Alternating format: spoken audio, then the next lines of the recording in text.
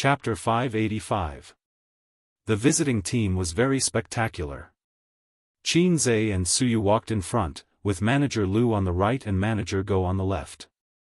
Behind them were the leaders of Dongfeng and the review team. Qin Zhe was wearing a mask and sunglasses. Suyu, who was walking beside him, gave him a helpless look. Qin Zhe immediately understood. This was because they had not reached an agreement yet. There was still a dispute about the price. Lu Zong was shocked by him last night, but now he realized that Qin Zhe really wanted to buy his company. When we were young, our mother must have told you this: when you see something you like, don't show that you want it. This would make the seller fearless and difficult to bargain. Small business and big business were the same. Along the way, he went to a few departments. The employees were all sitting upright and still, immersed in their work. Su Guang sighed. Not bad, the atmosphere is good. Lu Zong said happily, although the company is not big, they are all of one mind and are all good employees. Uncle was very satisfied and smiled. Not bad, not bad. Soon, they went to the sales department. They must have been notified in the company group. In the sales department's big office, the salespeople were talking on the phone. Their voices were sonorous and powerful. All of them looked very serious and hard-working. They were working so hard that they did not seem to notice the arrival of Qin Zhe and the others. Are they so serious? Did I come to the wrong place just now? Playing games, sleeping, chatting, are all my illusions? Yes, it's you. You were so happy playing games just now. Qin Zhe patted Xianxia on the shoulder. Xianxia pretended to not care and said loudly on the phone, "Can you come today? If you come today, I will give you a discount. It will definitely be lower than the market price. It's a pity that you can't come today. Let me tell you, our Dongfeng equipment is absolutely first class. It's not worse than imported foreign equipment." The sales manager, Old Chen, coughed and said, "Xianxia, I know you are working hard. Stop calling, Mr. Qin is calling you." Xianxia, okay, then come another day. I will personally introduce you. Tomorrow you." As he spoke, he turned his head and suddenly his voice stopped. Xianxia looked at Qin Zhe and then at the leaders of Dongfeng. He had a mental breakdown. Manager Chen smiled and said, "Although this kid's performance is average, he's really hard-working. He makes phone calls for 9 hours a day and often goes on business trips. But there are more than a dozen people like him in our office." Xianxia was speechless. The portrayal of his inner thoughts, the cold icy rain was randomly slapping his face. His face hurt. Not only him, but the other salespeople in the office also looked back. Just because they took an extra look in the crowd, their mentality collapsed. The man wearing sunglasses and a mask, wasn't he having a good time playing games with them just now? He even sent them a chicken overlord. Don't tell me this is the acquirer. This is President Qin, the purchaser of the company. Lu Zong clapped his hands. Then, he realized that the air was suddenly quiet. Lu Zong frowned unhappily. Although these salespeople's performance was average, they were all old foxes. At this moment, they should have stood up and enthusiastically shouted, "Boss Qin! Why are you in a daze?" Qin Zhe smiled and said, "Hello, everyone." Everyone was speechless. Qin Zhe said, "Everyone's skills are good. In the future, let's play games when you're free. Anyway, we've added each other as friends." Everyone was speechless. Xianxia covered his face and thought desperately, "Will I be fired?" Sob sob sob.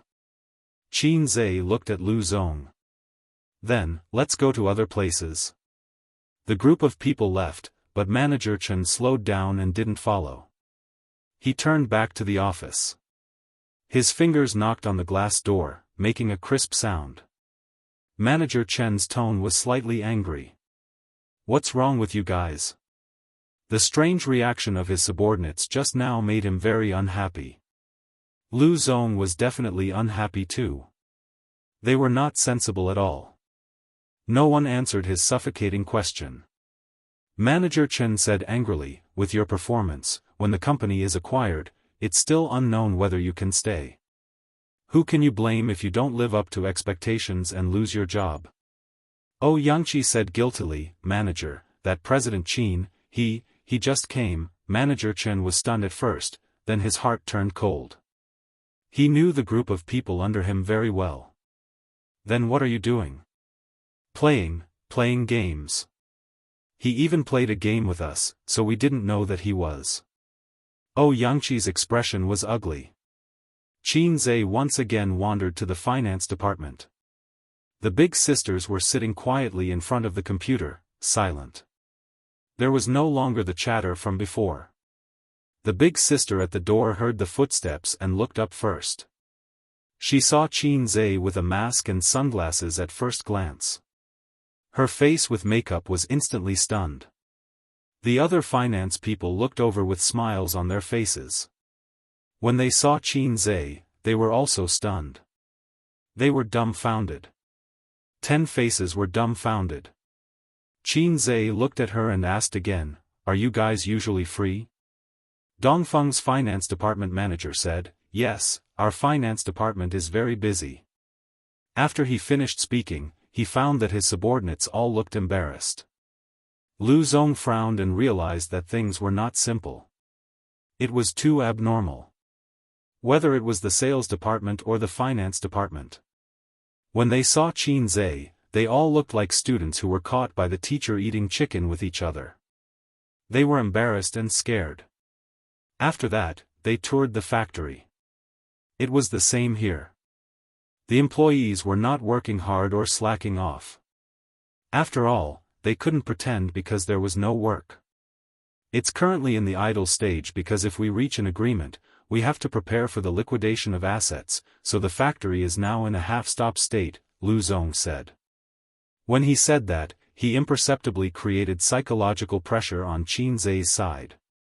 "Look, because of your acquisition, we have all stopped working. What a loss." If they were thin-skinned, they would feel a little guilty now. After the tour, Lu Zong treated them to lunch. They didn't go to the city center to find a high-end hotel because it was meaningless. If you drove there now, there would be a traffic jam all the way until 1 o'clock in the afternoon. In the industrial park, there were actually quite a few high-class restaurants. The restaurant that Lu Zong booked had an elegant layout. It had an antique style, with screens, blue and white porcelain vases, carved tables and chairs, and a burning sandalwood in the corner of the private room. A beam of light shone down, and the smoke was straight like a line. This was called appreciating incense. The dishes were also very special. For example, a painting of the Qingming riverside was put together with various seafood, and a large ink slab was used to hold soup. During this period, before the banquet started, Lu Zong went out to answer a phone call. When he came back, he didn't look good. Both sides were old foxes. They fought a war of words at the negotiation table, but didn't mention it at the dinner table. They were harmonious and called each other brothers. After a few glasses of wine, the uncle's face started to turn red. He almost put his arm around Lu Zong's shoulder. Qin Zhe helped the uncle to the toilet to vomit. After his uncle finished vomiting, he washed his face and put a cigarette in his mouth. Looking at his bloodshot eyes in the mirror, he chuckled, "That old brat kept forcing me to drink. Yesterday, he even sent me a woman. He's hoping that I can help him." Qin Zhe said in a bad mood, "You still know. You don't understand." The uncle put his arm around Qin Zhe's shoulder. "Don't look down on me. After all, I've eaten more salt than you've eaten rice. You guys can talk. Look at how red your faces are in the meeting. At this time, I'm the lubricant in the middle to mediate. It's just like how every main character needs a comedic supporting character. Isn't that the logic? I'm the same as Jisbin lubricant. It's super effective. Qinzhe thought to himself, Durex might be able to give you 10 times the advertising fee. The uncle was obviously drunk and didn't think through his words. The lubricant was for the convenience of friction. If there's friction between us again, the acquisition will most likely fail. From this, it can be concluded that friction equals yellow. Actually, I think that 5% is not a big deal. You don't need that much money. The uncle said. You don't understand. This company actually has a lot of flaws that you can't see. Besides, 5% is more than $1 million. So much? Then let's continue to argue. The uncle was shocked. The uncle and nephew stood in front of the urinal, comfortably relieving the pressure in their bladder. They both shook their bodies and their little brothers. Su Guang laughed and said, we're sworn brothers now. Sworn, brothers. Qinzhe said angrily, get out, can't you be more like an uncle? He felt that he could no longer look directly at the word sworn brothers. No, it should be said that he finally understood the word officially. The banquet gradually came to an end. Boss Qin, there are a lot of fun places in Shen City. I'll get someone to take you around these few days. Lu Zong proposed a toast. He was preparing for a long battle. Lu Zong, Boss Su, and I will return to Shanghai tomorrow. There are still some things there. Qinzhe raised his glass and said, let's put the acquisition of Dongfeng aside for now. I'll look again, and you can also look again. Let's keep in touch, okay? Many people were confused, at least on Qinzhe's side, including Su Yu and Su Guang. They were all stunned. Most of the people on Dongfeng's side were also confused. Boss Qin, you're embarrassing your brother. Lu Zong hurriedly said, if you have any opinions, we can talk about it again. You just left without saying anything. Aren't you making fun of us? That's too much. Qinzhe said, how is it making fun of us?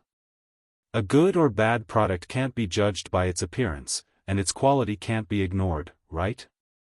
Many people were still confused, but Lu Zong understood. My flight is tomorrow night. We still have a day to talk. Let's call it a day. With the end of Qinzhe's words, the banquet also ended. Chapter 586. On the way back to the hotel, Su Yu softly asked him what he planned to do. Su Guang and Su Yao looked over together. Qinzhe's behavior just now was a bit similar to bargaining with a street vendor. Boss, how much is this silicone doll? 100 yuan. Is it for 10 yuan? Not for sale. I'll leave if you don't sell it. Then he turned around to leave, waiting for the boss behind him to shout, there is true love in the world, I'll sell the doll to you for 20 yuan. But this was not shopping. It didn't matter if it was a few yuan short. This was a company acquisition, which could easily cost tens of millions or hundreds of millions of yuan. Qinzhe's approach was particularly petty and self-righteous, making people laugh at him. Just now, when you were in the meeting, I didn't go to the toilet. I just walked around the factory, Qinzhe said. And then? Su Yu and the others looked at him. I had a good chat with several employees in the sales department. Qinzhe paused and said, I also played a game. Su Yu, then I listened to the sisters in the finance department discussing Chanel bags, Estée Lauder's face cream, and Dior perfume. Finally, I discussed with the employees in the production line why the equipment in the warehouse can't be sold for the time being. Qinzhe said, these things should have been known by Lu Zong just now. In other words, it was psychological warfare. Su Yu nodded and frowned. The inspection team didn't talk about these in detail. Su Yao said, the main responsibility of the inspection team is to evaluate. The details can be written or not written. You hired a professional inspection team. They should have received some benefits, so they didn't record it in the evaluation report. Qinzhe said, in this way, tomorrow we will do a detailed evaluation of Dongfeng, an asset inspection, and then consider whether to buy it or not. Whether we buy it or not, we will leave at night. Qin Zai's original plan was indeed to return to Shanghai on the third night. He and Su Yu would only stay in Shenzhen for 2 days, regardless of whether the acquisition was successful or not. If it was successful, at most, they would sign the agreement first. There were a lot of processes in the middle, which could not be solved in 1 or 2 days. So they still had to come to Shenzhen again after a while. If he didn't succeed, then everything would come to an end. Naturally, he would have to return. When they arrived at the entrance of the hotel, Qin Zai did not get out of the car. Instead, he asked Su Yao, "Mr. Su, can I borrow your car?" Su Yao looked at him. Su Yu said, "We want to go and play." Su Yao nodded. It was rare for them to come to Shenzhen City, so it would be too boring to only talk about business. As one of the few first-tier cities in the country, it had too much to eat. Whether it was the prosperity of the modern city or its historical significance, it was worth visiting. Qin Zai remembered that a manager of Baoza Investment once told him an interesting story. When he was young, he found a girlfriend in Beijing. Because of the long-distance relationship, they only met once a month. Every time they met, they would eat, drink, and sleep together. 3 years later, they broke up. His impression of Beijing was only which hotel was comfortable to sleep in, which hotel had the best facilities, and which hotel had the best breakfast. He had never been to the Great Wall or Fragrant Hill. He had only seen Tiananmen Square from afar a few times. A city is like a woman. If you only go in and out of one place, how can you appreciate her beauty? He had to change places to explore. The first stop was the overseas Chinese town in the east of Yantian district. On Saturday, there were more people. After the two got off the car, they asked the driver to wait in place, or they could go and play by themselves. Qin Zai said that they could play by themselves, and all the expenses could be reimbursed by Mr. Su. In the hot summer, Su Yu bought a woman's hat to shade her face, neck, and white slender arms with a layer of sunscreen. Then she held Qin Zai's hand and began to wander aimlessly. Su Yu looked at the map at the entrance of the scenic spot and said, "Let's go to Tiaxi Valley first. The scenery there is good, and there are few people, so we don't have to line up. After that, we can go to the theme park." She said, "There is a wet program." "Who are you wet for?"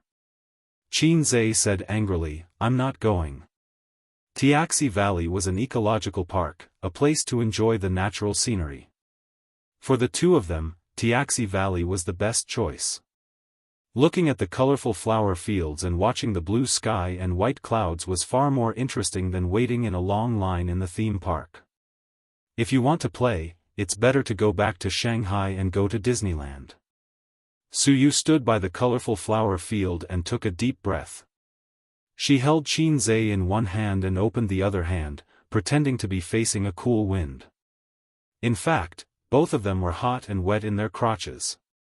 Suddenly, there is an impulse to live in seclusion in a beautiful place, plant a few acres of flower fields, and live a hermit's life. Su Yu sighed, leisurely see Nanshan Mountain. Qin Zai nodded. You can't ignore the very important chrysanthemum picking under the eastern fence, and the maple forest evening. The ancients have told us that the leisurely life of a hermit is comfortable. Su Yu sighed, it's a pity that it's not convenient for you to take photos, otherwise, let's take a good photo together, and sister will not waste this trip. Qin Zai laughed, then you post to your circle of friends, "Ah, today I came here for a date with my husband, and it's so cool." Su Yu pretended not to understand.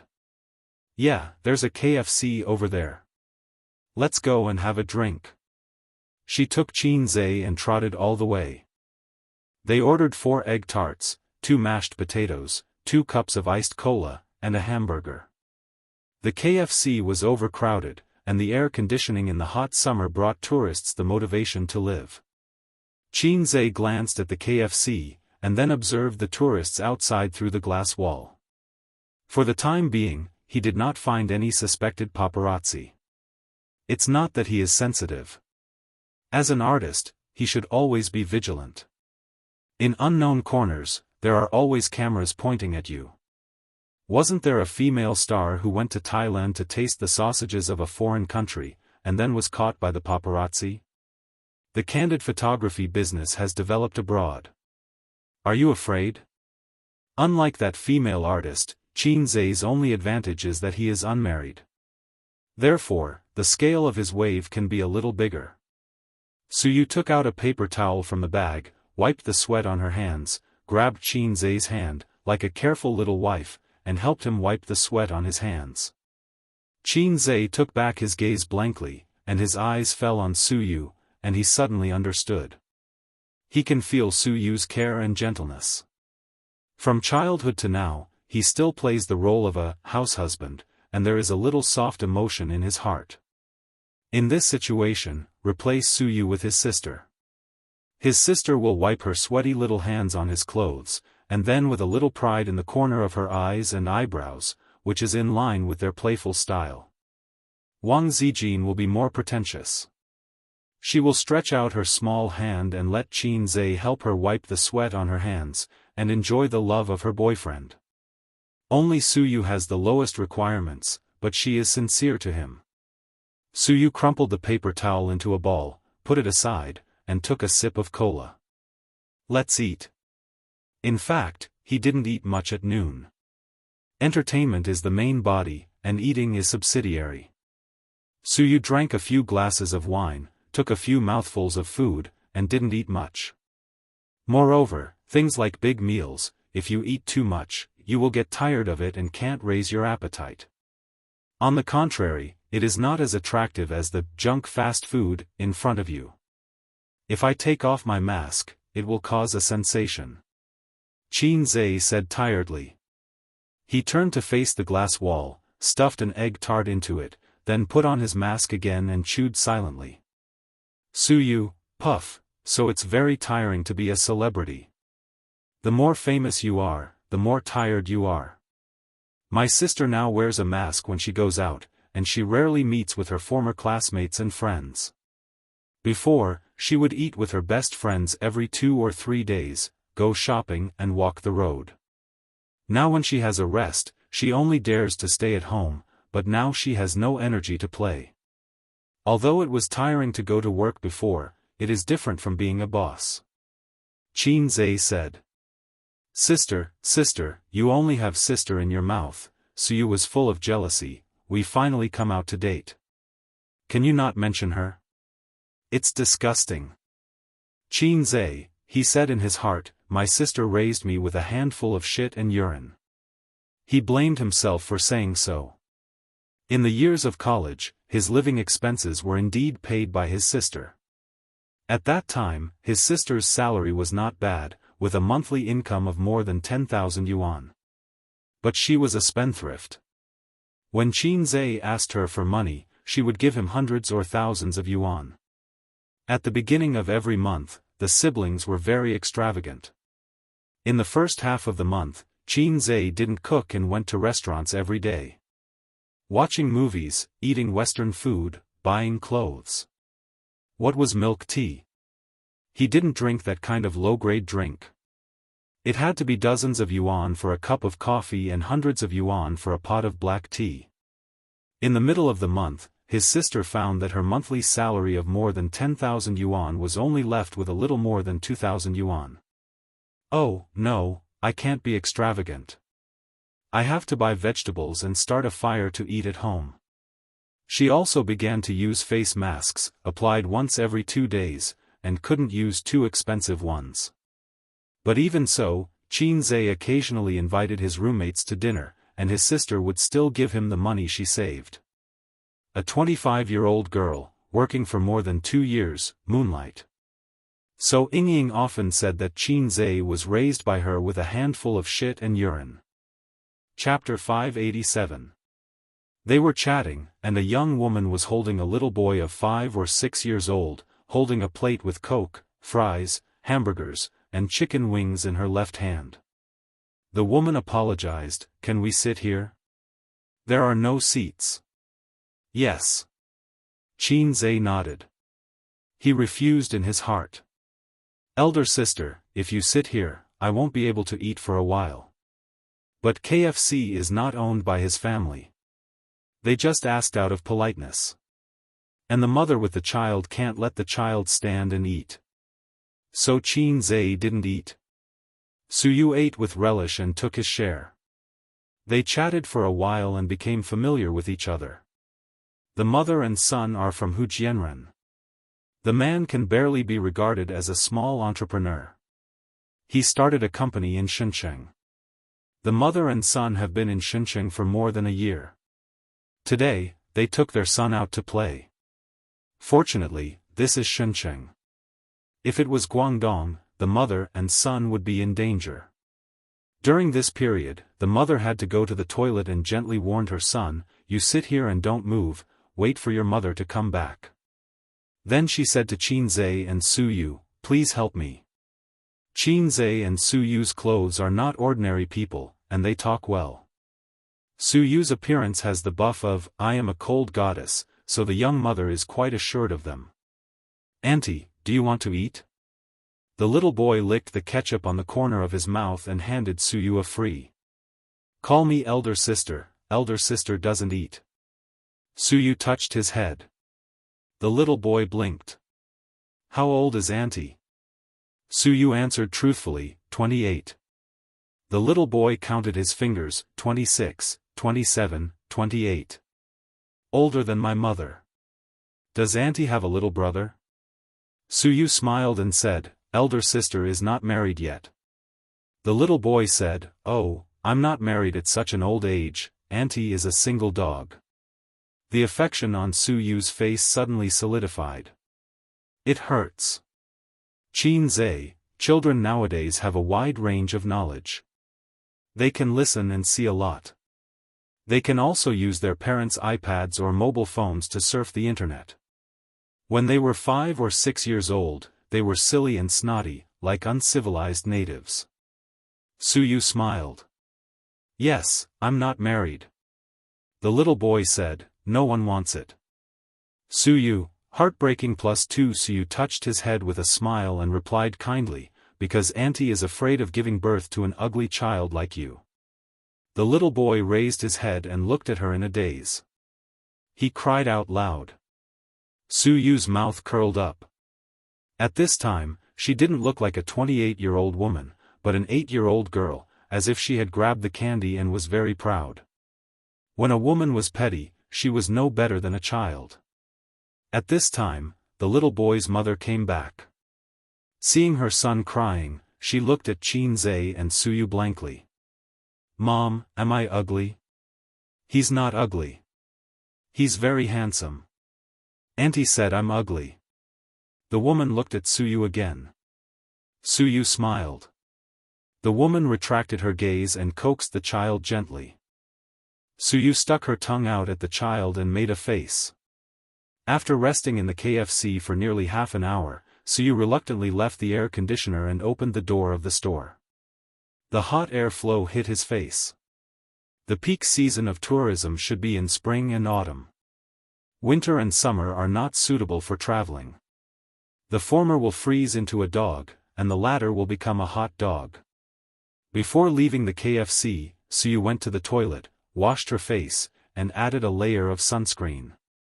In fact, her face was okay, with a big brimmed hat to shade the sun, but her arms were troublesome. In such a big sun, even sunscreen was not guaranteed to withstand it. It was the hottest month of the year, which was a nightmare for girls who love makeup. Suyu had light makeup today. After all, she had to attend negotiations. It was best to wear makeup when attending meetings and meeting clients. While washing her face, she also washed off the makeup. It was clean and refreshing. Qin Zhe said, "Your appearance has dropped a level." Suyu was stunned and turned to go back. "Wait for me, I'm going to touch up my makeup."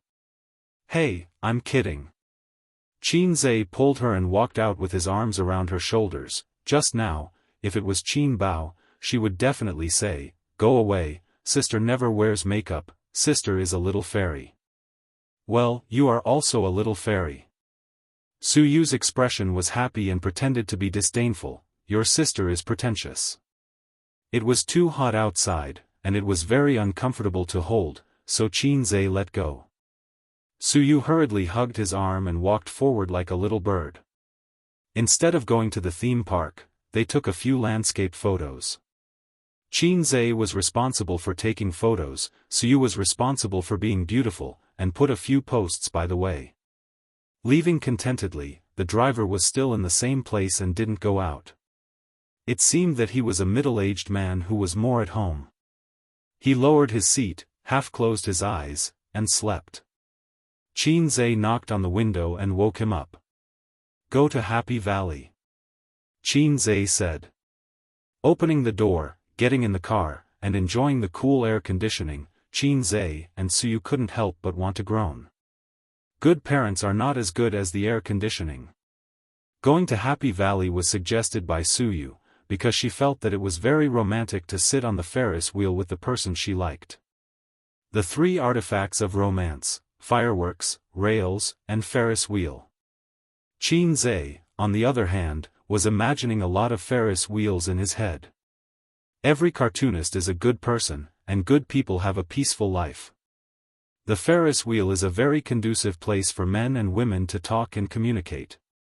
But when they arrived at Happy Valley, they found that there was no Ferris wheel at all. Suyu expressed disappointment, and even her enthusiasm was depressed. "The Ferris wheel is actually not fun, it's boring," Qinzhe comforted her. "There are a lot of fun things here, but there are more people. It's hard to stand in line on a hot day. Why don't we pick one or two to play with? Then I want to play with the pendulum and roller coaster," Suyu said immediately. He looked at Suyu with blaming eyes. "You know I have acrophobia. You did it on purpose. Why are you so happy?" But when she looked at him like a kitten, Qinzhe's heart softened. Gritting his teeth, he said, "Okay. Really, can I?" Suyu was overjoyed. Qinzhe nodded hard. Suyu hugged his neck and kissed him through the mask. Qinzhe said in his heart, "I will close my eyes all the way." For a person with acrophobia, the most terrifying process of the roller coaster is not the sudden fall, nor the tortuous process, but the beginning of the slow rise. Looking at the ground getting farther and farther, watching the body slowly rising, the blue sky, white clouds, and the sun shining. Then suddenly, you may fall to your death. Qinzhe's heart was pounding, his legs were soft, and there was an illusion of myocardial infarction. Coming down from the roller coaster, Qinzhe walked a little bit. He didn't look in the mirror, but he knew that his face must be pale. "Are you okay? Are you okay?" The excitement and stimulation on Suyu's face have not faded. While she was happy, she casually cared for Qinzhe. Qinzhe shook his head. After that, they came to the pendulum line. There were a lot of people, but it was much better than the mine car and the drop tower. Suyu listened to the screams from the drop tower and was quite moved. Let's go to the drop tower. I will jump now for you." Qinzhe stared fiercely. 15 minutes later, it was their turn. The pendulum was more exciting than the roller coaster. Even if Qinzhe closed his eyes, he could feel his body being thrown up again and again. It seemed that he would be thrown out by the huge inertia at any time. Trembling, he came down from the pendulum. He was tired and did not like it. At this time, it was already dusk. Suyu was in high spirits. "Hey, husband, let's go to the drop tower." Qinzhe did not even have the mood to scold her. He dragged her away. When passing by the drop tower, he hesitated for a moment and gritted his teeth. "I'm going all out today." If his sister asked for it, she would not ask for it. She also had acrophobia. Wang Zijin did not like this kind of exciting game. Only Suyu, he could not refuse today. Thinking of Suyu's careful and gentle movements when wiping his hands, thinking of her kitten-like eager and timid eyes, in this world, only strong wine and beautiful women can't be ignored. Like the roller coaster, the drop tower slowly rose into the sky, and it was higher than the roller coaster.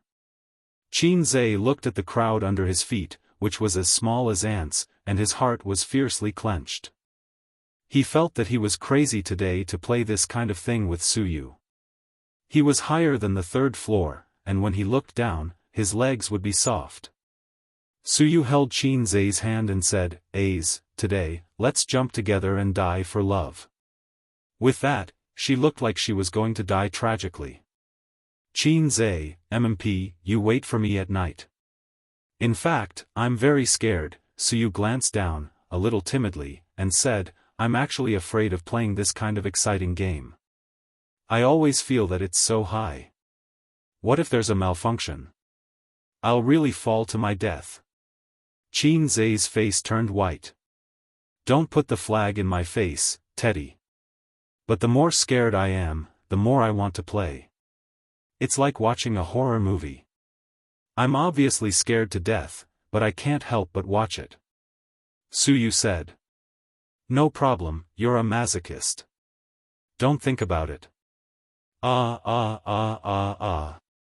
Qin Zhe just wanted to speak, and the elevator suddenly fell straight down, free falling. "Mom, save me!" Qin Zhe shouted. When he returned to the hotel, it was already dark. Suyu laughed at him all the way, "Mom, save me." After Qin Zhe became angry, she hugged Qin Zhe's head to her chest and said, "Good son, Mom loves you." Unfortunately, her breast size was not big enough to give her son a facial cleanser.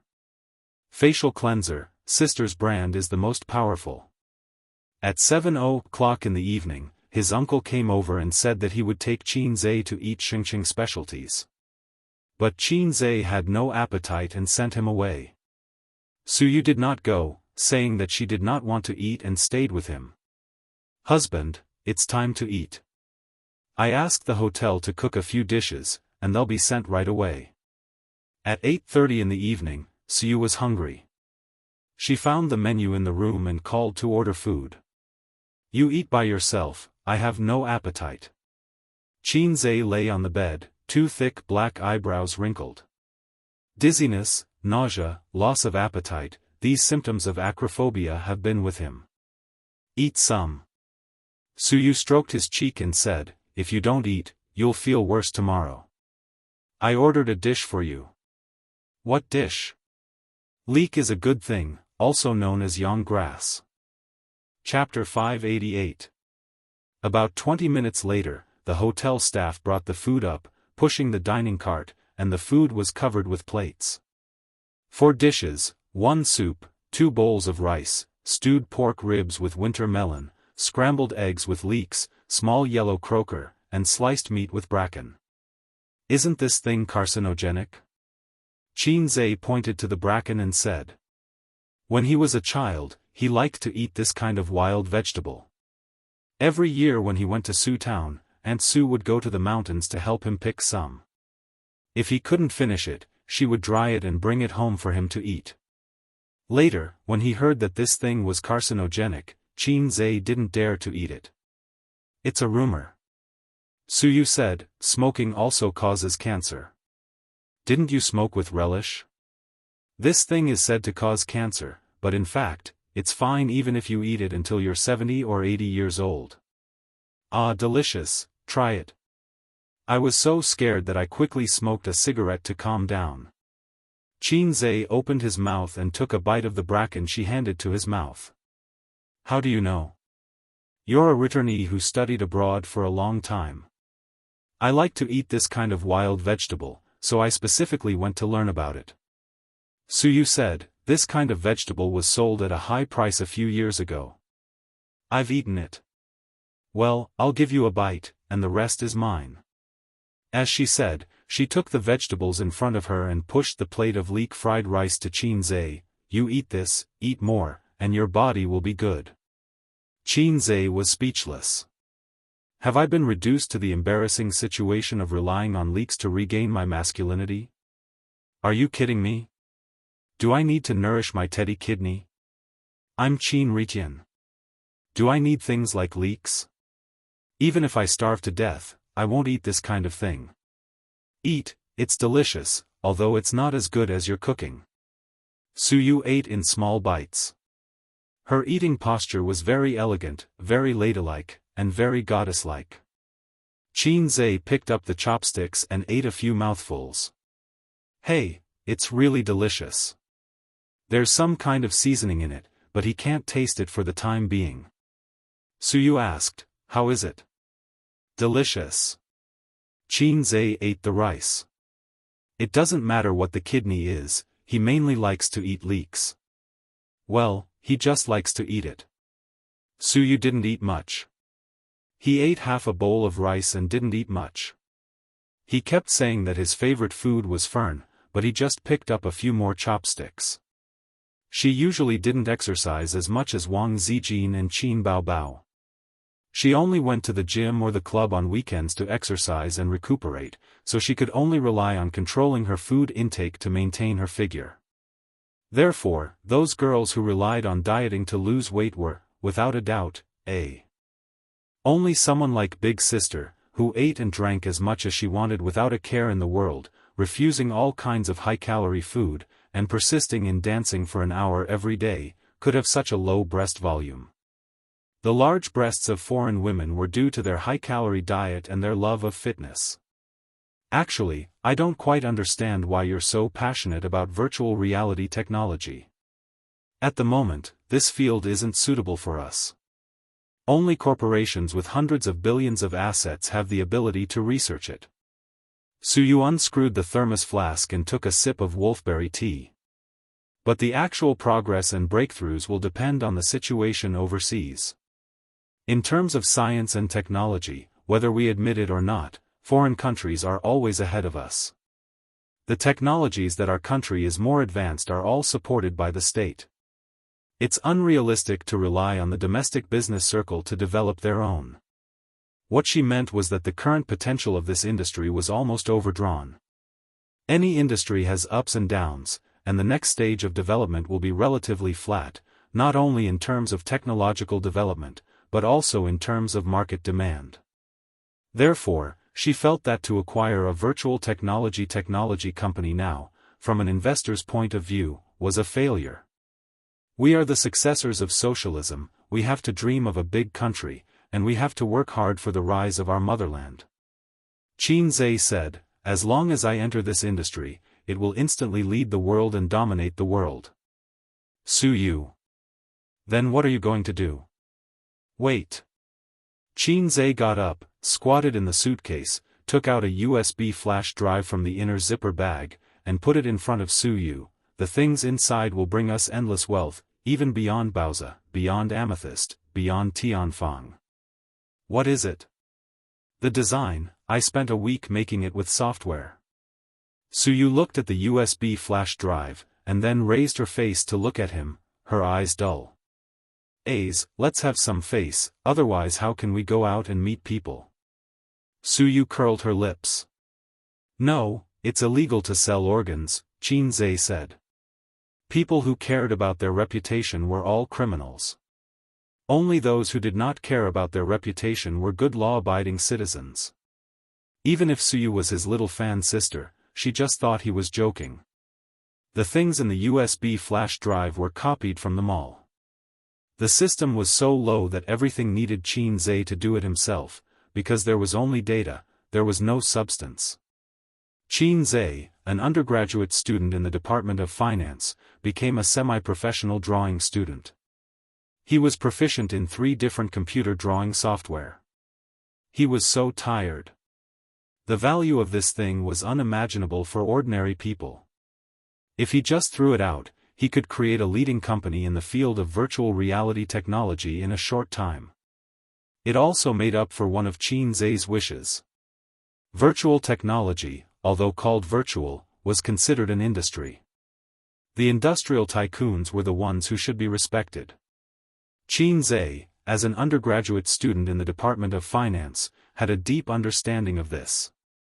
If China's industry was as prosperous as it was 10 years ago, the country would not be overwhelmed by the pressure of the economic downturn.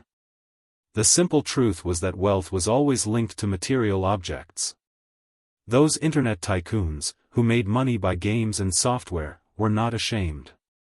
Especially Brother Ma, who was condemned by thousands of people, were not ashamed. Hurry up and sell the company to me, let me bear thousands of curses. The current Qin Zhe, compared with those top tycoons, was a lot worse. But in terms of net assets, he was very good, he had no debt, and did not have much cost, and those tycoons only relied on cash. The gap between the two sides was not that big. But in terms of capital, Qin Zhe could only type GG now. Are you full? Call the waiter to come up and clean up. Qin Zhe said. I want another bite. Suyu had an idea. Let's eat. Suyu came over, her red lips were printed on Qin Zhe's face, and she took a bite. I'm full. She touched her belly. Qin Zhe was stunned and reacted, thinking that Suyu was flirting with him. Oh, they were an old couple who were familiar with each other's depth, and she was still doing this. Too cute. So, Qin Zhe threw a big tablet hand over, you smeared oil on my face, and I have to wash my face. My head hurts.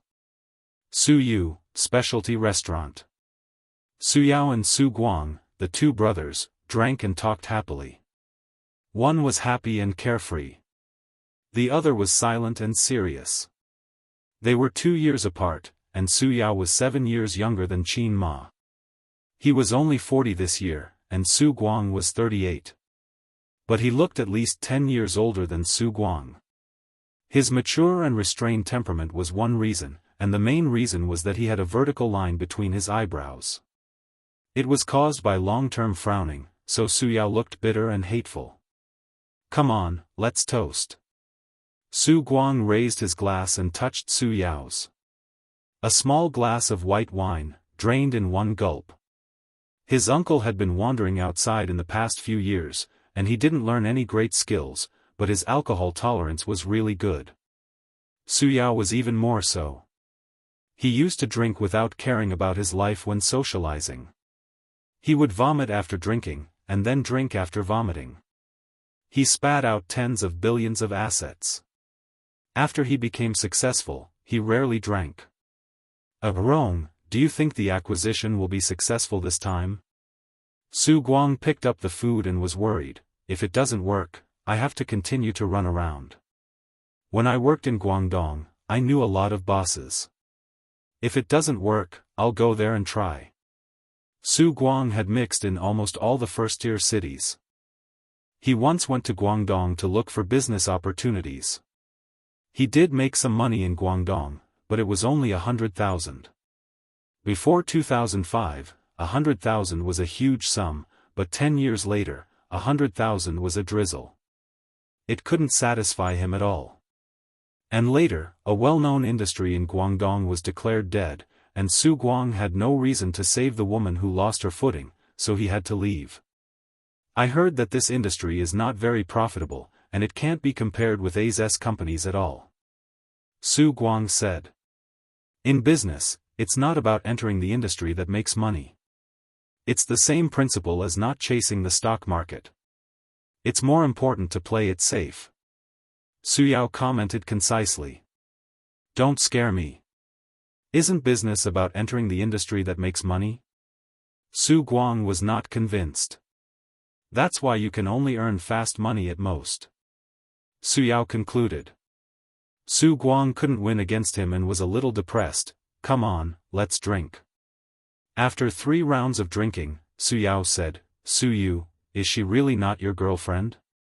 Su Guang, anyway, my sister told me that A's girlfriend is not her. It's also possible that my nephew is two-timing. Who is his girlfriend? Called Wang Zijin, I haven't seen her. Suyao's face was slightly gloomy, and he was silent.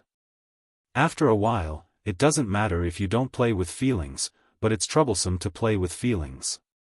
Hey, you rich people have wives at home and mistresses outside. It's a basic operation. What's there to worry about? Su Guang said. Tomorrow, when things are settled, you go back to your Wencheng. As for me, I'll go back to Shanghai with A's. Remember, don't contact me in the future, and don't let my sister know. Su Guang said seriously. Su Yao was in a trance for a moment and nodded. Hotel room. Qin Zhe lit a cigarette after dinner and leaned comfortably on the chair. The sound of water came from the bathroom.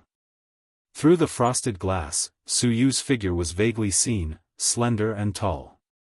Qin Zhe didn't take a bath. At this time, a man should hold on. First, put on the work hat with bumps, take the blue pills, mix the wine, light the candles, and then lay on the ground with his back to the sky. All the above were crossed out. A real man should go to the battlefield bare-chested. A real man should hold on for 5 seconds. Chapter 589. The mobile phone dinged, and a message came in. Wang Zijin sent him a message, "When will you come back?" Qin Zhe typed in a message, "Tomorrow or the day after tomorrow." "How are things going?" "There are some obstacles, but it can be stabilized for the time being." Wang Zijin also knew that the acquisition of the company was not a business trip, and it would not be so fast. She said very considerately, "Okay, you pay attention to rest and go to bed early at night." Qin Zhe replied, "Okay." Wang Zijin sent a message, "Love you, moi." A few minutes later, Wang Zijin sent another message, "Aren't you going to reply, angry?" Qin Zhe, NSS. W. Wang Zijin. Qin Zhe, look at it upside down. A few seconds later, Wang Zijin sent a series of blushing pictures, "So good, wait for you to come back, sister will cook for you." In fact, I not only have a way to coax my sister, but I'm best at flirting with my sister. Qin Zhe was floating. Wang Zijin, like Qin Bao Bao, began to try to cook. "Oh, it's impossible to cook, only cooking can be done because it's simple." Su Yu took a bath, washed her hair, washed her face, and brushed her teeth, which took a total of 30 minutes. Women took a particularly long bath, whether it was Su Yu, his sister, or Wang Zijin. It was as short as 10 minutes, and as long as half an hour. Qin Zhe was bored and logged into the corporate chat software that he hadn't used for a long time. Most of the chat records were from the chat group, so he didn't need to look at them. But a friend sent him a message, "How is the company recently?" ID, Human Filth Warehouse. This was a friend he met when he was trading stocks last year. This guy was twice as old as Qin Zhe. Now he was an uncle. It was said that he was also a god of stocks when he was young, so he chatted very well with Qin Zhe. They didn't have much contact, but Qin Zhe found that this guy was very rich, and he was a hidden rich man. But this is nothing. After all, Hei's king, have the system, and sooner or later I will be richer than him. How could a person without cheats compare to a cheater? In addition, he was also a person who had a foot in several boats. Qin Zhe typed in a message to ask him for advice on how to make his beloved concubines live in harmony. The other party's answer was, "Rely on your face." Degree. Qin Zhe told him to stop fooling around. The other party then said, "Relying on a man's bastard aura." Qin Zhe didn't reply to him. He didn't want to expose the fact that he was a salted fish that didn't have the aura of a king. He silently exited the chat program. Heavens, what should I do? At first, Qin Zhe was sitting at the table with his legs crossed, smoking like a big shot. Now, he was lying on the bed like a salted fish, playing with his phone while waiting. He also smoked while he was at it. He thought to himself, F***ck, if you continue to shower, I'm going to sleep. We are having a proper exchange. The car is on the national highway, not the narrow and winding roads. Why are you washing so seriously? At this moment, he felt a little urinating. He pinched out the cigarette and went to the bathroom door. Su Yu, have you finished washing? Not yet. Give me 2 more minutes, Su Yu said softly. And then I'll give you 5 minutes to dry your hair. Qin Zhe's mouth twitched. But I want to go to the bathroom. Then come in. Right, what am I waiting for? My wife is bathing inside. I'll just go in and pee. I'm not an outsider. Cameraman, go away first. Don't follow me in. He pushed the door and entered. Su Yu's beautiful figure was shrouded in the mist. She raised her head and welcomed the hot water from the showerhead. Qin Zhe tilted his head to admire the beauty bathing. He lifted the seat and took out the salted fish and the grass to pee. Su Yu finished showering and turned off the showerhead. She found that Qin Zhe was still standing in front of the toilet. Aren't you going to the bathroom? Why are you standing there? Qin Zhe lowered his head and glanced at the "I want a life in full bloom" needle. How can I pee? After awakening, I can't pee at all. Damn it, I shouldn't have looked around. He silently put the bird into the file, careful not to let the zipper clip, and said, "You dry your hair first, I'll pee later." It only took Qin Zhe 5 minutes to wash his face, brush his teeth, and take a shower. He put on a bathrobe and went out of the bathroom. Su Yu sat at the head of the bed, also wearing a bathrobe. The white color of her chest was particularly attractive. She was stroking her hair. Her movements and expressions had the unique charm of a woman of this age. Qin Zhe threw Su Yu down on the bed. She pushed Qin Zhe's chest with both hands. "You're not feeling well. Forget it. I don't have to do it these few days." She was afraid that Qin Zhe was young and didn't know how to control himself. Last night, her left and right hands kept moving slowly. Qin Zhe didn't respond. This was not ordinary tiredness. When they returned to Shanghai, the Lu Wei Dihuang pills had also arrived.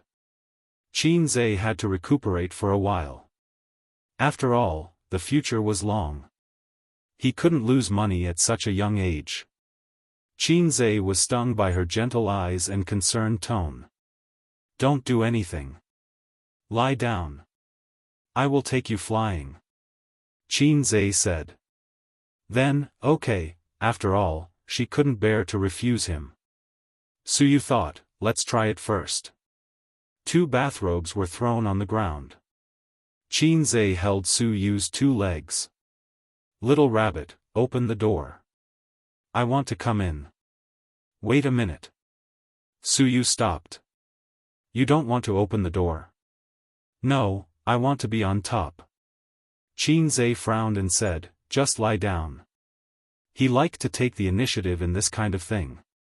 Unless he was in sage mode, he would let Su Yu come up by herself. "I'm a man. I'm on top."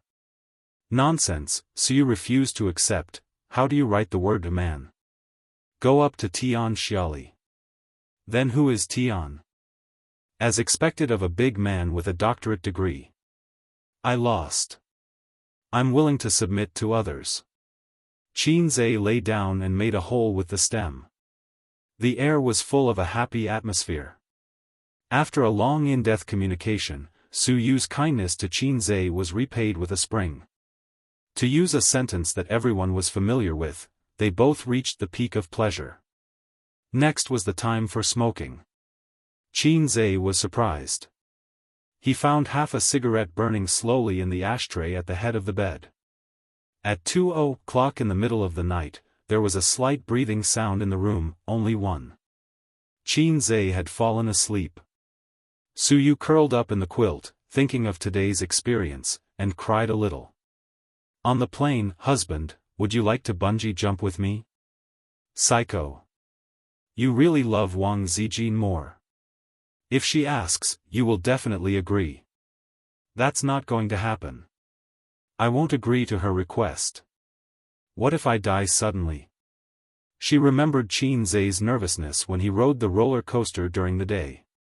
When he climbed high, he subconsciously held her hand. It hurt, but Su Yu didn't say it because she knew that he was scared. In fact, she regretted it at that time, regretted her sudden willfulness. She remembered Qin Zhe's hesitation when he passed the drop tower and his eyes after he decided to die. She remembered Qin Zhe's slightly trembling voice and his tense body. She remembered Qin Zai's, "Mom, save me." Tears couldn't help but burst out. In life, I can meet someone I like and like me.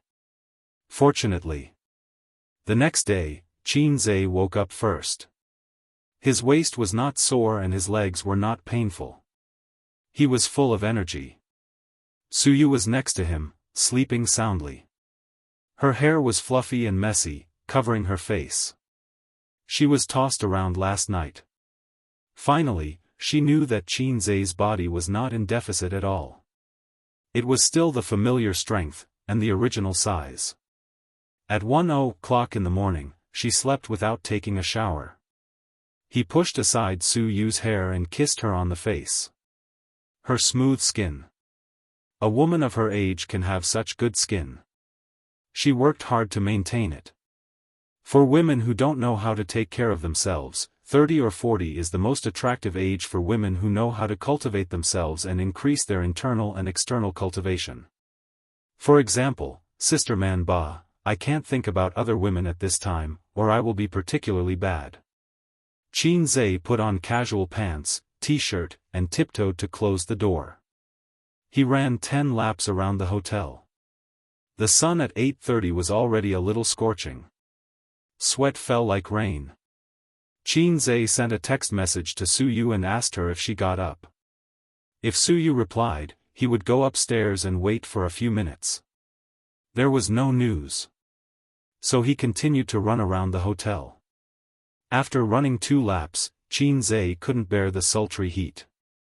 He returned to the hotel lobby, found a soft chair to sit down, and browsed the news and Weibo. Today's hot topic #XX died at 76 #I just woke up. Are you still running? Chapter 590. Qin Zai was taken aback and was caught off guard. How could such a famous person just disappear like that? It was not that Qin Zai had never seen the news of a great scientist passing away. He had seen a lot of them in China. It was only when the news of their passing came out that Qin Zai said, "Oh. So there was such a great scientist." Actually, he did not feel anything because he had never heard of it. It was as if he had seen an unrelated stranger pass away. But this paralyzed scientist, Qin Zai had known him since junior high school. He was in his physics textbook. In his ignorant heart at that time, this was an existence that was on par with Madame Curie and Einstein, although he later found out that it was not the case. Another mark of that era was gone. He felt an inexplicable melancholy in his heart, as if he saw his youth passing away. When Qin Zai was looking at Hua Jing's life story and academic contributions, the system suddenly said, "Oh, the great physicist, the universe researcher. In front of me, there is someone who dares to call himself a universe researcher.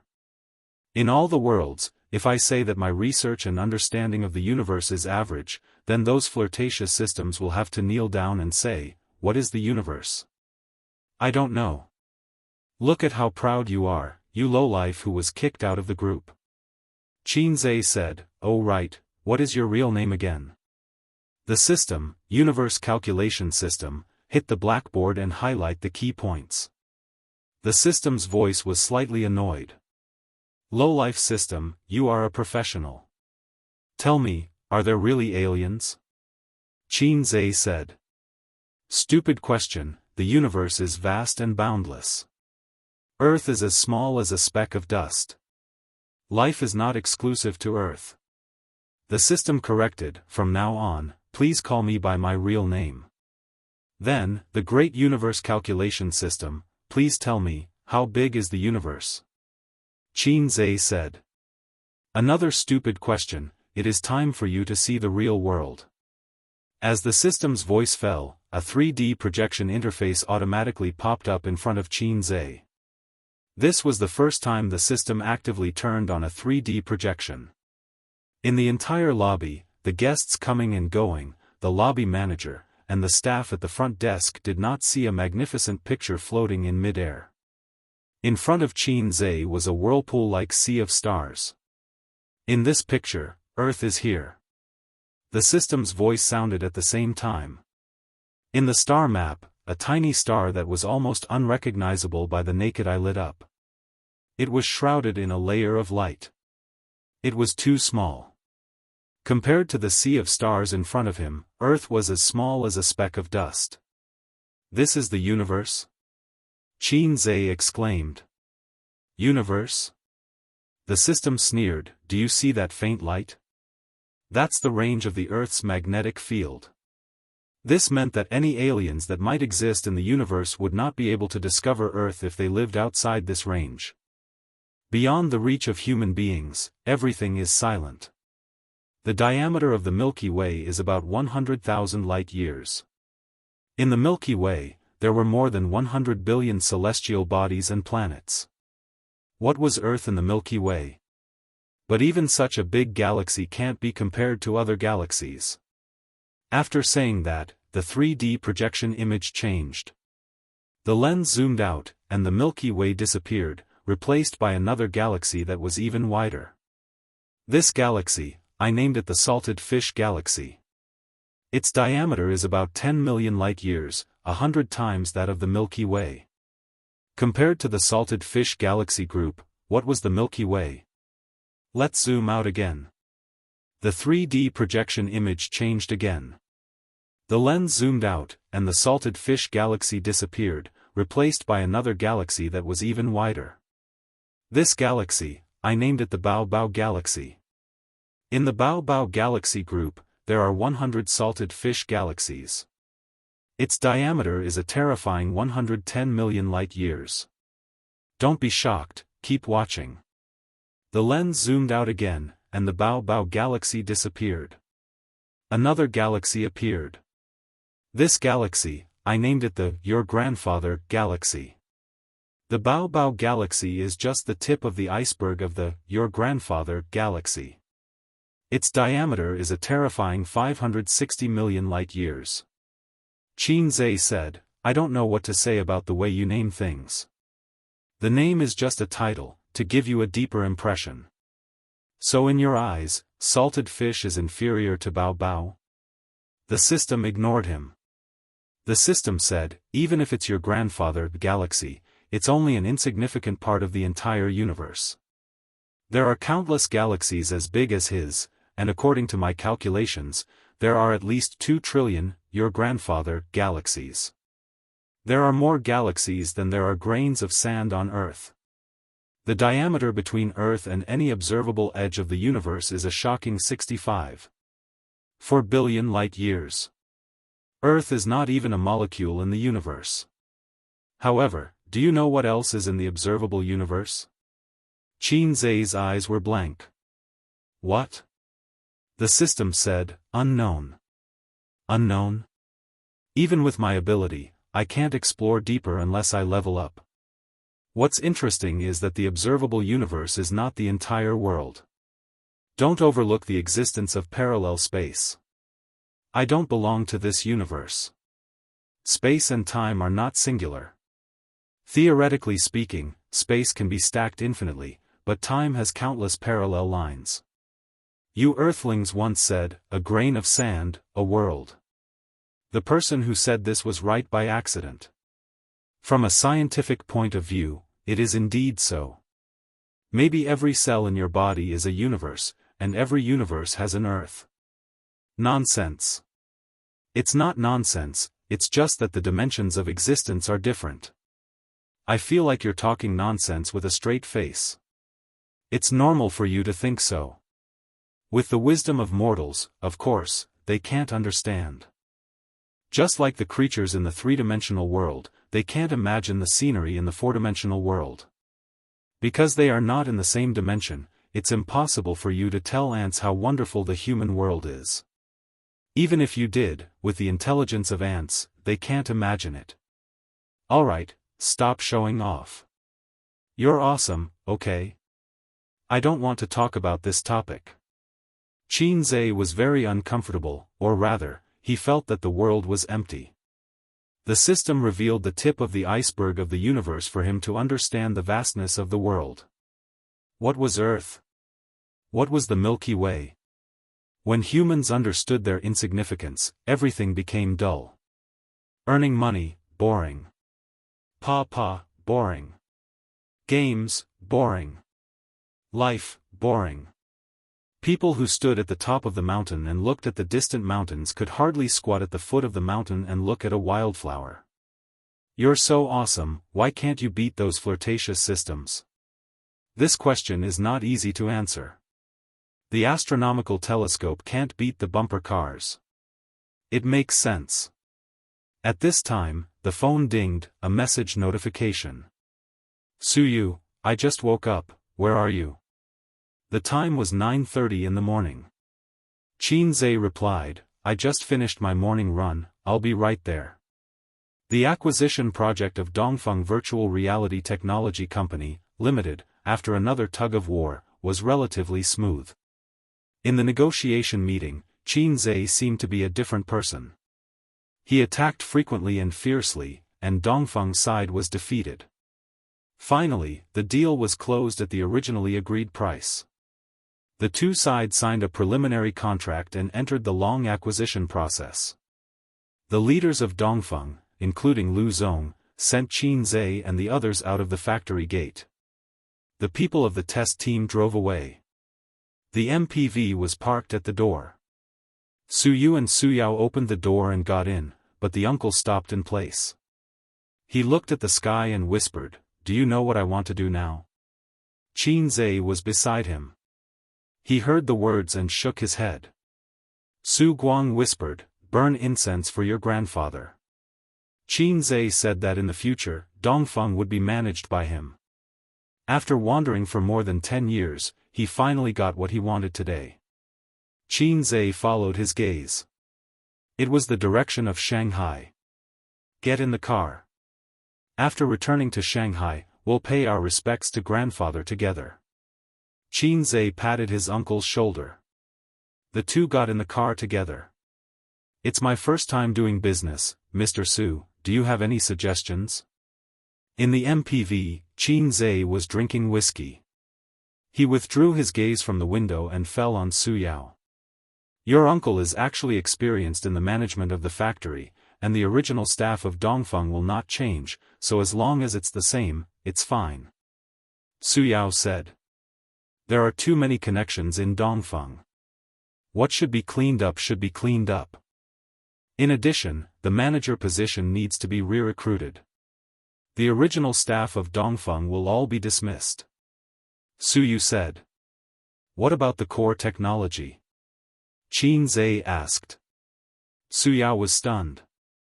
Although Dongfeng took the high-tech route, it was not a research institute. How could the core technology be kept secret? However, he still answered seriously, you can learn from lazy mobile phone and register patents crazily. From the core technology to the software icon, register patents for everything. And the production and R&D personnel of the core technology will sign a long-term labor contract. Those who leak will bear the legal consequences, starting from 3 years. Qinzhe answered subconsciously, the death penalty is not a loss. Suyao? Suyu and Su Guang also looked at him. Qinzhe smiled awkwardly. Sorry, it was a slip of the tongue. Is Mr. Su interested in investing? With your participation, we will be able to move faster and more steadily. Qinzhe said. Suyu was stunned. Su Guang and Suyao had different expressions. The former's face changed slightly, while the latter was excited. Suyao, who had experienced great storms, couldn't help but tremble at this time. He quickly took a sip of wine and took the opportunity to stabilize his mood. Then he said, You say. Qinzhe said, You will pay a part of the acquisition money and take shares according to the proportion. Then I will send my uncle to manage and operate Dongfeng. You will also send a professional team. Suyao, I didn't ask, cough. Su Guang interrupted with a heavy cough and said, We will talk about cooperation when we have time. A's, did you buy a ticket? Qinzhe said, Yes, 11 o'clock at noon, Shaoshan Airport. I asked Suyu to buy it for you. Shaoshan Airport? Su Guang was stunned. You bought the wrong ticket. We should go to Hongqiao or Pudong Airport. I didn't buy the wrong ticket. Qin Zhe looked at the wine in the glass. Uncle, I want to go back to Su Town. Mr. Su, why don't you go together? Chapter 591. What scares me the most is the sudden silence. Qin Zhe asked, and the lyrics of the song appeared in his mind. The two men sat there like clay statues, their expressions frozen. Their eyes were fixed on Qin Zhe. Some of them were in a daze, while others were in shock. Su Yao's hands were trembling slightly, while his uncle's mouth was slightly agape. The same lyrics could be used to describe their feelings at the moment. What scares me the most is the sudden tumbling of memories. Why do you suddenly want to go back to Shujia town? Su Guang suppressed his emotions and laughed to cover up his loss of composure. It's not Qingming Festival or the New Year. It's too early to visit the grave, isn't it, Su Yao? Su Yao nodded slightly. His emotions were far more turbulent than Su Guang's, but he was more composed. Even if he wanted to say, go, let's go together. Every year, when he visited the grave, he stood alone in front of it. No one knew how cold his heart was. I haven't visited Auntie Su in years. I don't have time for the New Year or Qingming Festival. I'll be busier in the future, so I want to visit her today. Qin Zhe's tone was gentle and calm. Mr. Su, you're also from Shujia town. Do you know Auntie Su? After hesitating for a while, Su Yao finally nodded with difficulty and said, all right. What's so good about that? Su Guang touched Su Yao's ankle with the back of his foot and coughed. How about this? Go back to Shanghai first and ask your mom to come with you another day. Qin Zhe shook his head. Su Guang gritted his teeth. Then you go. I won't go. I'll go back to Shanghai first. He couldn't go back to Shujia town. No matter what Qin Zhe was up to, he couldn't go back, and he couldn't let Su Yao go with him. When they separated, he would text Su Yao and ask him to find an excuse. I can't be the general manager, Qin Zhe said lightly. Su Guang was speechless. You win. At the airport. Qin Zhe and the other three sat in the seats of Starbucks with a cup of coffee in front of each of them. This thing could only be considered a high-class drink. There was less coffee and more milk, and there was also a mess of flavors and other flavorings. There was a coffee machine at home. Qin Bao asked a friend to bring some high-quality coffee beans from abroad for Qin Zhe to drink when he stayed up late. His sister would usually drink it too. When she first bought it, she would brew coffee every day. Once the novelty wore off, she would not do it herself anymore. If she wanted to drink it, she would ask Qin Zhe to brew a cup for her. At this time, Wang Zijin would say, help me take out the tea tray. I'll make Jin Jun Mei for you. Qin Zhe didn't like this kind of tea. He felt that it had been hyped up by the Wui Mountain black tea, just like those shameless articles on the internet that followed the trend and even more shamelessly plagiarized articles. After drinking a few mouthfuls of coffee, Su Guang said that he needed to go to the toilet, and Su Yao went with him. At the airport, he could always see a few graceful women. In the summer, they wore denim shorts, and their white and tender legs were pleasing to the eye. Especially a long-haired girl with an oval face who had walked past before. With those two legs, Qin Zhe's harsh vision, which had been influenced by his sister for years, could not find fault with them. Su Yu pinched his earlobe and said, do you want me to dig out your eyes and send them to that girl? If Su Yu got up and walked around, she could also harvest a cluster of amazing eyes, which would only be more amazing than the girl just now. Sitting here at this time, there were several young people and uncles on the side who peeped at her intentionally or unintentionally. Do you know why this society is dirty and ugly everywhere? Qin Zhe said helplessly. I don't know. It's because there are too many narrow-minded women like you, blocking men's eyes to find beauty. Su Yu hit him and asked, who is Aunt Su?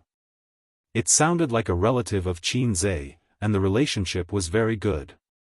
As his wife. Suyu thought so. She should also go to worship. And where did Aunt Sue's family live? In the future, it would be easy to find the door to send gifts for the new year. At least, she should meet them first and brush her face. Suyu knew that Shujia town was Qin Ma's hometown, and the Su family came from there. A very important person. Qin Zhe paused when he spoke, probably not knowing how to say it. Suyu did not ask, and obediently said, "Oh," then leaned sideways and hugged Qin Zhe's arm, playing with her mobile phone, and leaned her head on his shoulder. Qin Zhe keenly found that several young people who were peeping at Suyu's eyes were dim. Their inner activities did not need to be deliberately guessed, and they could be categorized into 4 words, MMP. Qin Zhe had seen this kind of eyes before. When his sister took him out to play, the eyes of the men around him were like this.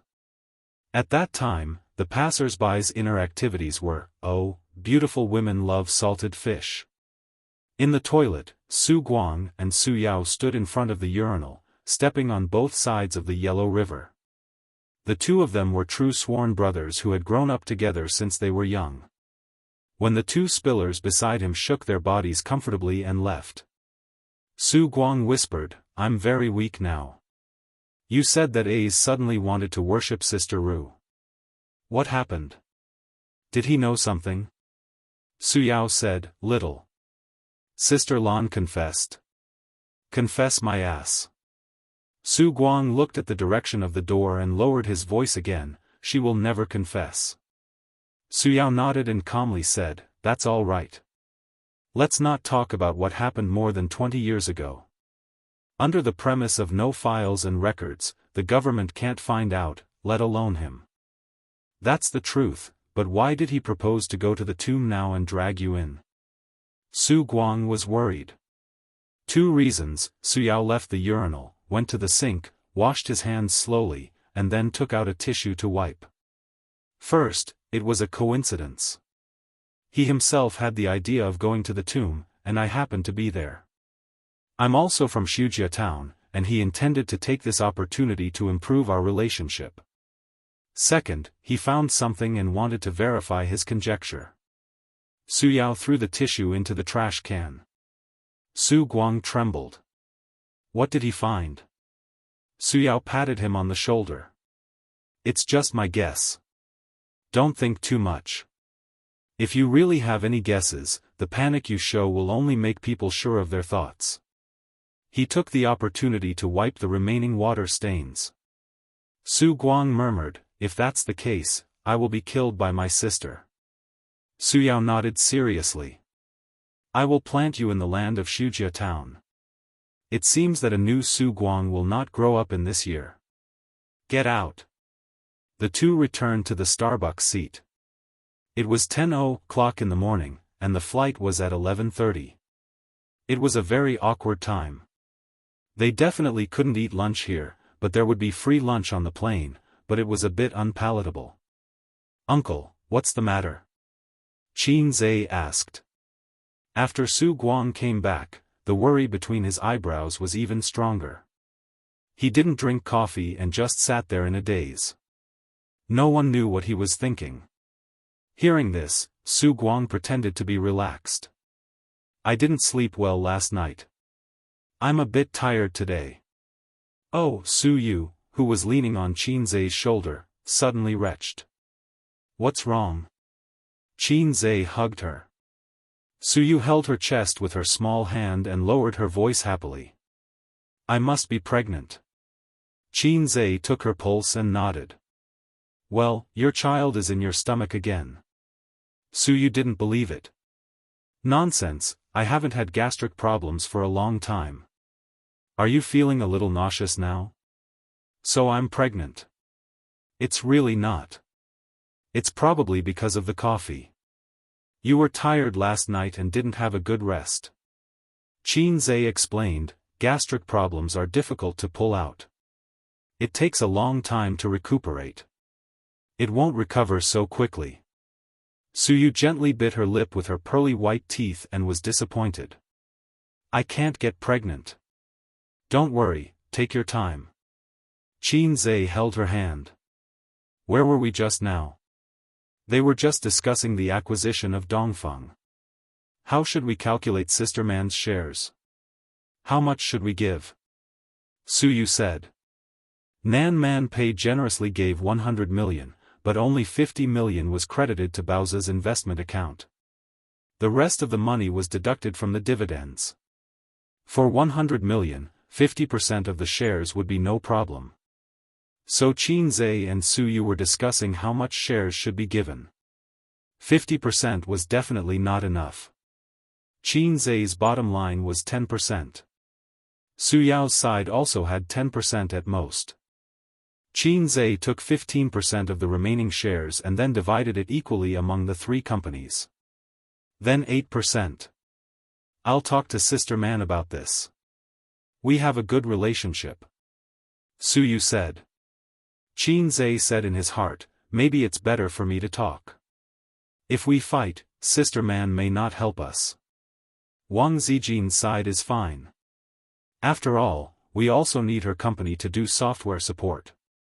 Why should Qin Bao also invest? Su Yu pouted. Think about it.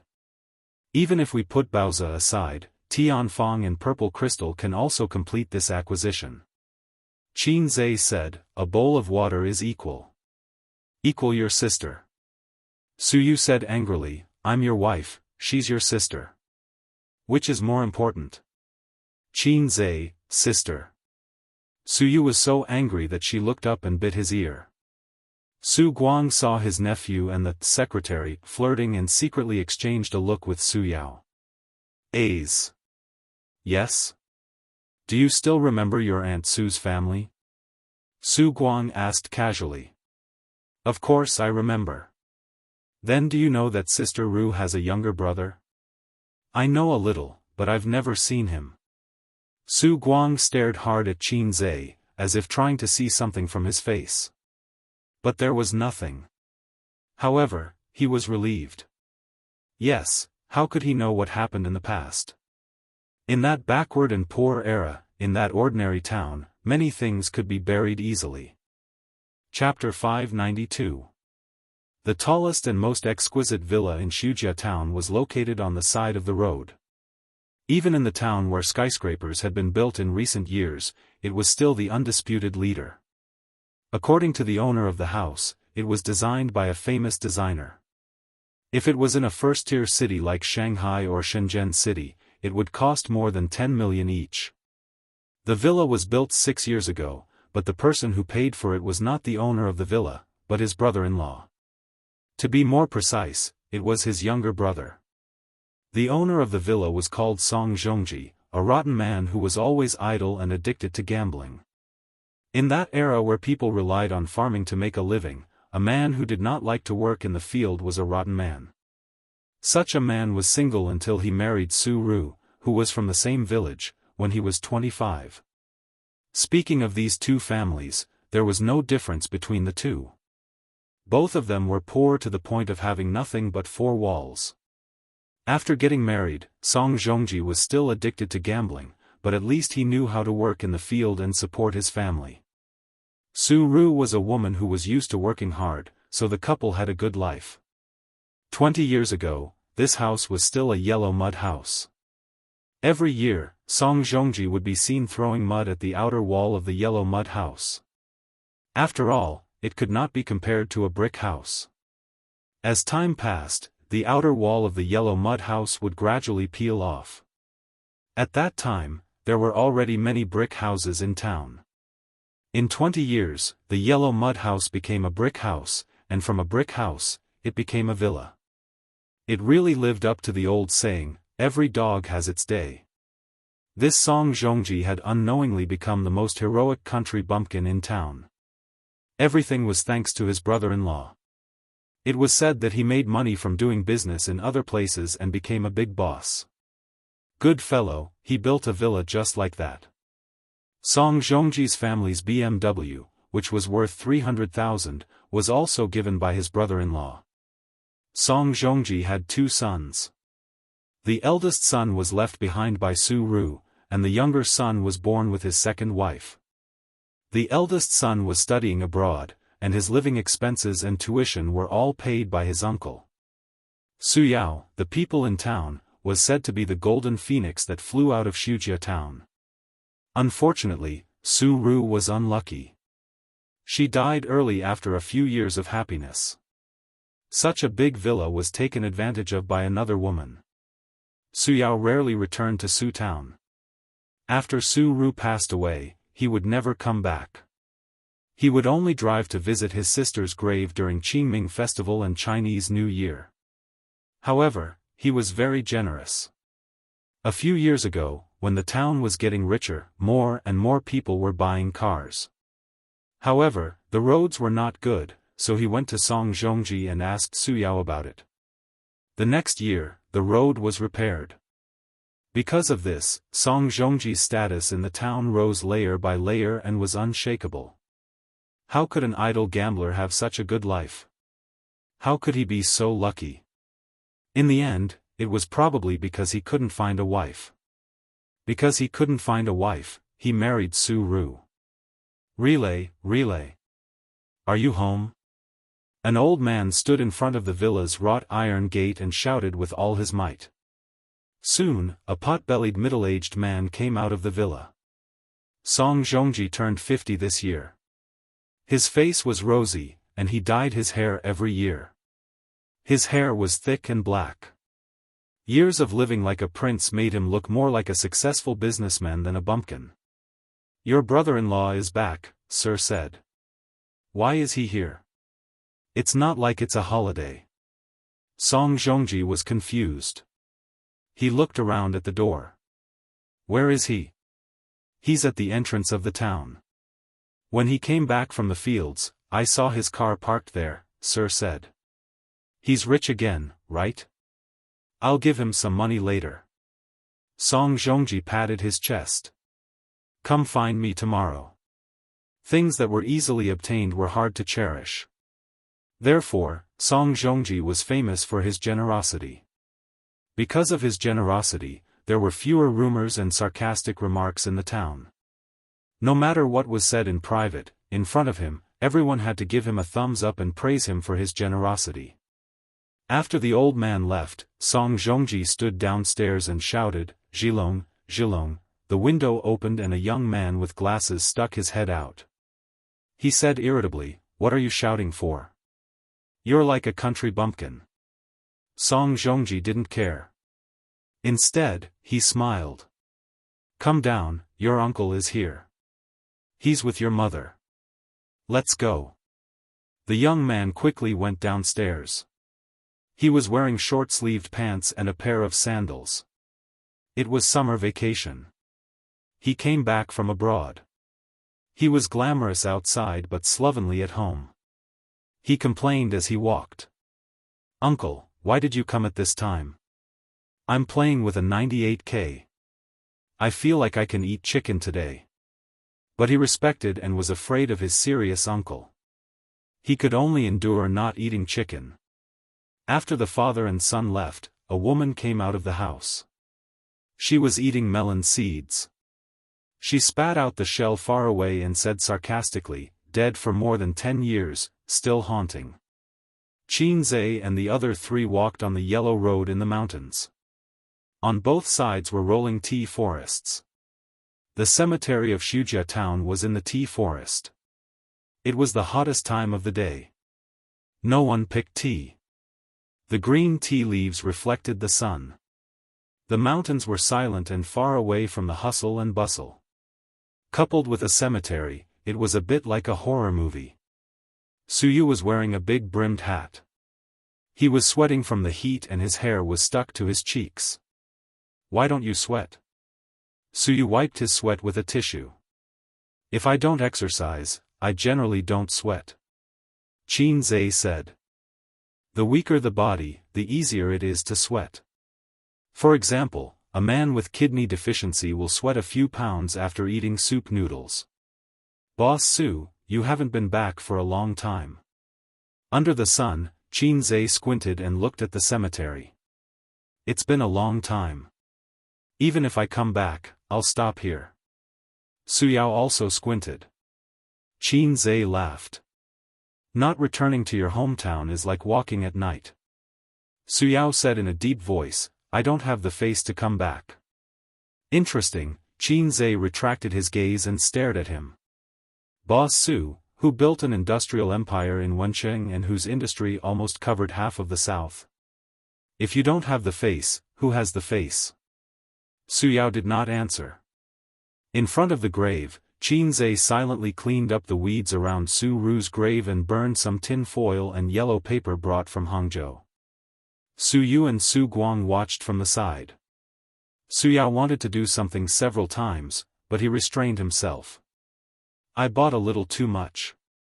Help burn it together. Qin Zhe took the initiative to hand the underworld goods to him. Su Yao nodded. After burning the things, they lit the incense. The four held the incense and worshipped. The position was very interesting. Qin Zhe stood at the front, Su Guang and Su Yao stood on his left and right, and Su Yu stood a little further away. Song Zhongji and Song Zhilong came under the hot sun with bright red plastic bags in their hands. Inside were the underworld goods bought in the town. Rong, why didn't you call me today? Song Zhongji's voice was full of energy, with a warm smile on his face, as if he did not come to visit the grave, but to welcome the distinguished guests. While speaking, he looked at Qin Zhe and the others in confusion. He seemed to wonder why they were here to visit the grave of his deceased wife. Except for Su Yao, he did not know the people present. It was inevitable that he looked at Su Yu a few more times. Such a beautiful woman could not be found in Shujia town. Only the big stars on TV could compare to her. Song Zhilong's eyes were glued to Su Yu's face, like a magnet attached to iron, unable to move away. Su Yao just glanced at the father and son, and his attention returned to Qin Zhe. Sister, Ace is here to see you. With me. I've been dreaming of this day, even if he doesn't know anything. You, are Guang? Song Zhongji recognized Su Guang. Although they had not seen each other for more than 10 years, strictly speaking, he and Su Guang could be considered childhood playmates. When he was a teenager, he wandered around the town, fishing in the water, climbing trees to dig eggs, followed by a group of children. Su Guang and Su Yao were one of them. Shujia town was so big that there were no strangers. After so many years, Su Guang's appearance had not changed. It was hard not to recognize him. Song Zhongji hurriedly took out a big chicken and handed him a cigarette. Like himself, Su Lan's family was not what it used to be. He heard that Su Lan's son and daughter were now big stars. Stars, in the eyes of a small town like Shujia town, symbolized high-end class.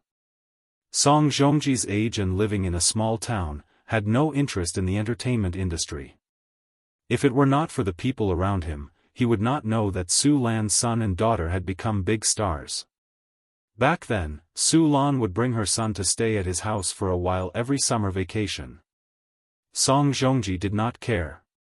How much could a simple meal in the countryside be worth? Accommodation was not a problem. There was no shortage of rooms in the countryside. Su Lan would give him 1,000 yuan for food and accommodation every month. In the 2000s, this money was a lot. It was enough for him to smoke, drink, and play dice. But her son was a little naughty. He did not like it very much. He often used his age to bully Zhilong. For this reason, he often complained to Su Ru. Unexpectedly, the woman, who had always been gentle, was like an angry cat when it came to this kind of topic. Her reaction was particularly fierce. After quarreling a few times, Song Zhongji did not mention this again. Song Zhongji opened the plastic bag and took out the yellow paper and other things. Suddenly, someone blocked him. He looked up and saw a very handsome young man who felt a little familiar. He smiled and said, "Uncle. You are?" Song Zhongji looked at Su Yao. But Su Yao ignored him. His son behind him whispered, "Dad, he's Qin Zhe." Qin Zhe? Oh my God. Song Zhongji was shocked. The young man in front of him was the average-looking naughty boy from back then? A certain assistant, F***CK. I've only heard that a girl changes 18 times between childhood and womanhood. Even a boy can do it? This is not a boy changing 18 times between childhood and womanhood. This is nuclear fission. He remembered one time when his son was beaten up by Qin Zhe again. He cried in front of him, because calling for his mother was useless. He was also very helpless. He complained to Su Ru and wanted to quarrel. He complained to Su Lan, but she ignored him. So he patted his son's head and said, "This kind of city person has the dirtiest heart. He will definitely not be successful in the future. He will definitely not be as handsome as you." Now, when he looked at Qin Zhe and then at his slovenly son, he felt a pain in his face. A's. Song Zhongji smiled awkwardly. He remembered that he used to glare at little Qin Zhe in private, trying to scare this little kid from the city. He wanted him to be more obedient and stop beating his son. He did not have the courage to beat him.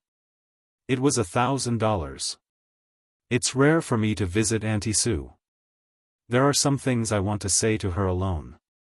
You two go back first. Or you can come back after we leave. Qin Zhe said. His voice was very gentle, but his tone was not gentle at all. It was not a negotiation, but an order. Song Zhongji did not mind. His experience when he was young had made this man abandon his so-called dignity. He was very smooth. These days, young people with a little bit of culture like to think highly of themselves and highlight their individuality. They despise things like celebrities the most. This sentence, in the ears of Song Zhilong, who studied abroad, was particularly harsh. It was especially high and mighty, crushing his dignity. At this moment, he finally remembered the fear of being beaten by Qin Zhe and the shame of being a obedient little brother. He did not have a good impression of Qin Zhe. Based on the unhappy memories of his childhood, not only was he often bullied by Qin Zhe, but also his mother's almost unreasonable favoritism. Every year, the city kid would come to his house, wearing beautiful clothes that made him envious. Between his words, there was always a sense of superiority. I never eat this kind of 2-cent popsicle. Rat poop, I've long been tired of eating it. Look at you with relish. I don't want to drink this kind of soda. I only drink calcium milk. Do you like that little flower next door? She's so ugly. My sister is much prettier than her. It was infuriating. And just now, when they were paying respects to their mother, this person stood at the front. Even his uncle was a position lower than him. Why? The way his uncle looked at him made Song Zhilong feel even more unbalanced. One had to know that his uncle was so good to him that even his cousins were not as good as him. But he had never seen his uncle look at him with that kind of eyes. Why? Song Zhilong said angrily, why? This is my mother's grave. Why should we leave? Who do you think you are? You're still as high and mighty as ever. Why? I'm a top student studying abroad. My uncle is a big boss with a net worth of tens of billions. I'm not worse than you. Get out. Qin Zhe seemed to have lost what little patience he had left and shouted. Song Zhilong felt a strange pressure that made him instinctively timid. But he stiffened his neck and did not move. Suyao frowned and said in an unhappy tone, "You go first." Song Zhilong, he felt so sad. He was like a soldier charging at the front who suddenly turned around and found that his general had surrendered to the enemy. I'm your nephew. Am I not better than this guy? Uncle. Qin Zhe called out as he watched the father and son walk further and further away from him. Su Guang nodded. Qin Zhe ignored him. He turned to Su Yao and asked, "Should I call you uncle, or should I call you something else?" Su Yao felt as if he was struck by lightning. Su Guang sat on the ground. Chapter 593. A bolt from the blue. To the two brothers, this was truly a bolt from the blue. The scorching sun shone on Su Guang's face, and his expression gradually twisted. His eyes and mouth widened as he stared blankly at Qin Zhe. How did he know? How did he know? His heart felt like it was being squeezed by an invisible hand. It was the despair of a family on the brink of collapse after the mother found out that the father had a mistress. This analogy was not very appropriate, but it was very apartment. If Qin Zhe really knew what happened back then, his sister Su Lan's family would fall apart. Su Guang panicked. He felt that he was to blame. No matter when Qin Zhe found out, he had contributed greatly to this confession. If his sister knew, she would never forgive him. You. How much do you know? Su Yao asked in a trembling voice. This man who had always been stern and expressionless, known for his strictness in the business circle of Lin Hai, could not control his trembling body and trembling lips.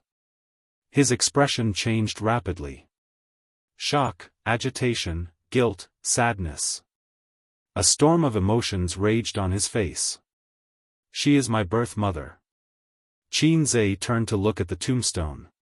But I don't know who my birth father is. As he said this, he stared at Su Yao. Su Guang's face turned pale. The secret that he had kept for half his life was revealed by Qin Zhe so easily. How did you know? Impossible, impossible. Su Guang murmured. Qin Zhe looked at him and thought, although my IQ is not online sometimes, I know what I'm talking about. I brought you here today to confess. I hope you won't hide anything from me. Because there's no point in hiding it anymore, Qin Zhe said. Yes, she is your birth mother. Su Yao nodded. Qin Zhe's heart suddenly felt empty. Melancholy and sadness surged in his heart. I really am a freebie. Son, your mother, father, picked you up from the trash can. 100% of people were played by their parents when they were children, but 99% of them were their biological children. I am that 1%.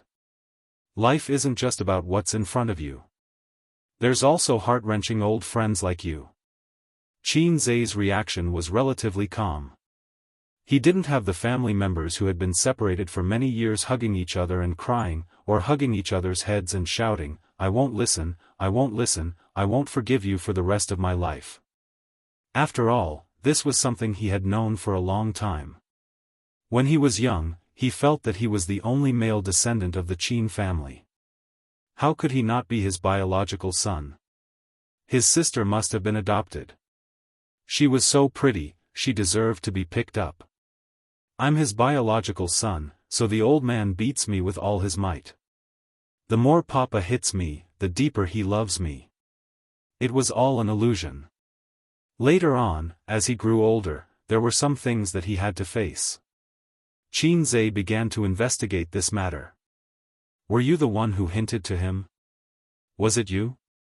Su Guang was like an enraged lion as he pounced on Su Yao and tightened his collar as he roared, Su Yao, who did you do all this for?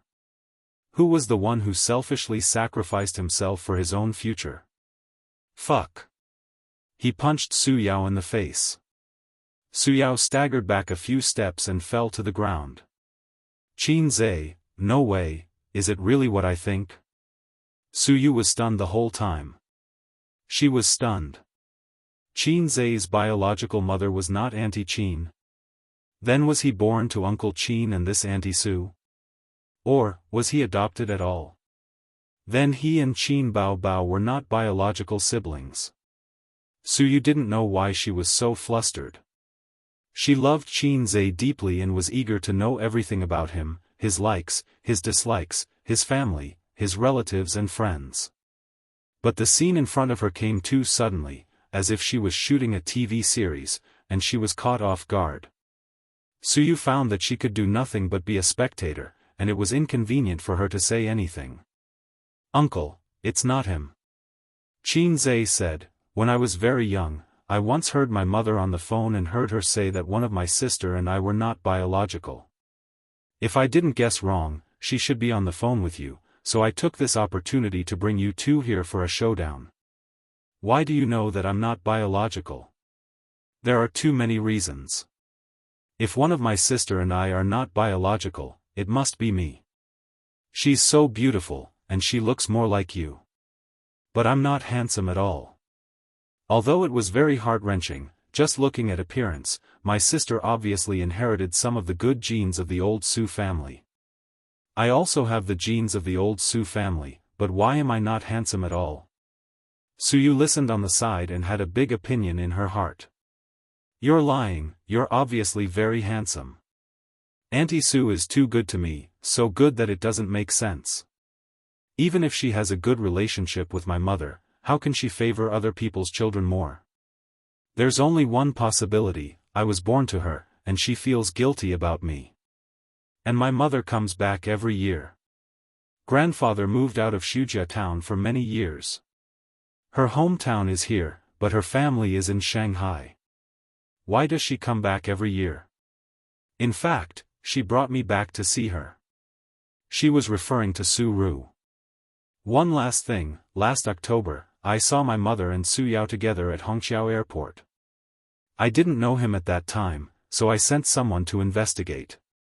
Only then did I know that there was such a person in his relationship with Auntie Su. Nan Man Pei helped him investigate. That day, Qin Zhe really confirmed his identity as a phone charger. His mentality collapsed for a long time and he almost had sex. Su Yao was stunned. He did go to Shanghai last year, but he only contacted Shaolin. It turned out that Qin Zhe was also there that day. Su Guang stood there, his face full of disappointment, like a defeated dog at a dead end. Then, who is my biological father? Qin Zhe stared at Su Yao. Su Guang looked at Su Yao silently.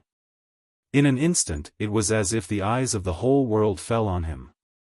Su Yao looked sad. He opened his mouth and said bitterly, I don't know. Qin Zhe? You don't know? How could you not know? You must be lying. Su Yao said, I'm your uncle, but I really don't know who your biological father is. I don't believe you, Qin Zhe said. He didn't know why, but he felt very disappointed. It was as if a shining role model had collapsed. However, when he thought of his biological mother's ending and the current Su Yao, he heaved a sigh of relief. It was fine if he didn't want a failed role model. But it didn't make sense. If it was just his uncle, many of his actions didn't make sense. What's with your knot in your heart? What's with your obsession? Why did you come all the way to find my mother? You're just my uncle. You're not my father. Why are you in such a hurry to let me acknowledge my ancestors? Qin Zhe saw the small actions of his uncle and Su Yao these few days, but he pretended not to know. Su Yao wanted to lay his cards on the table and let him know who his biological mother was. His uncle tried to stop him and threaten him with all kinds of eyes. When Qin Zhe exposed this layer of window paper, this man's expression was especially agitated. It was just that his uncle's words couldn't be justified. If Arong doesn't know who your biological father is, then no one does. Sister Ru never said that when she was pregnant, Arong threw a tantrum and forced her to ask who the man was, but she didn't say. Your mother also asked. The two of them talked for an entire night, but Sister Ru refused to say a word about the man's identity. Su Guang looked at the tombstone and said, even if it would destroy her, even if she didn't have the ability to support you at that time, even if her eyes were swollen from crying. Su Yao gritted his teeth. Qin Zhe fell silent when he heard this. He stood under the scorching sun and lit a cigarette. He stared at his biological mother's tombstone and didn't speak for a long time. Memories rolled through his mind with an irresistible force, like a tidal wave and a landslide. Her mother said that Shujia town was a very beautiful place with beautiful mountains and clear waters. Nature always produced endless delicacies and beautiful scenery. There were good sisters who grew up with her there. Every summer vacation, her mother would bring Qin Zhe back to Shujia town for a vacation. The old bus drove on the bumpy asphalt road, raising a cloud of dust. Qinzhe sat on his mother's lap and looked out of the window. The sun was shining brightly, and the trees on both sides of the road were dense. The continuous fields were divided into squares, and the crops in the fields were lush. There was no air conditioning, no street lights, no supermarket, and no high-rise buildings. But there were mountains, fields, birds, flowers, clear mountain springs, and a reservoir with rippling blue waves. He and his friends in the town ran wildly on the black ridges of the fields, catching frogs and digging out bird eggs. At night, they sneaked into the fields to steal watermelons and eels. During the day, they climbed over the hills to swim in the reservoir. In Qinzhe's memory, Auntie Sue would wear a long floral dress that day and stand by the bus stop with only a sign, eagerly looking forward to it. She wasn't beautiful because hard work had worn away her beauty, and the sun had darkened her skin. She was only 2 years older than his mother, but she looked much older and rougher. When they first met, Qinzhe came to Shujia town for the first time. He wasn't used to the sultry heat and flying dust in the countryside, and his small brows were tightly furrowed. The car stopped at the bus stop, and Qinma held Qinzhe's hand and got off the car. Su Ru's eyes were fixed on Qinzhe's face, and she couldn't move them away. "You must be A's. Can Auntie hug you?" This was the first sentence Su Ru said to him when they first met. Qinzhe looked up at the unfamiliar auntie who was smiling like a flower.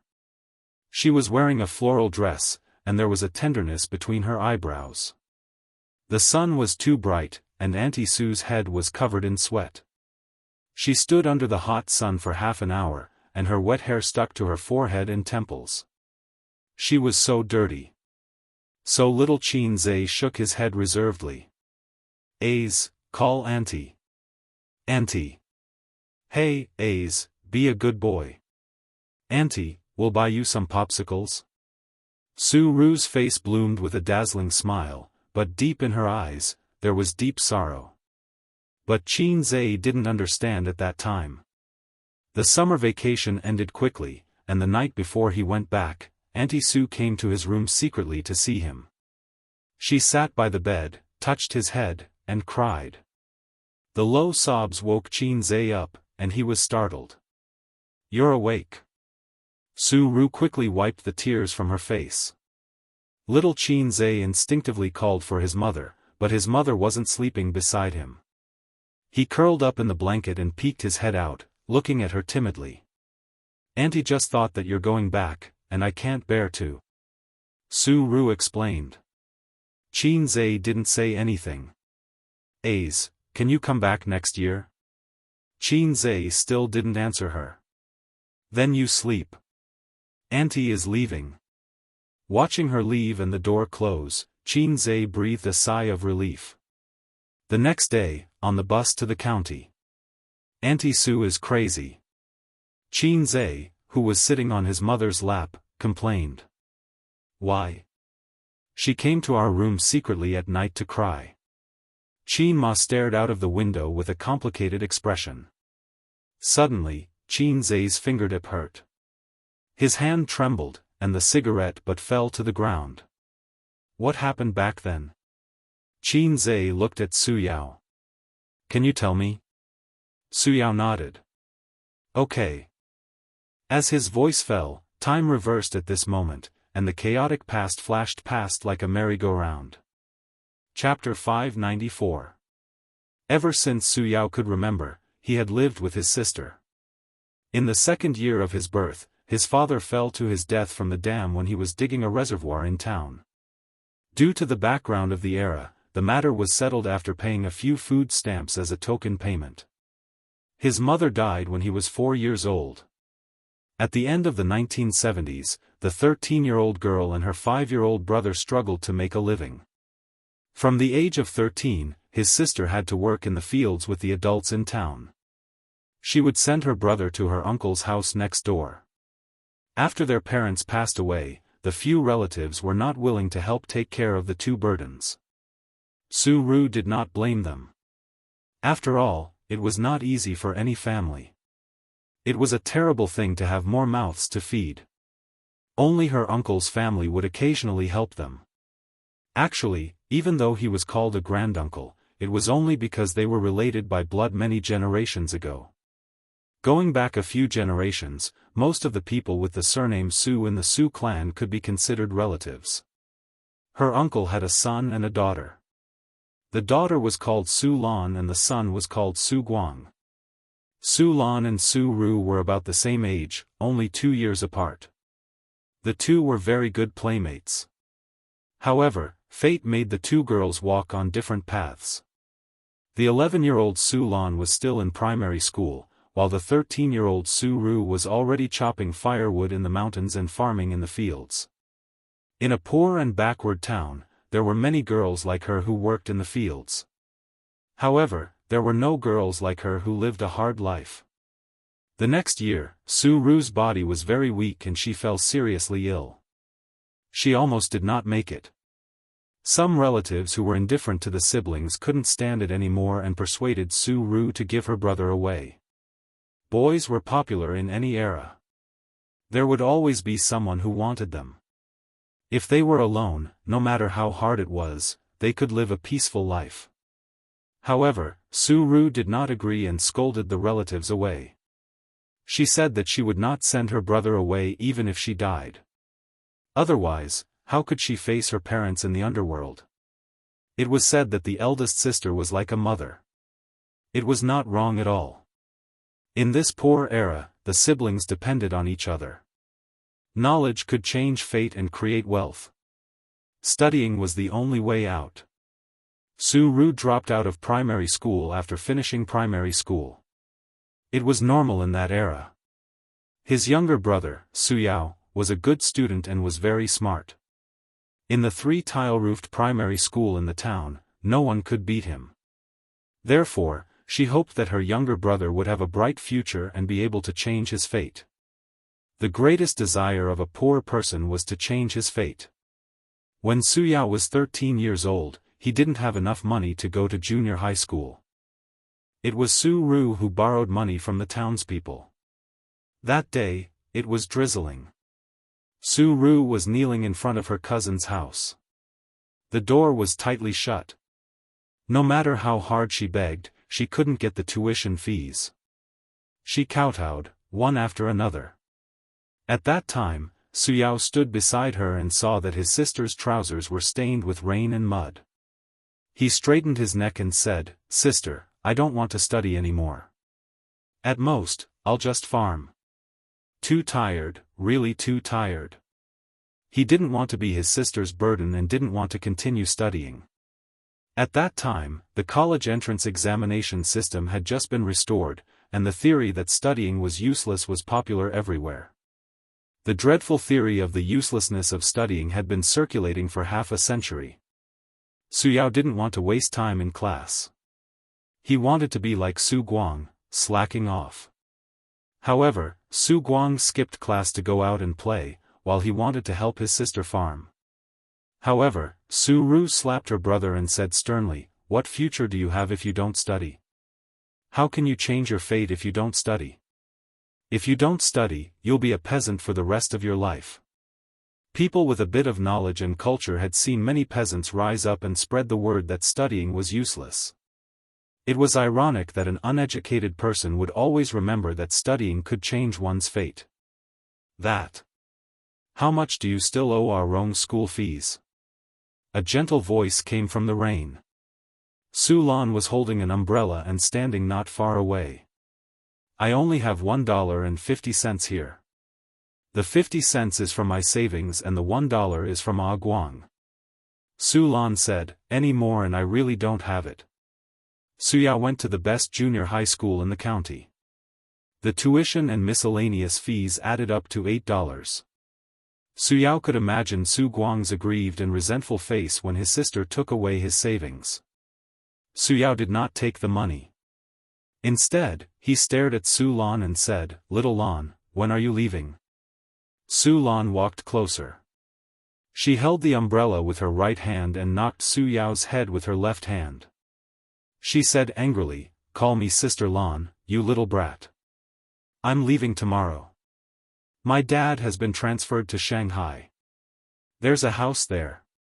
We'll go together," she said. Su Lan, who had just grown up, was delicate and beautiful. Her figure was slender and graceful, and her pair of black eyes were especially eye-catching. Su Yao said sadly, "He's not back yet?" "I don't know." Su Lan smiled. "Shanghai is too far away from Su Town. I don't know how many years it will take for him to come back." He was shorter than Su Lan by a head. When he looked away from her delicate face, he only felt empty in his heart. The young Su Yao had always liked Su Lan, who was much older than him. He liked to pretend to be deep in front of her and recite a few poems. His face was full of melancholy and vicissitudes of life like a poet. In fact, he was peeking at her reaction from the corner of his eyes, hoping to see admiration on her face. He pretended to be an adult and learned from his sister to call her Little Lan. He wanted to ignore the age gap between them. He wanted to tell himself that it was nothing. "I long to meet a girl who is as beautiful as a lilac, full of sorrow and resentment. She holds an oil paper umbrella alone, wandering in the lonely alley in the rain." Dai Wangshu's poem appeared in Su Yao's mind. Su Lan was the girl he longed for, the girl who was as beautiful as a lilac. But just like the lilac in the poem, she walked further and further away until all that was left was her back. On the day Su Lan left, Su Yao stood outside Su Town and watched her family take a tricycle to the county. He suddenly felt like smoking. After many years, they didn't meet or contact each other. When they met again, the lilac was already married. Su Yao squatted in front of his sister's grave and smoked one cigarette after another. He talked about his past without any expression on his face. There was no emotion on his face. There was only regret, deep regret. Qin Zhe thought to himself, "Damn, I didn't know you loved my mother so much. If my mother is lilac, then what are my sister and I? If my sister is a rose and I'm a green foxtail?" Uncle heard that someone coveted his sister, but he was still calm. Obviously, he already knew about it. "Uncle sure has a big heart. If anyone dares to covet my sister, I'll teach them a lesson." "What happened after that?" Qin Zhe asked. "After that, my sister knelt in front of my aunt's house for an entire night and managed to scrape together the rest of the money. Then, she fell seriously ill. As for me, I went to school as I wished. As my grades got better and better, I got into high school.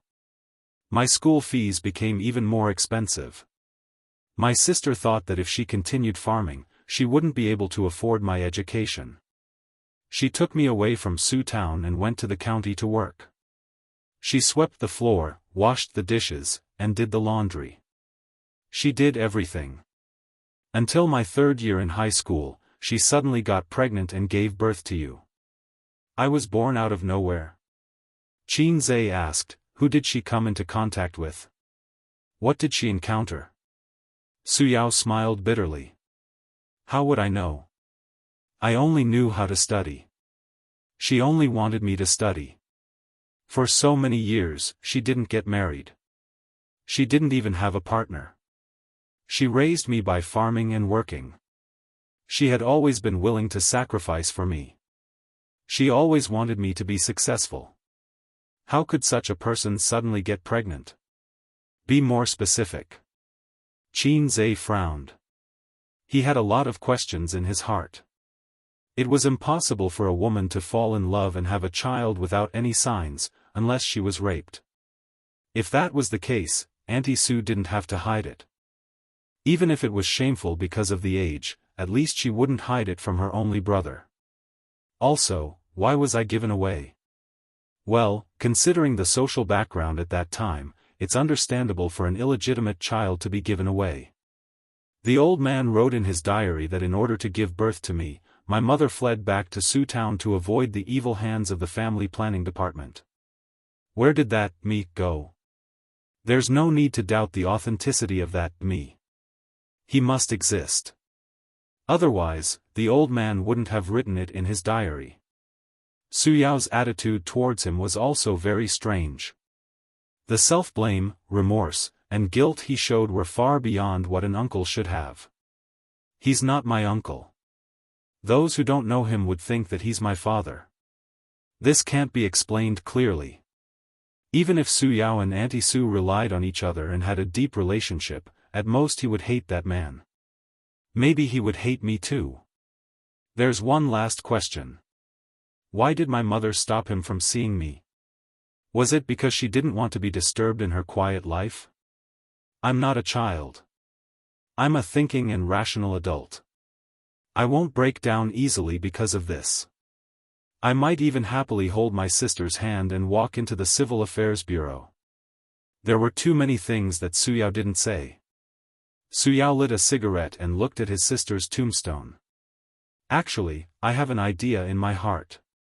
I have been thinking about it for so many years. I have always felt that I should have seen that man before. It was in the 90s. That year. Chapter 595. At the end of 1993, in an underdeveloped county town, Su Yao carried a cloth bag sewn by his sister and walked in a dirty alley. On both sides of the road were mottled old houses.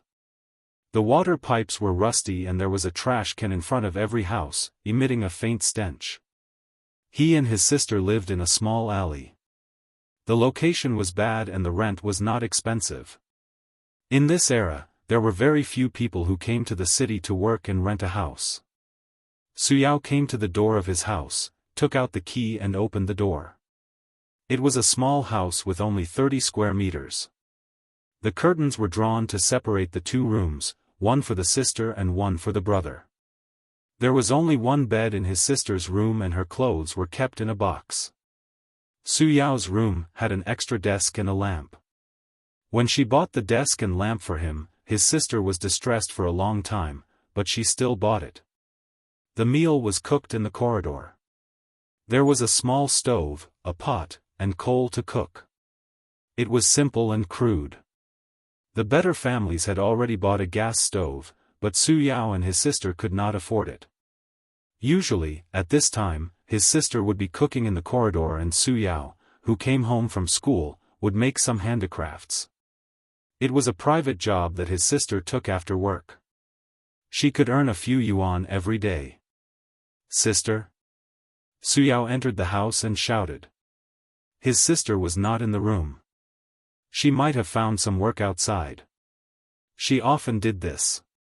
Every day, she would walk around the county town and take on all kinds of jobs. As long as she could earn money, she could also do what men could do. Su Yao put down his bag and saw a bag of unfinished handicrafts beside his sister's bed. She should have come back. Did she go out to buy groceries?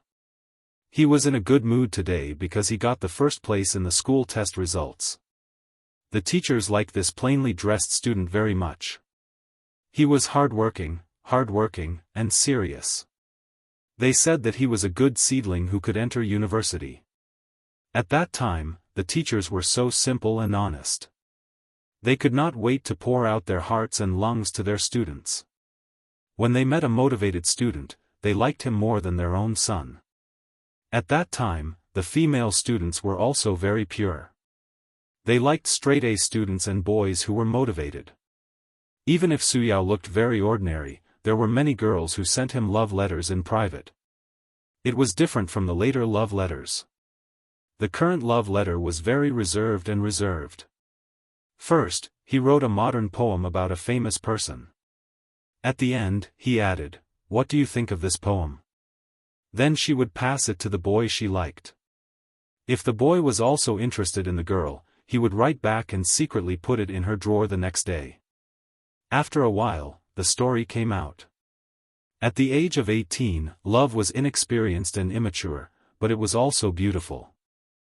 After this age, even if she fell in love again, she would not be able to find that kind of feeling. However, Su Yao did not care about the girl's hints and love letters. He was like a stone statue standing in the rain of flowers, watching the petals fall one by one. He was too lazy to reach out to catch one of the beautiful petals. He didn't have the capital to fall in love, nor was he interested in it. A village boy only knew how to bury his head in books and live up to his sister's expectations. Moreover, Ding Xianghua had drifted to Shanghai with the wind. She had originally wanted to enter Fudan University, but she had gotten married in her first year of high school. She married a bandit from Shanghai. Suyao had not recovered for a long time. At one point, he wanted to hit someone when he heard Shanghai. He was too silent, low-key, and reserved. He had always suppressed his feelings of love in his heart. But what was the value of not saying it out loud? On the day of the wedding, Suyao went and got the fare from his sister. It was very expensive, so expensive that he almost cried. At the wedding, his Ding Xianghua was very beautiful. No, that was no longer his Ding Xianghua. It was the flower of the man who was the teacher. Lil Lan was very happy to see him. She was happy from the bottom of her heart and gave Suyao some comfort. The girl I like is more important to me than 1,000 gold coins. I'm glad that I'm not as light as a feather in her heart. The man looked at his newlywed wife with a smile. His wife introduced him, "This is my younger brother from my hometown." Reality gave Suyao a heavy blow. At that time, he asked himself in his heart, so, he's just a younger brother. His heart suddenly ached, but he still did not cry. But when he really cried, it was after the wedding banquet. That kid, Su Guang, said, "Is your sister's problem because of your sister?" Suyao cried, and then he beat that kid until he cried too. Su Guang was born a little early. If it were now, he would definitely comfort Suyao with another sentence, such as, "Arong, don't cry. Stand up and play." Suyao sat on the bed, making handicrafts, and let his imagination run wild. His sister's hand was full of frostbite in winter and was dripping with blood. Unknowingly, it was almost dark, but his sister still hadn't returned. Suyao decided to go downstairs to look for her. He closed the door and left the residential building. At the corner, he saw his sister talking to a man in the twilight. The two of them were holding hands, and he could vaguely see the man's face. It was a calm and serious young man. When he talked to his sister, his eyes were full of smiles. When Suyao saw him, the young man also saw Suyao. Perhaps he felt that the young man's gaze was too sharp, and he was stunned. His elder sister noticed his momentary daze and turned to look at him, following his gaze. His sister's expression changed slightly. She whispered a few words to the young man and turned to face Suyao. "Who is he?" Suyao asked. Friend. He helped me." Su Ru explained briefly and changed the topic. "Sister came back late because of something." "Rong, are you hungry?" Suyao looked at the young man's back as he walked further and further away, disappearing into the night. Since then, Suyao never saw the young man again. His sister didn't seem any different. She worked as usual every day and endured hardships. In 1994, two things happened in this year, and each of them brought disaster to the small family. The first thing was that due to the bursting of the real estate bubble, it caused an extremely terrifying economic crisis. Those who hadn't experienced that era couldn't imagine how terrifying that economic crisis was. It was a direct economic collapse, far worse than any other economic crisis that came after. In fact, there was a collapse as early as 1990. In 1994, the two crises overlapped and strengthened each other. Bang! The collapse of the bubble forced many people to their deaths. Although this crisis was stabilized in a relatively short period of time, it caused a huge impact during this period. The small county didn't suffer much from the aftermath, but the lives of the citizens did become tight. As a result, Su Ru couldn't earn money and her life became difficult. The second thing was that Su Ru was pregnant. That day, Suyao was still in school, immersed in a sea of questions, preparing for the college entrance examination. His sister asked someone to call the head teacher's office and said that she was sick and hospitalized. Suyao rushed to the hospital and learned from the doctor that his sister was pregnant. It was a bolt from the blue. Don't work too hard. Your body is important. Go home and rest well. The doctor complained to Suyao. You're her husband, right? Why don't you care about her at all? The doctor didn't lie. His sister, who recovered from the shock, interrupted in embarrassment. He's my brother. Suyao developed early. While his peers were excited about the thicker hair in their pants, he already looked like an adult. At least, he didn't look like a high school student. The doctor was also embarrassed and asked, "Then he's your husband?" There was silence. The brother and sister were silent. Back home, as if nothing had happened, his sister sat on the bed doing handicrafts while Suyao sat at the table writing papers. Clack. The ballpoint pen slammed on the table. The sound wasn't loud, but Su-Ru was shocked. Her hand trembled. Suyao stood up with a gloomy face. He looked straight into his sister's eyes and asked, "Who is that man?" Su-Ru didn't speak. Suyao didn't speak either. His eyes gradually turned red. "Rong, don't worry, is it that man? Is it that man?" Suyao said loudly. His sister responded with silence. All of a sudden, it was as if a barrel of explosives had been ignited. "You've been lying in the hospital for so long. He didn't come. Did you not contact him or did he refuse to come?" Suyao grabbed his sister's hand and walked out of the door. "Go and call him. Call him now." "I'm not going," his sister said. Suyao was stunned and instantly exploded. He shouted, "You're shameless. We're poor, but we can't lose our dignity. No matter how poor we are, we have to know how to love ourselves. If a woman doesn't even love herself, then she has nothing. What are you going to do now? Can you raise a child? When you were undoing your belt, did you think about what you're going to do in the future? Do you know that you're going to get married? Your life is ruined." In the dim room, the youth was hysterical. His face was red and his eyes were crazy. That day, he said many, many things that went too far. Every word was like a knife that stabbed into his sister's heart. Suyao was mad. He hated that man, and hated his sister for not loving herself. His sister sat by the bed with her head lowered and tears streaming down her face. She was a woman after all, a weak woman. Life made her strong. In some aspects, she was even more hardworking than men. But in front of her brother, she cried helplessly with her head lowered. Many years later, whenever he thought of this scene, Suyao would tremble. His body and mind would ache from the inside out. I remember every word clearly. Every word is imprinted in my heart. I hate myself back then. I was too selfish. I never thought about her feelings. I never thought about how wrong she was, how helpless she was, how she longed for someone to help her. She was like a person who had sunk into a swamp, longing for someone to lend a helping hand. But I, her little brother, ruthlessly trampled her down. Suyao cried bitterly. He lost his father when he was 2 and his mother when he was 4. His sister raised him painstakingly. She was a teenage girl, but the calluses on her hands made her look like a man who had worked hard for years.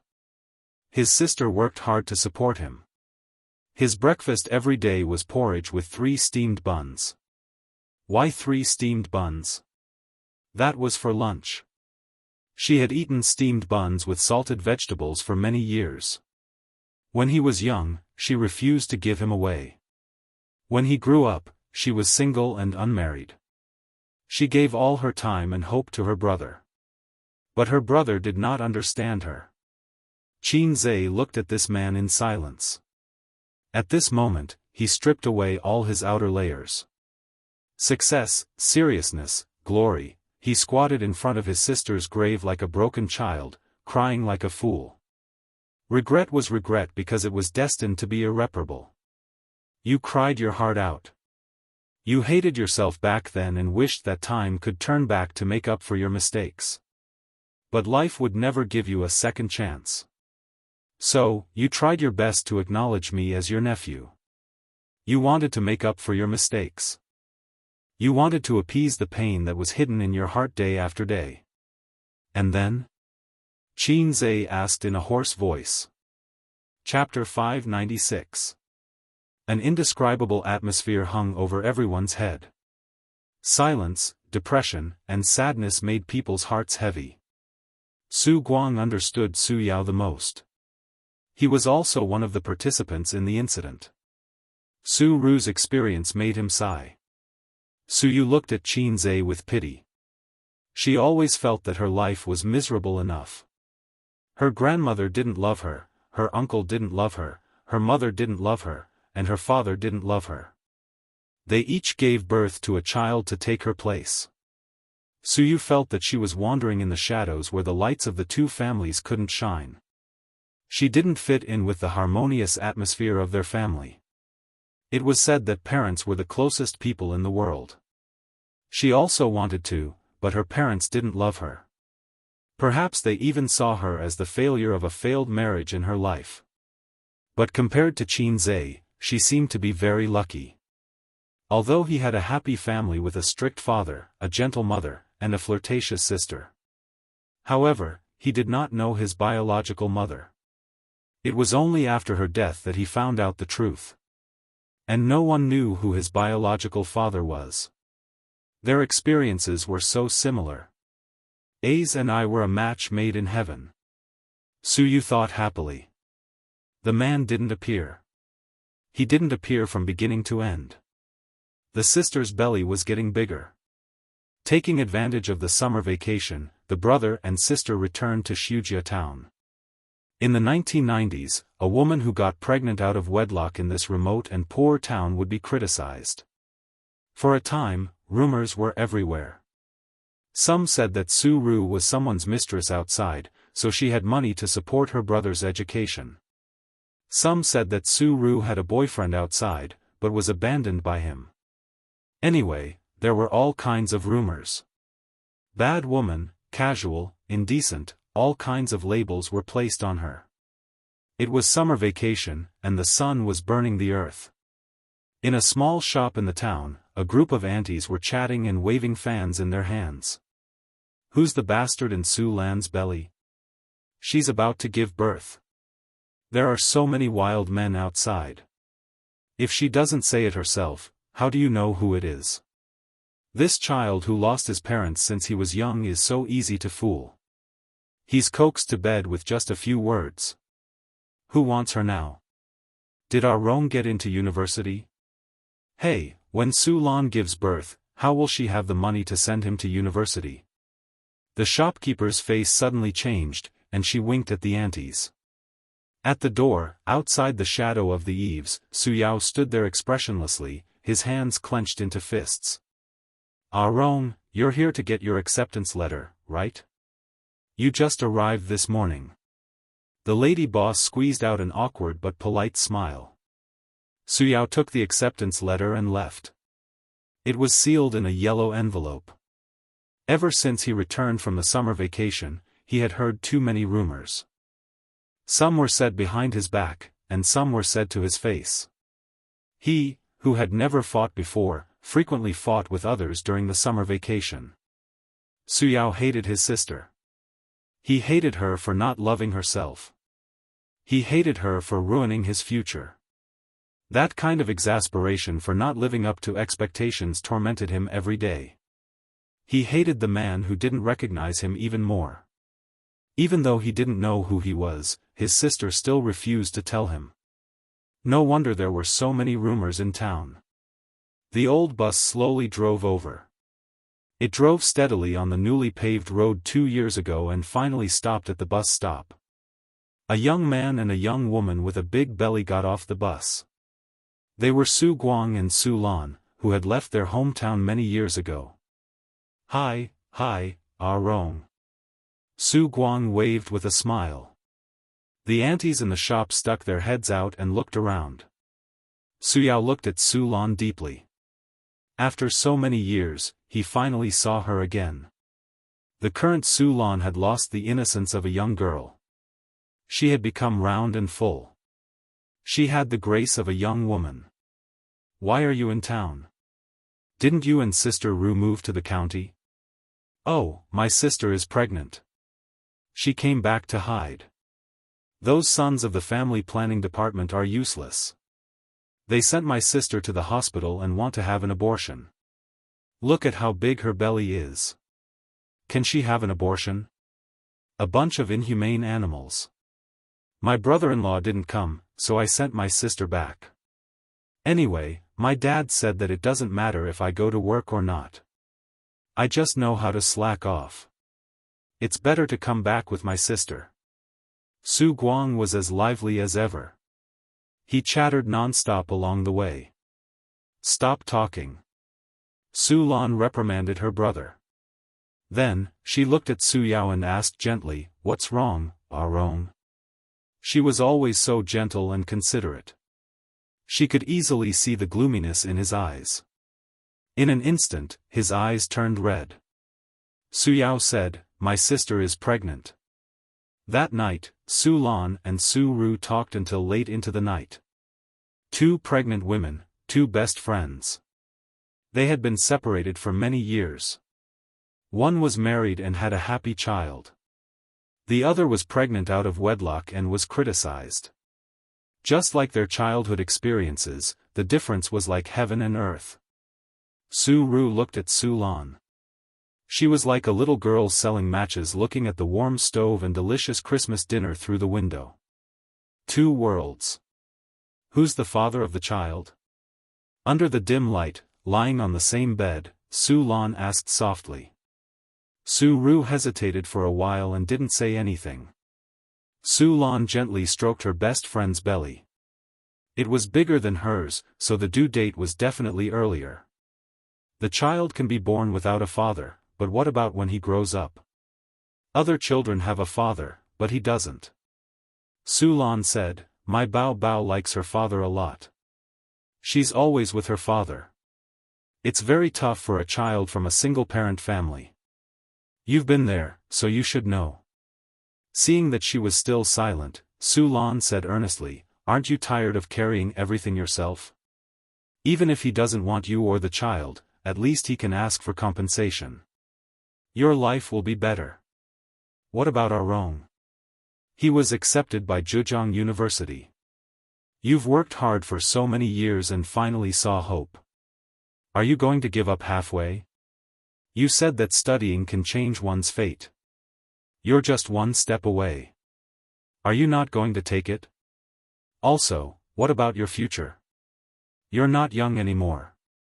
How are you going to get married with a child? How was she going to get married? In this era, who would want a woman who had a child before getting married? Who would want her? After a long while, Su Ru said, "He just left because he had something to do." Do you believe that? Su Lan asked. There was silence again. Let's not talk about this. Su Ru forced a smile and said, "Why are you pregnant again? They're so strict now. I heard that there were 5-month-old women in town who were caught and aborted. They almost lost both their lives." Su Lan said helplessly, "My one wants a son. His father wants it too. They feel that without a son, the Qin family's line will end. Don't think that he dotes on his daughter very much now. After knowing that I'm pregnant, he's so happy. He's usually an old-fashioned person, jumping around like a child." Su Lan's tone was reproachful and helpless, but her face was full of happiness. It pierced Su Ru's heart deeply. "Actually, I can think of a way to pay for our own school fees. If it doesn't work, I'll ask my father for it. After all, Arong calls him granduncle." Su Lan sighed. But actually, at that time, Su Lan and her family were at their worst. Old Master Su was a leader, but the leader's daughter had to give birth to an unwanted child.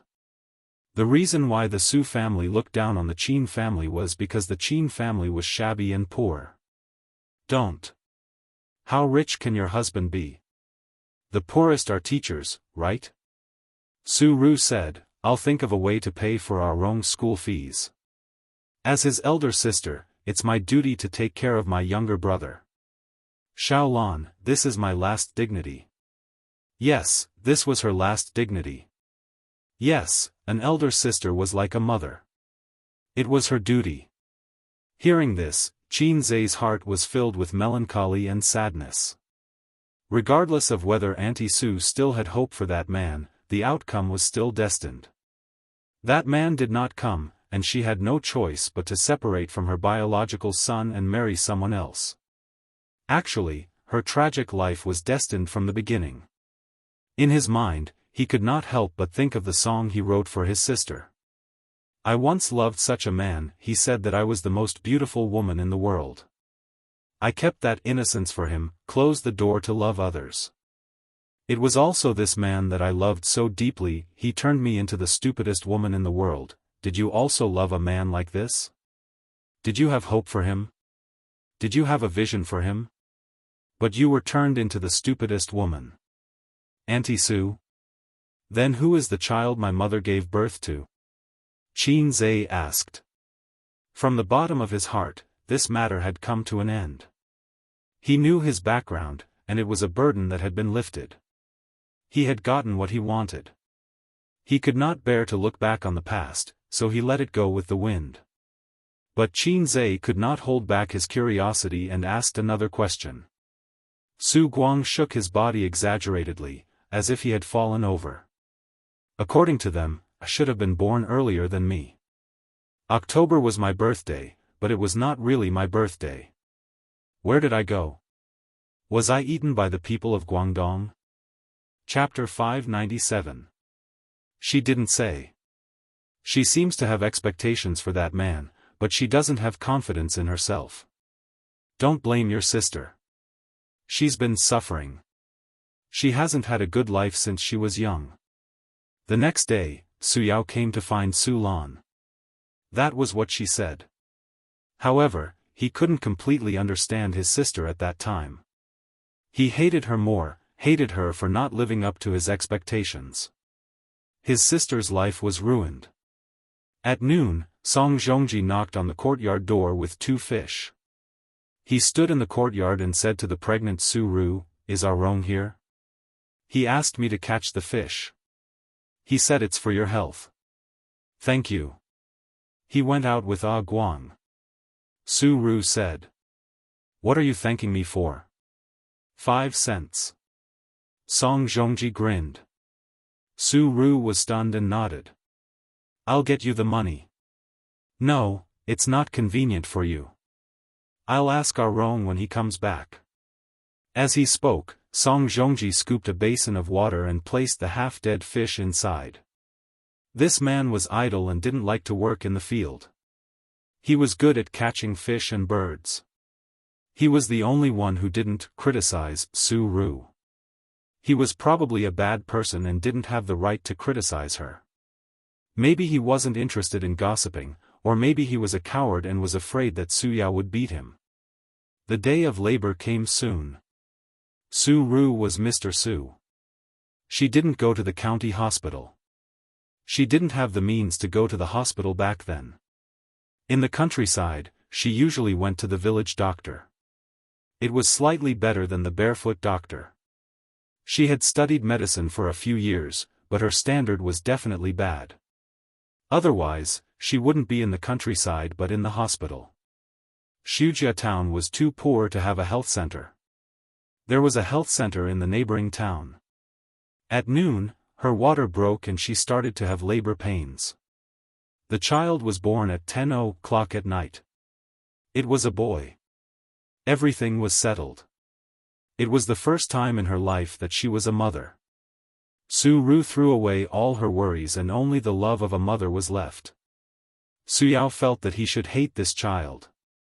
But when he saw the baby sleeping in the swaddling clothes and couldn't open his eyes to see the world, he clenched his little fist and slept quietly. His heart suddenly softened. Due to malnutrition, the baby was only 2.4 kilograms at birth, which was medium small. The baby is so cute. Have you given him a name? Su Lan, who was pregnant, watched from the side with a smile on her face. Su Ru shook her head and helplessly said, Arong refused to help. He still has a thorn in his heart. Su Lan said angrily, ignore him. I've prepared a few names. Do you want to choose one? What name? Qin Hao, Qin Xiaofan. Just pick one and change it to Su, Su Lan said excitedly. Su Xiaofan doesn't sound good. How about Su Hao? Su Ru nodded and smiled, all right. By the way, I brought milk powder over. You can use it first. When I give birth to Bao Bao, I produce more milk, so you shouldn't be short of milk, Su Lan said. As Su Ru's bones were severely damaged and she was malnourished for a long time, she did not have much milk. Since it was related to her son's rations, she didn't refuse in the end. A very realistic and serious problem was placed in front of them. The brother and sister, who had depended on each other since they were young, still depended on each other for survival. Moreover, they had an additional life. Her sister, who had carried the burden of the family on her own, was weak after giving birth. It was difficult for her to continue living. Raising a child was not easy. According to later statistics, more than 40 million children died in the 90s. That night, Su Ru looked at her child and said nothing. The next morning, she called Su Yao to her room alone and asked him, "Do you miss university?" Su Yao was speechless. His gaze fell on the baby's face. The baby was sleeping, but suddenly his small body trembled. He whimpered a few times like a mosquito. Su Ru quickly comforted the child. "Don't worry about him. Tell me, do you miss him?" Su Ru said. "Yes." Su Yao said. He wanted it. He wanted it more than ever. Studying can change one's fate. It can also restore one's dignity. He longed for success. He longed to escape poverty. He longed to regain his sister's lost dignity. Su Ru nodded. A few days passed like this. One night, Su Ru was suddenly woken up by urgent knocking on the door. The baby was crying loudly. "Rong, Sister Ru," Su Guang said with a sobbing voice, "my sister fell down." He knocked on the door with all his might. Su Ru sat up in shock. Her sleepiness disappeared. Before she could call for help, Su Yao from the next room had already rushed into the courtyard. When she opened the door, Su Guang was standing there with a panicked expression. "What happened?" "My sister slipped when she went to the toilet at night. She was covered in blood." Su Ru heard it and her face turned pale. She couldn't care less about comforting the child and shouted, "Rong, Rong." No one answered her. Su Yao had already rushed out of the house with Su Guang. The next day at 5:00 in the morning, Su Ru, who hadn't slept the whole night, finally waited for her brother to come back. "We took her to the health center. Xiaolan was already unconscious and couldn't give birth naturally. They said there was no way. The fetus might be injured and asked us to send her to the hospital. The health center car took us to the county. The hospital gave her a cesarean section. The baby was alive when it came out, but it didn't survive for more than 2 hours. The doctors couldn't save it, they went." Su Yao's eyes were bloodshot. "Where's Xiaolan?" Su Ru cried. "She hasn't woken up yet.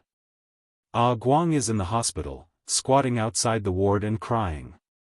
Su Yao covered his face and said with a trembling voice, "A good child, gone just like that."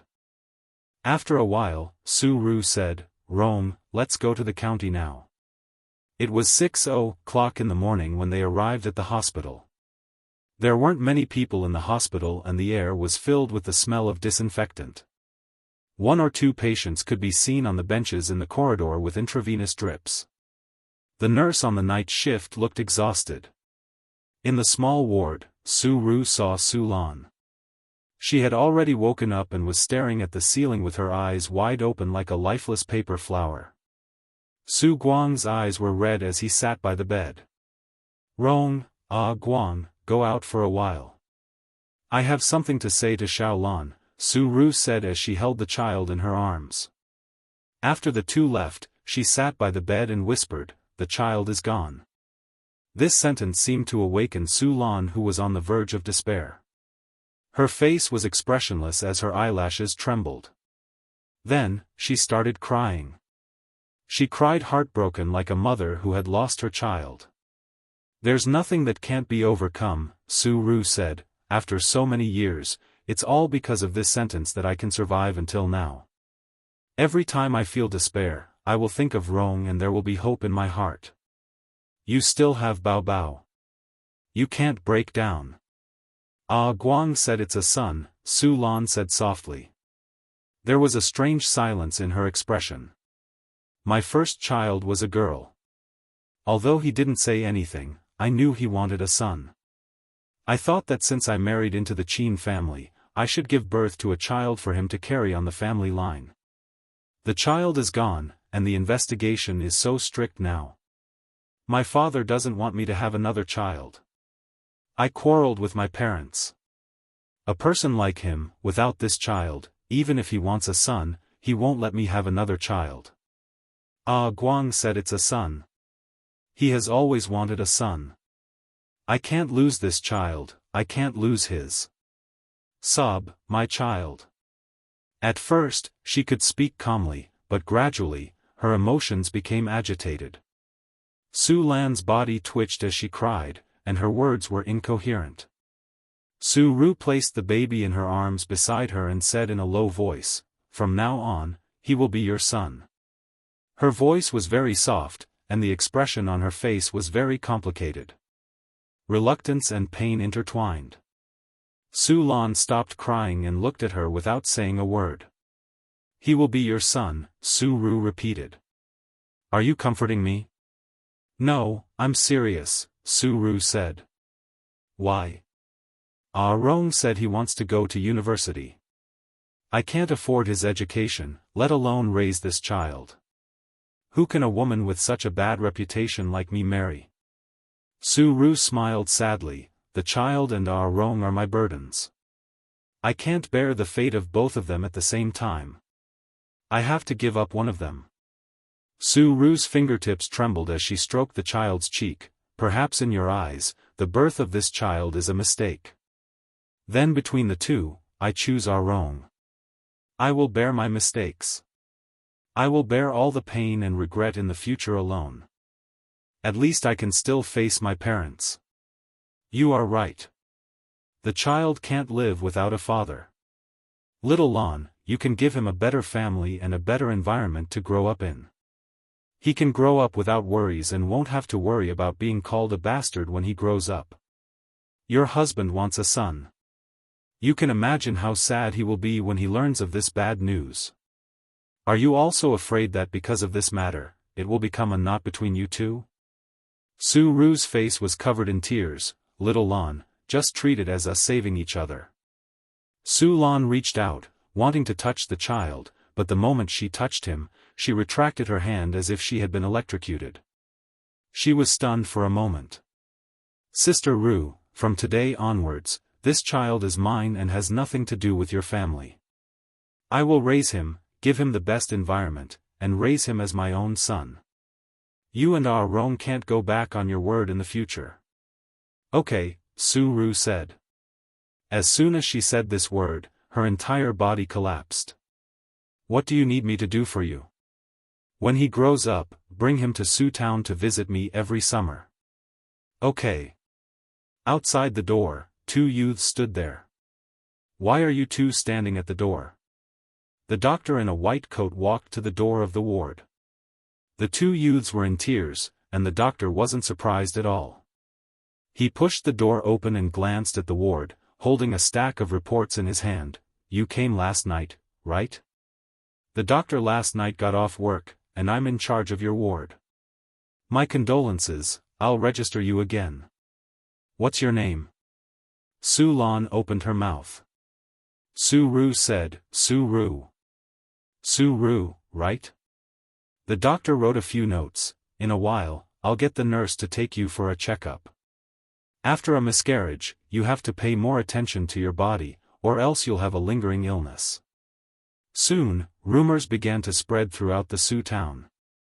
Su Ru's child died prematurely, and the bastard she was carrying outside had a short life. Su Lan, who came to Su town to recuperate, gave birth to a fat boy after a month of recuperation in the hospital. Later, Su Ru got married to the man who had never commented on her, a man who didn't do a proper job. A woman who got pregnant out of wedlock, a man who ate and was lazy. Wasn't it a good match? Many days ago, the day after Su Yao said that he wanted to go to university, Song Zhongji sent fish again. Ah Rong asked you to send fish again? Su Ru said awkwardly, I'm sorry, we don't have much money at home. After sitting around and eating for so long, they really didn't have much money. It's free. We're from the same hometown. It's just 2 fish. Song Zhongji said, aren't you pregnant? You have to nourish your body. After all, we've known each other since we were young. Su Ru was stunned and hesitated. Do you have a girlfriend now? Who's willing to marry me? Song Zhongji scratched his head. Then do you have money for a wife? Why did she ask this? It was a little strange. Song Zhongji said, don't think that I like to gamble, but no matter if I win or lose, I'll save some money. As I save, I'll have money for a wife. Then are you willing to marry me? I won't raise someone else's son. Don't worry, I'll give the child away. Really? But you have to help me support our Rong studies. For Su Ru, instead of giving it to someone else, giving it to her best friend who grew up with her was the best ending. Song Zhongji was a man of his word. A weak man had his advantages. On the day Su Lan left, Su Yao stood outside the town and watched the bus leave. He, who had never smoked, squatted by the side of the road and smoked an entire pack of cigarettes. Later on, Su Yao went to college as he wished and became successful as he wished. But he couldn't pay back the debt he owed his sister in this lifetime. He regretted that morning countless times, regretting that he said, yes. In the years after that, he rarely stepped into Su town. He married a rich lady in Wen City and settled down in Wen City. Everyone in Su town said that this chicken flew to the branch and became a golden phoenix, forgetting his roots. In fact, he was afraid to face his sister. Every time he saw his sister's aging face, he would think of that unbearable past. On the day she passed away, she said a lot to me. She said that she didn't disappoint her parents and that I finally stood out. But I knew that what she wanted to say the most was A's. We worked hard to change our fate, but I couldn't change the past in my life. Su Yao sat in front of the grave. His expensive suit was covered in dust. After my sister died, my biggest wish in life wasn't to stand out, but to bring you here one day, point at this tombstone, and tell you that she was your biological mother. This was her biggest wish before she died. She didn't say it, but I knew. It was because of me that you and your son were separated for more than 20 years. It was all my fault. It was my responsibility. This was the biggest pain in his life. Therefore, he went crazy and wanted Qin Zhe to acknowledge his ancestors, in order to make up for his past mistakes. He wanted to make his conscience feel better. But we promised Xiaolan that we wouldn't talk about this in our lives. As long as she doesn't agree, I won't tell her. Qin Zhe said bitterly, that means, my dad doesn't know about this. That's not important. Su Yao said. A's, you can't tell your dad the truth. It might be your mom's fault for hiding it from him, but this kind of thing can only be kept a secret. The longer it goes, the more you can't tell him. Su Guang's voice was almost pleading. This was very important, very important. Qin Zhe said in his heart. He had read the old man's diary and knew what was going on. But he hoped that the old man knew about this but kept it to himself and pretended that he had a son. Think about it, any man would know that the son he raised for more than 20 years was not his. His mentality would explode. The situation would get out of control. What would happen to Mom? What would happen to me and my sister? I'm sorry, I don't know who your biological father is. Suyao said dejectedly. It's okay. Just pretend that he's dead. Qin Zai's tone was calm. I only have one father. His name is Qin Jianzhang. And Zhilong. What does it have to do with me? Qin Zai interrupted him. I don't have any brothers, only my sister. I can accept what happened back then and face my biological mother calmly. I can also face you, my uncle, calmly, but that's all. I have my life, I have my family. There's no need to cut off contact, but I hope you won't take the initiative to disturb my life in the future, especially in front of my mom. Suyao nodded. After crying and untying the knot in his heart for many years, he felt much more relaxed. Can you call her Mom? Suyao looked forward to it. Qin Zai was stunned. He stared at the tombstone. He opened his mouth and spat out a very simple word, but he couldn't spit it out. The high-speed train to Shanghai. Suyu snuggled in Qin Zai's arms. Women were always emotional. After shedding a few pounds of tears for the biological mother of her beloved, Suyu became listless and didn't feel better for a while. Qin Zai was much calmer. Do you think it's too cold? Qin Zai's fingertips flowed through her hair. Suyu wanted to shake her head, but finally nodded. Sadness doesn't have to be shown. The past is all in the past, and the people who leave will never come back. You can't change anything. Qin Zai sighed. If she was still alive, I would treat her better, but, as they agreed, I will always have only one mother. Raising kindness is better than giving birth to kindness. Don't you want to know who your biological father is? Do you think I should go find him? Suyu thought about it, shook her head, and said, You shouldn't look for him, but you can't help but think about it. Think? Why do you want to think about it?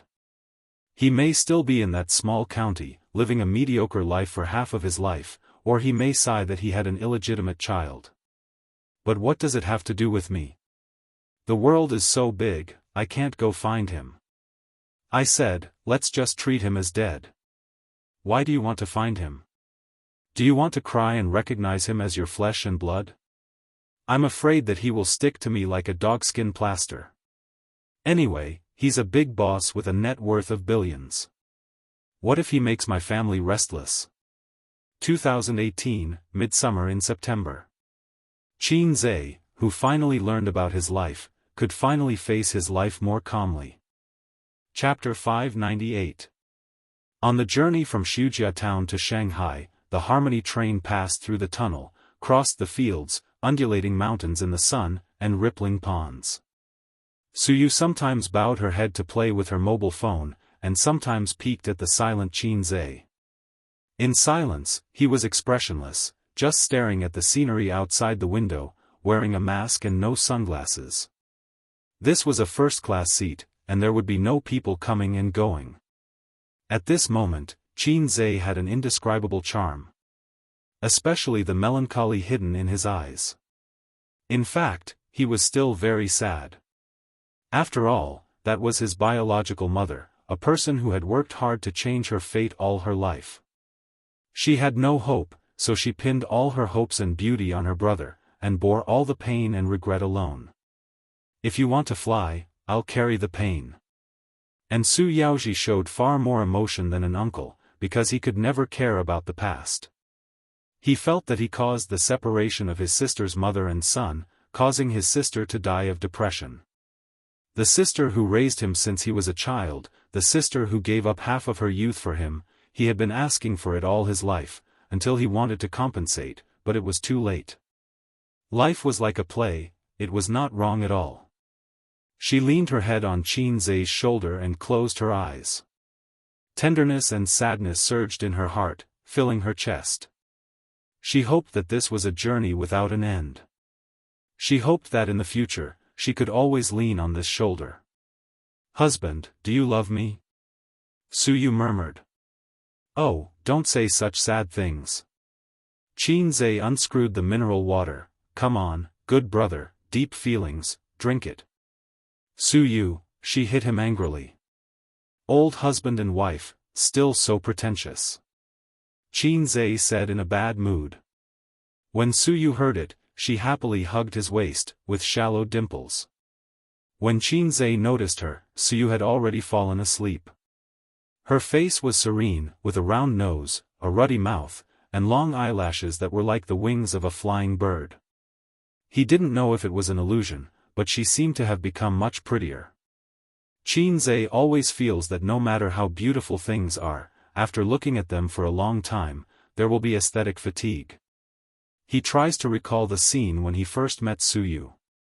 The deepest impression in his mind was not her beautiful face, but her tall figure. She was wearing a sexy OL suit, very cold and very goddess-like. Before he met her, she was like a cold daisy in the cold wind. She was beautiful, cold, and unapproachable. After getting to know her, she shed her disguise. She was a beautiful lily, blooming delicately in the rain and sunshine, nourished by the sun. Qinzhe carefully took out his mobile phone and tried not to wake her up. He opened the chat software and sent a message in the Salted Fish Harem group. "Suyu and I are going back to Shanghai today. The things in Shengsheng have been settled. Are the funds ready? At cross-dressing boss Qingqing Zijin Xiangxi Hongdo, Wang Zijin, I'm ready to invest." Qin Bao Bao copied and pasted, "I'm ready to invest." Nan Man Pei was a little late. He probably felt that it was not good to ignore Qinzhe, so he copied and pasted, "I'm ready to invest." Qinzhe was overjoyed. "Oh, there are suddenly 3 new shares. I'm caught off guard." Qin Bao Bao. "Wang Zijin, what are you talking about? I don't understand." Nan Man Pei, generally, it's best not to delve into things that you don't understand, especially when it comes from Qinzhe's mouth. Wang Zijin. It seems to make sense. Qin Bao Bao, this black-hearted maggot is always saying some nonsense in front of me. I don't understand most of it. Wang Zijin, Nan Man Pei, don't say it out loud. How am I supposed to respond to that? Nan Man Pei imagined the nonsense Qinzhe said to his sister and shuddered. Also, it was extremely scary. Qinzhe was thick-skinned. "What are you talking about? I don't understand at all. You're thinking too much." Qin Bao Bao, then explain what you meant by that last sentence. Qinzhe, new shares. Haven't you played with stocks before? I'm not afraid even if the crab comes, I'm not afraid. Qin Bao Bao was speechless and sent a series of flips table emojis. Qinzhe, Sister Ziwei, wait for me to come back. You said you would cook noodles for me. I like noodles and soup, not hot noodles. Wang Zijin, she had the urge to go crazy. As an editor who had been on the internet for a while, she could actually understand instantly. That day, she had a private chat with her boyfriend and was a little naughty. In the group, her style of chatting had always been dignified and serious. Qinzhe actually hinted in the group. Nan Man Pei definitely didn't understand. Speak human language. Do you need my help with the follow-up matters in Shen City? Qinzhe, no, Suyu and I will take care of it. Sister Man Pei, let's play the game of eagle and chicken another day. Nan Man Pei, ? Wang Zijin, what's wrong with you today? She felt that he was a little unrestrained and wasn't in the right state. Was he provoked? Qin Bao Bao didn't say anything. She was confused and thought that her brother was just talking nonsense. Qinzhe didn't answer her and put his phone in his pocket. He was very happy to be mischievous and had found the right state of life. Don't think about it. Let bygones be bygones. The affairs of the older generation have nothing to do with us. Don't be conflicted. Don't be depressed. Don't be sad. At this moment, his phone rang. The caller ID showed that it was Huang Yudong. Qinze was helpless. He gently woke Suyu up and indicated that he needed to answer the call. He held his phone and put on his sunglasses. He got up and left his seat to open the toilet at the end of the car. Click. The lock popped back and Qinze picked up the call. "Old Huang, what's the matter?" Huang Yudong laughed. "Mr. Qin, there's something I want to tell you directly. After all, we're old friends. I've discussed it with my agent. I think we can release one song from the album in the second half of the year. I want to sing it now. I haven't had any works in the past few months, and the company's composer isn't very satisfied with the song." Huang Yudong chattered for a while. Among the artists that Qinze had poached, Qian Shishir and Yi Lu had gone out to film. As for the singers, Huang Yudong and Su Jiao were busy with work and didn't have any new works for the time being. There were some rumors circulating on the internet that the two of them might have gone silent and jumped ship to Tianfang. In the end, they didn't have any works for half a year. If it weren't for the fact that they were directly advertised in variety shows, the audience would have forgotten about them. Huang Yudong had taught a newcomer in his previous company. That newcomer's catchphrase song became popular on the internet recently and his fame increased greatly. On the other hand, his master hadn't made any progress and was a bit agitated. "No problem. What kind of song do you want?" Qinze asked. "I'm still worried about your work." Huang Yudong said modestly, "Just a hit song will do. Get lost." "I'm just kidding." Huang Yudong said, "I just want to sing a song with feelings." "A song with feelings?" Qinze thought for a moment. "Then I have a lot of songs here. I just thought of one. It's said to be quite popular." "Huh? It's said to be quite popular. What do you mean?" "Oh, I think it should be popular." Qinze changed his words. "It's said to be quite popular because the system told him so. It's the most popular online song of the year." Qinze had a lot of songs here. This kind of song was most suitable for the artists under him to sing. For his sister, he wanted to write some good songs with a little bit of meaning that could be passed down for many years. "Do you have a demo?" Huang Yudong suddenly became excited. Qinze's last song, "Love Even If You Die," made him famous. Although it was a catchphrase song, it was more beneficial to increase his fame. In the past, his fans were all young people. Now, even those burly men could shout out his fame. "Huang Yudong? Oh, I know him. Love Even If You Die was sung by him. He would sing it every time he went to KTV. There's no demo. I'll just sing it casually. Listen to it. If it's good, we'll settle on it." Qinze said. "Okay." Huang Yudong listened attentively. Qinze sang, "I've lost contact with prostitutes in Guangdong. Sometimes I miss the healthcare we did together. I hope this organ can connect us. I miss you, my Cantonese is not very good. What do you think?" After singing, Qinze asked. "What a sentimental song. It would definitely touch the heartstrings of countless people." "Okay, this one. It's good, very good." Huang Yudong laughed excitedly. "Well, okay. I'll hang up first. I'll go back to the company and write the song and send it to you." Qinze hung up the phone. He took a piss while he was at it. The clear water came out of the jade pillar. The rain sprinkled on the world. He was still a little sad. He couldn't completely let it go. Qinze sighed faintly. He needed to find something else to divert his attention. Otherwise, his OCD would drive him crazy. He would think every day. Every day, he would think about Auntie Sue who hugged him all those years ago. He would think about how she felt when she faced him. Another thing made his balls hurt. He had so many brothers and sisters. He and Suyu would have a lot to talk about. Oh right, I still have a crazy film to shoot. Chapter 599. At Tianfang Entertainment. Qin Bao Bao, who had just finished her workout, took a shower, dried her hair, and played some games as usual. Then, she sat on the sofa in the office barefooted and practiced her vocal cords for a few minutes. She called her assistant from the office next door to make some tea while she picked up a book called How I Met You in My Most Beautiful Years, and started reading it. Women and men were different after all. Judging from the title of the book, romance novels were long and complicated, while hot-blooded novels were concise and clear. Qin Baobao's way of doing things could not be considered straightforward.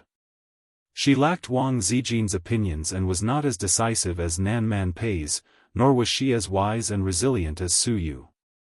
Be it because of her family background or her outlook, she could not compare to them since she was a child. However, she was the only woman Qin Zhe could not forget about for more than 10 years. Everyone wanted to fight the sobbing monster, but Qin Zhe was the only one who loved it. Xiang Yi's assistant sat opposite Qin Bao Bao and drank tea.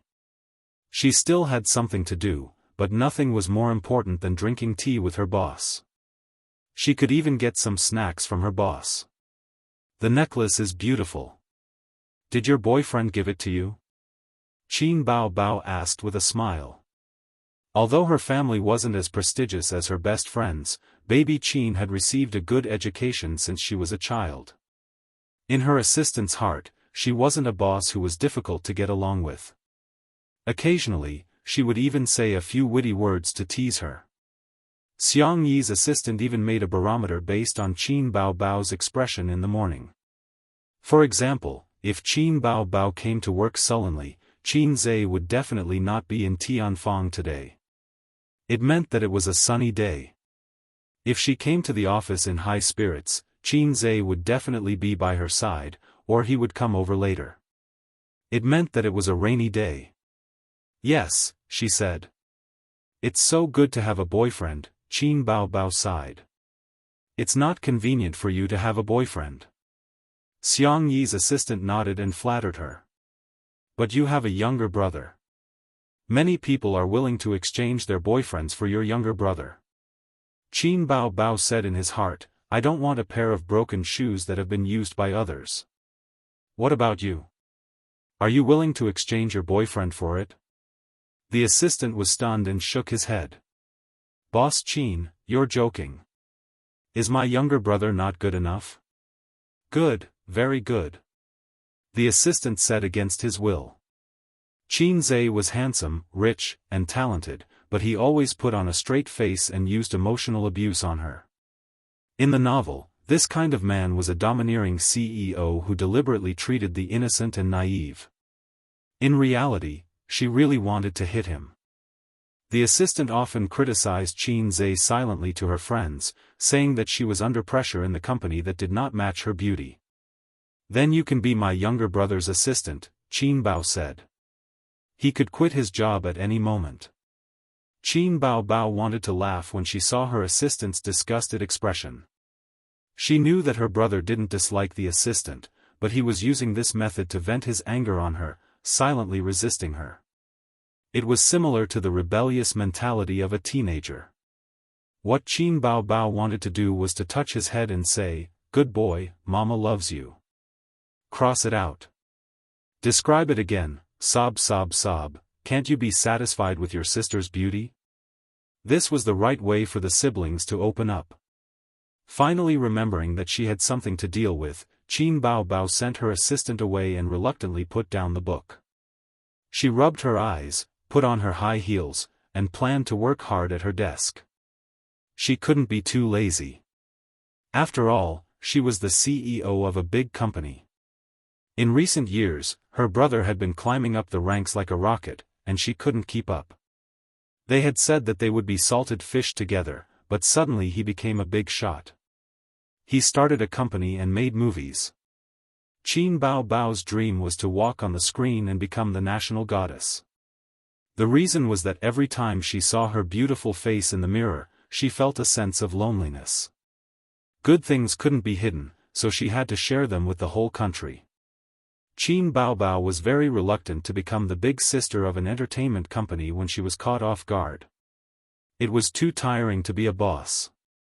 But what could she do? The most important person in her life suddenly jumped on the high-speed train and sped away. The only thing she could do was to ride a donkey and chase after him. Even if she couldn't catch up, at least she could shorten the distance between them. Otherwise, she would only be abandoned. I have a donkey, but I never ride it. The phone on the other side of the sofa rang, and the screen showed that the caller was Qin Zhe. Qin Baobao threw herself on the sofa and happily picked up the call, but her tone was fierce. "You're finally back. You made Zijin and I eat noodles for 3 days.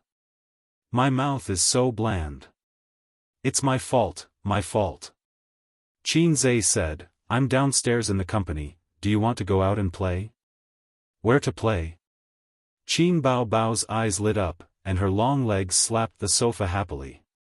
"You'll know when you come down," Qin Zhe said. Qin Baobao immediately jumped up from the sofa and left the company happily. She didn't forget to put on a mask. At the parking lot downstairs, she saw her brother's car, which was worth 200,000 yuan. Because of the concealment, the car window didn't roll down. Qin Baobao stood beside the car and knocked on the window. The car window slowly rolled down. As a sister, she shamelessly winked at her brother. Qin Zhe got it and said, "Get in. You're the right person after confirming with my eyes." It wasn't rush hour now, and the road was still smooth. Qin Zhe followed the navigation and drove on the highway. His sister sat in the passenger seat, and the seat belt made a very naughty curve on her chest. A big-breasted brother was more pleasing to the eye than a small-breasted brother. "Did you have fun in Shen City?" his sister asked casually. "What's there to be happy about?" "I'm so tired. I only cared about chatting with the other side and didn't have time to play in Shen City," Qin Zhe said. For his sister's wit, he knew it in his heart. "You came back 2 days later than expected. Where did you go?" his sister asked again. They took a plane to Hangzhou Shaoshan Airport, and then from Shaoshan Airport to Shujia town. They rested for a day. The next morning, the car called by Suyao arrived, and they went to Shujia town to visit the grave together. "I went to see Aunt Sue," Qin Zhe said. "I originally said I would wait for her birthday, but then I was lazy and didn't go." His tone and expression were very calm and steady. "So you also went?" "Well, I have nothing to do anyway." "Oh." His sister looked at the highway outside and asked curiously, "Where are we going to play?" "I'll take you to a place you've never been to before." Qin Zhe was enraptured. Qin Baobao expressed that she was looking forward to it. "By the way, do you want to participate in my next self-directed movie? Is there a kissing scene?" "No." "Is there a bed scene?" "No." "No, get out." Qin Zhe was not reconciled. This is a movie for the purpose of word of mouth. If it can be popular, it will be very good for the reputation of the actors. Anyway, you are quite free recently. He was afraid that his first self-directed movie would be a flop, so he wanted to pull his sister together, so that he could attract a lot of attention. "I'm not free. I'm busy at my desk all day, or I run out to shoot commercials and commercial performances. I'm tired." Qin Baobao casually talked nonsense. "Nonsense, Sister Ziwei told me that you have nothing to do at the company and at home." Qin Zhe exposed his sister's lie. Qin Baobao gritted her teeth after being stabbed in the back by her best friend once again. Qin Zhe expected better from her. "You should be more careful. Now many people are eyeing you covetously, saying that they want to empty you." The car got off the highway, passed 2 traffic lights, and stopped in front of a building gate. "Here we are," he said. Chapter 600. Shanghai No. 3 Mental Hospital. Qin Baobao looked up at the huge words on the hospital building. "What's wrong with your brain? Why are you here?" Mental hospital? Why are you here? You've never been here before. Qin Zhe parked the car and took out his car keys to lock the door. Using the car as cover, he secretly slapped his sister's perky butt. Qin Bao Bao froze and looked at him in shock. This pervert is so daring. She looked around guiltily to see if there were any paparazzi hiding nearby. The traffic was busy, and the pedestrians were rushing. No one noticed them. Do you want to die? Qin Bao Bao glared at him. She was not angry or embarrassed when her brother took the initiative to tease her. Instead, she was secretly happy.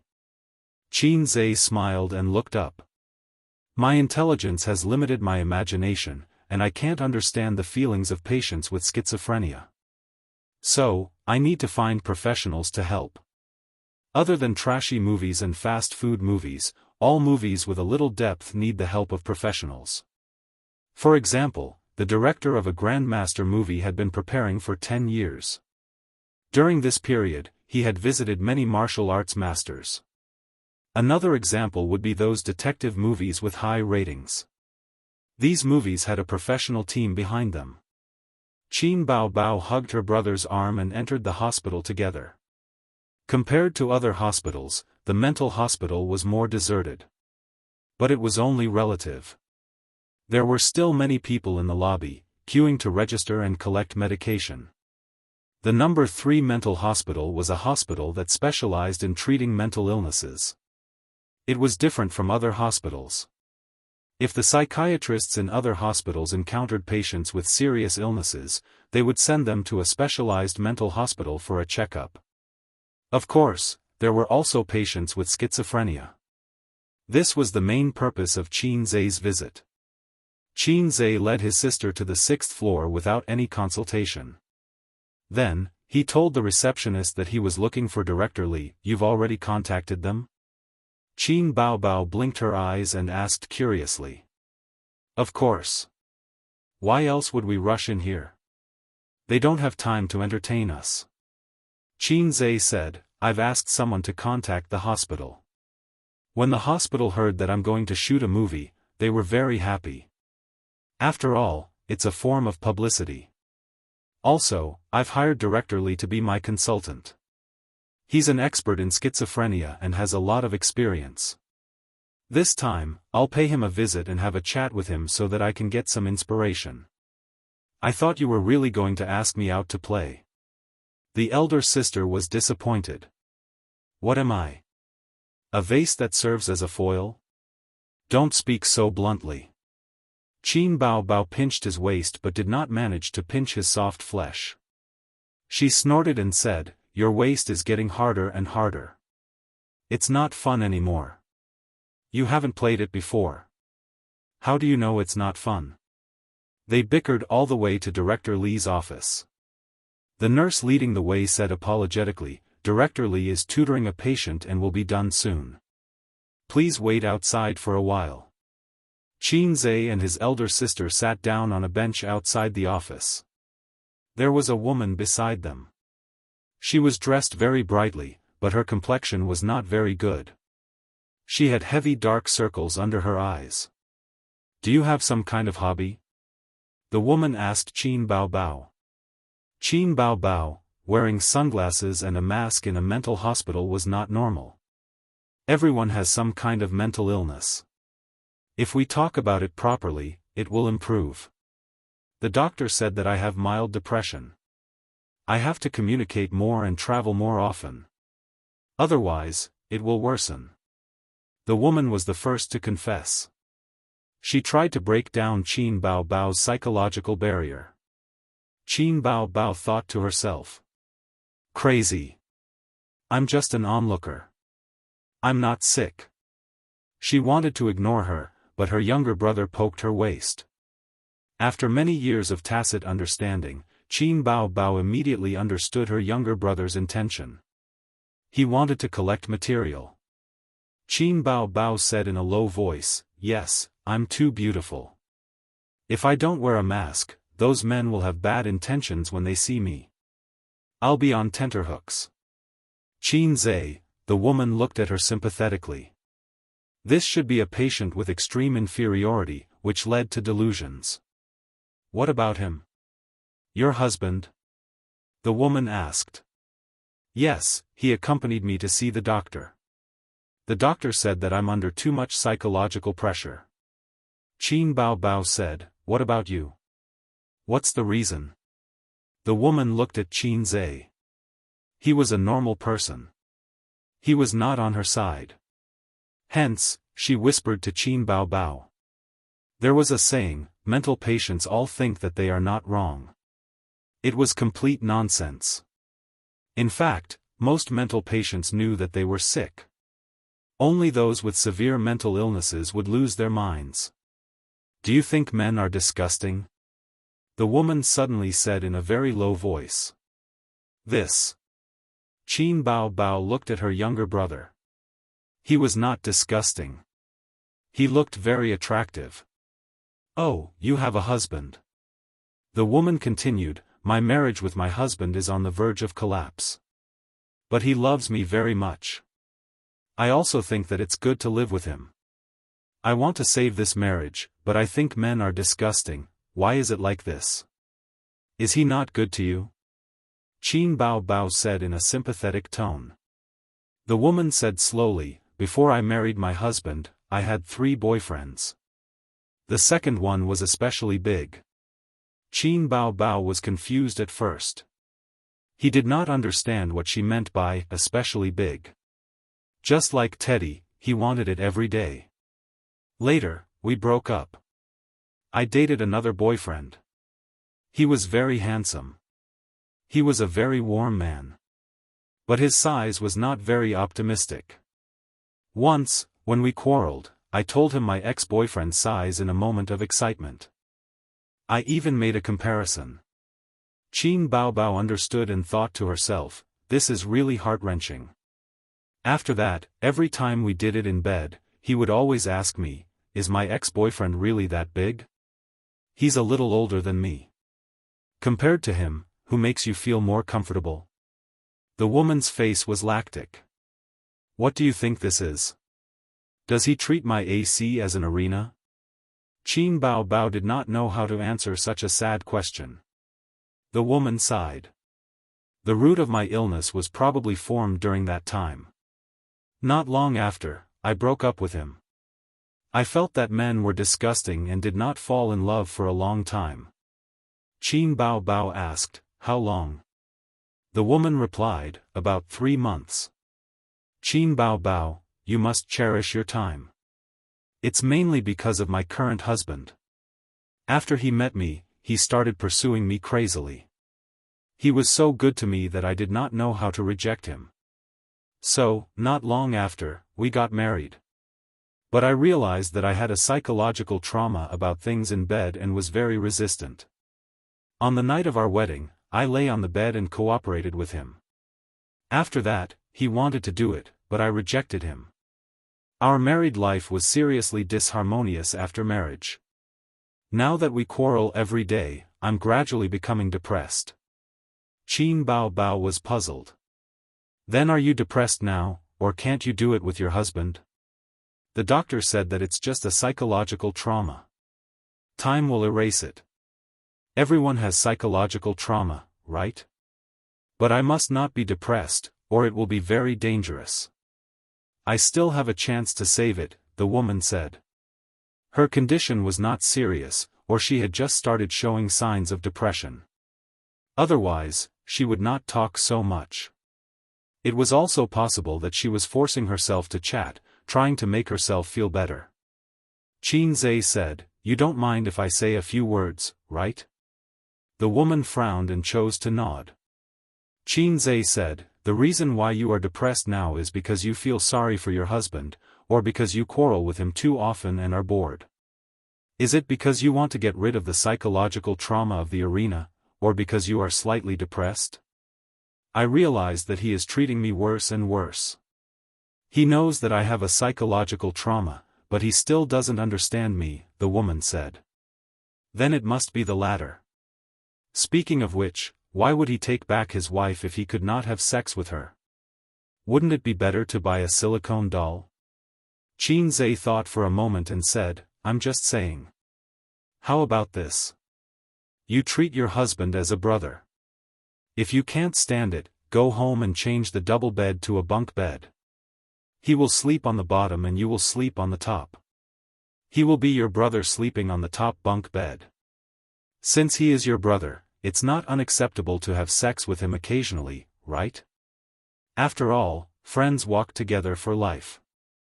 When the woman heard this, she felt that it made sense and fell into deep thought. The door to Director Li's office opened, and a man in a suit left. Qin Zhe immediately knocked on the door and entered with his sister. Hello, Miss Qin. Director Li was about 60 years old. He had a head of white hair, wore glasses, and wore a white coat. He had already received a call from outside, saying that the person who had made an appointment today had arrived. Qin Zhe and his sister shook hands with him. Director Li personally made tea for the two of them and said with a smile, Miss Qin, remember to give me your autograph later. My granddaughter likes you very much. Oh, my grandson also likes Miss Qin very much. He wants one too. The Miss Qin at the end was said to Qin Bao. No problem. Qin Zhe took a sip of tea and said seriously, Director Li, I would like to know more about mental illness. My script business has hit a bottleneck. Because my knowledge of this field is limited, it is a bit difficult for me to write. How much do you know about mental illness? Director Li asked. Schizophrenia. Oh, schizophrenia, Qin Zhe said. Schizophrenia is a mental illness. It is a continuous, usually chronic, major mental illness. It is the most serious type of mental illness. Director Li smiled and said, when it comes to writing a script, only this type of person can write a good script. When it comes to mental patients, many people will subconsciously think of words like delirious, scary, and not illegal to kill.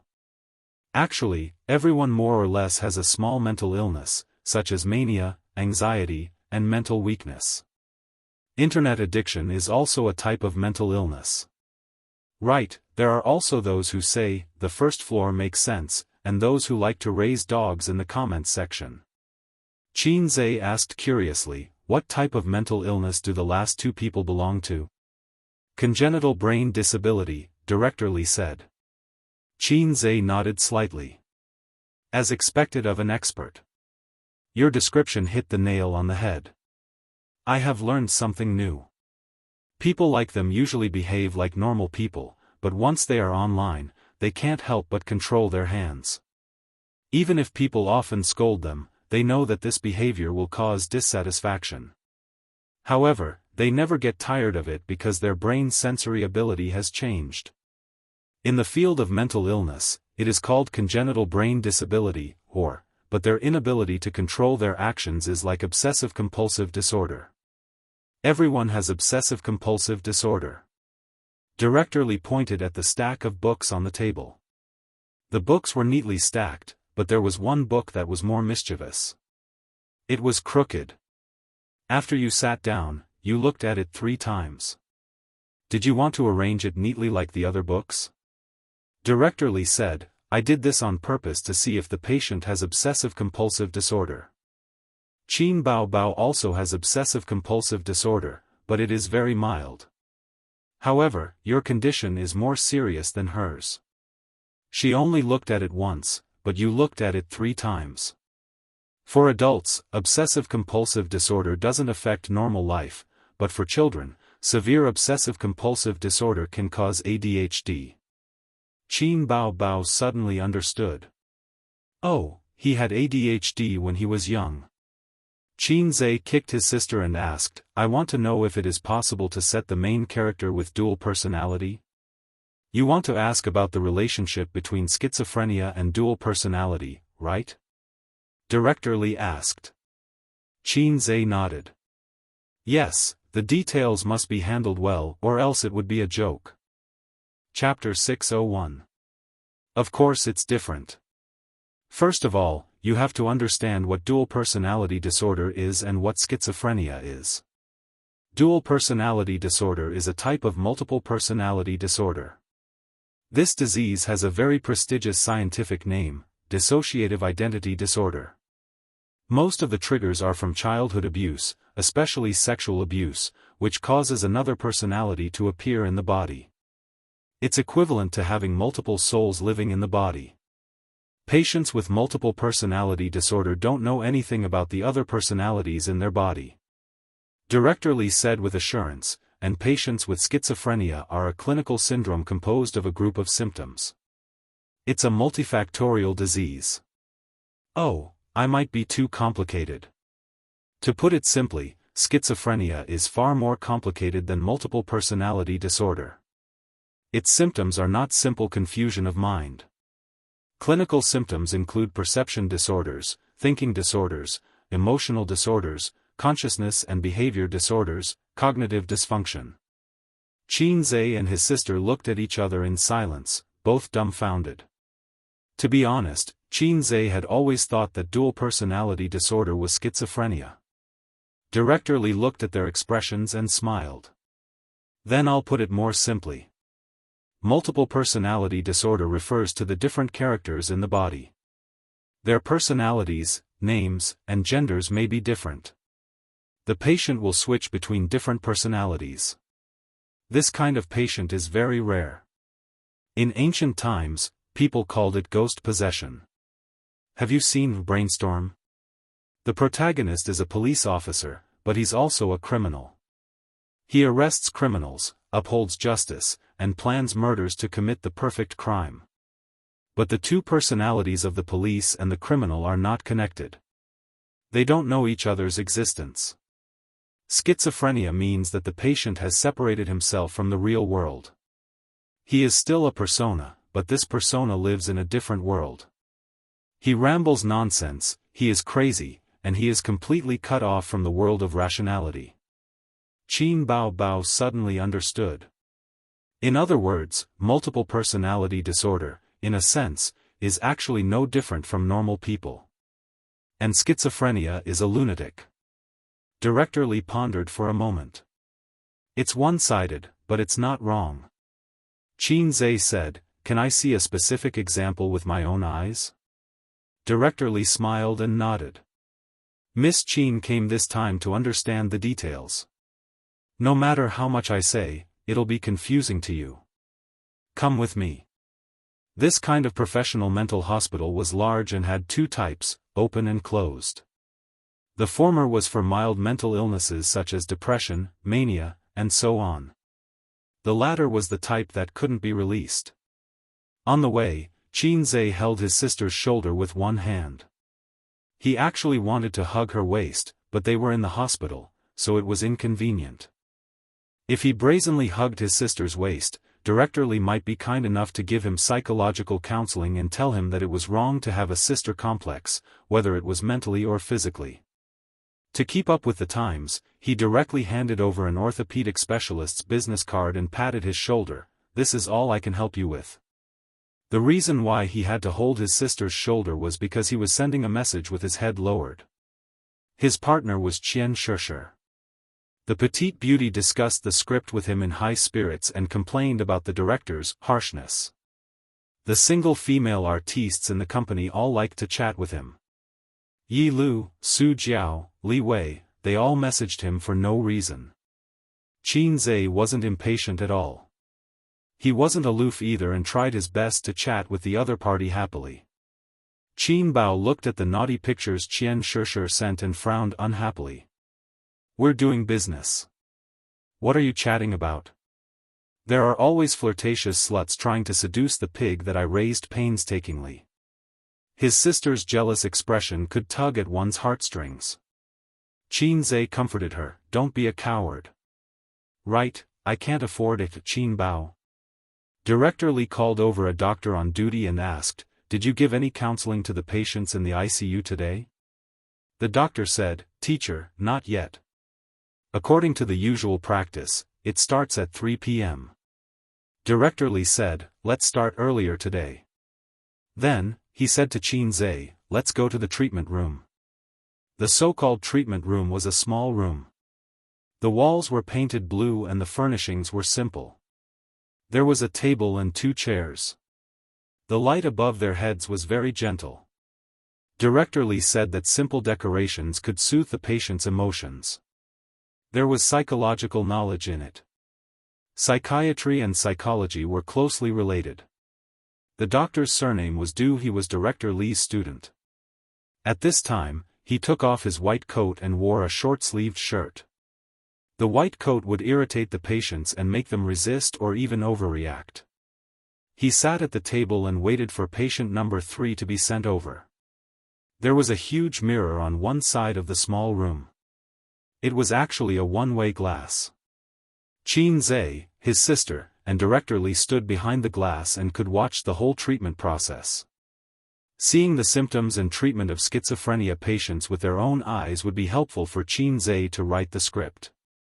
Soon, a patient was brought in by a nurse. It was a young man. He was no more than 25 years old.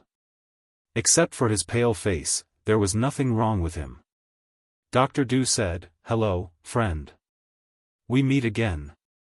The young man glanced at him and did not respond. He just sat there in a daze. Dr. Du tapped on the table gently. It implied a certain rhythm and gradually attracted the young man's attention. "How's your health recently?" The young man nodded. Dr. Du casually chatted with him. The young man did not seem to have any special symptoms so far. Dr. Du said, "You have a girl you like?" "Yes." The young man said, "My Wei Wei is the prettiest and the cutest, but I can't find her." Suddenly, he became agitated and stared at Dr. Du with pleading eyes. "I can't find her. I can't find her. Can you help me find her?" Dr. Du nodded. "We have already informed the police. You just wait quietly.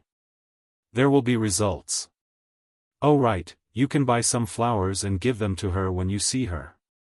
The young man nodded hard. Dr. Du probed, "What do you think of chrysanthemums?" The young man's face changed. His expression became frightened. He fidgeted and his body trembled slightly. "Roses. I think roses are good." Dr. Du said, "What do you think?" The young man quieted down and nodded slightly. Behind the one-way glass, Director Lee said, "You see, since he entered the room until now, he has been very anxious and does not like to communicate with people. This is a typical emotional disorder in schizophrenia." Qin Zhe nodded hard. "Did he suffer a setback in his relationship?" Director Lee said, "No, this person is a web writer. Because of the huge workload, he could not bear the burden.